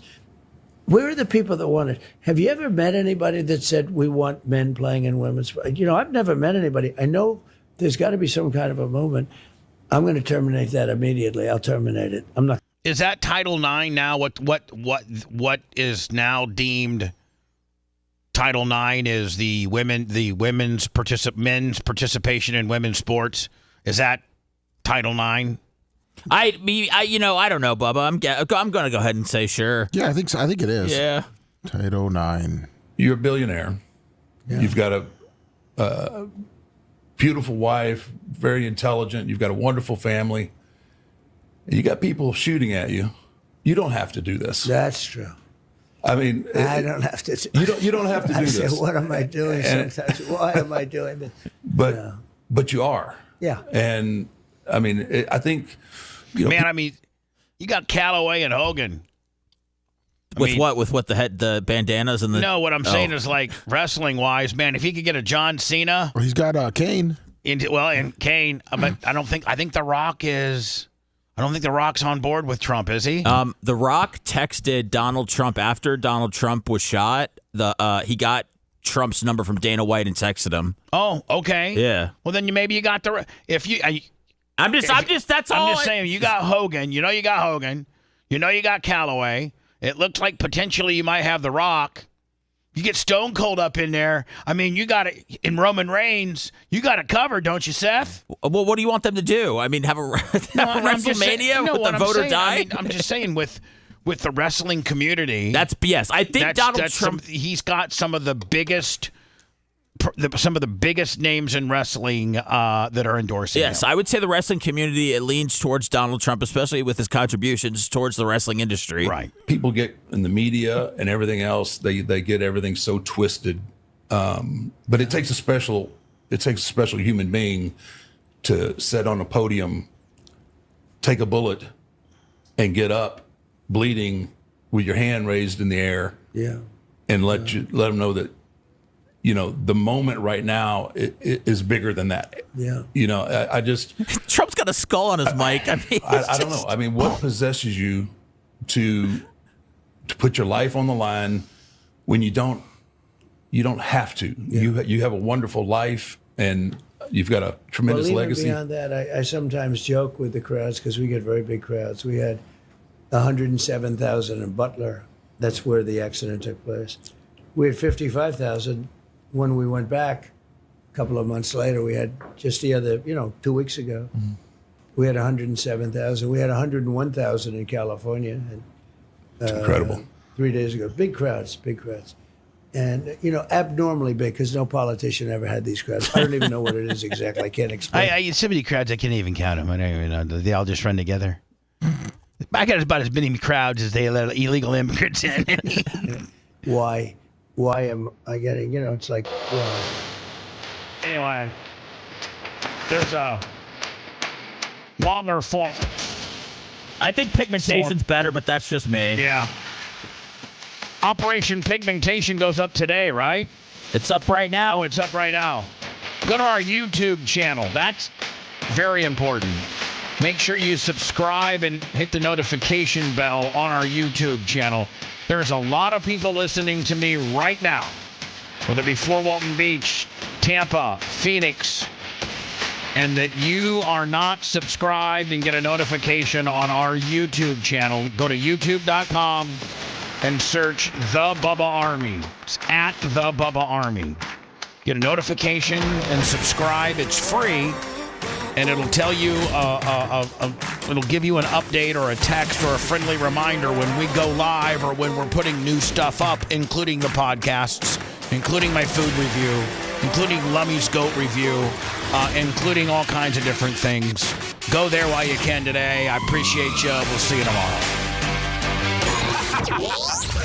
Thanks for letting me finish. You've been listening to the Bubba the Love Sponge Show, starring me, Bubba the Love Sponge, co-host and show historian, Lummit. It's Seth, co-host and president of podcasting. It's Brian Matroni, king of counter programming. Rhett, the filthy ginger video editor. Yeah, back here wearing up. It's Mini Macho. The BRN agent, Thomas Buttoned Up B. Co-host, Dr. Dan Diaco, Esquire of Council. Co-host, J. Diaco, Esquire, the Spitting Cobra of Council. Now, time for the legal disclaimer. Exactly. The Bubba the Love Sponge Show is intended solely for the enjoyment of our listening audience. Any rebroadcast, retransmission, or other use of this show without express written consent of the Bubba Radio Network is prohibited. We must dissuade him of this delusion. Until next time, always remember. I'll repeat hello.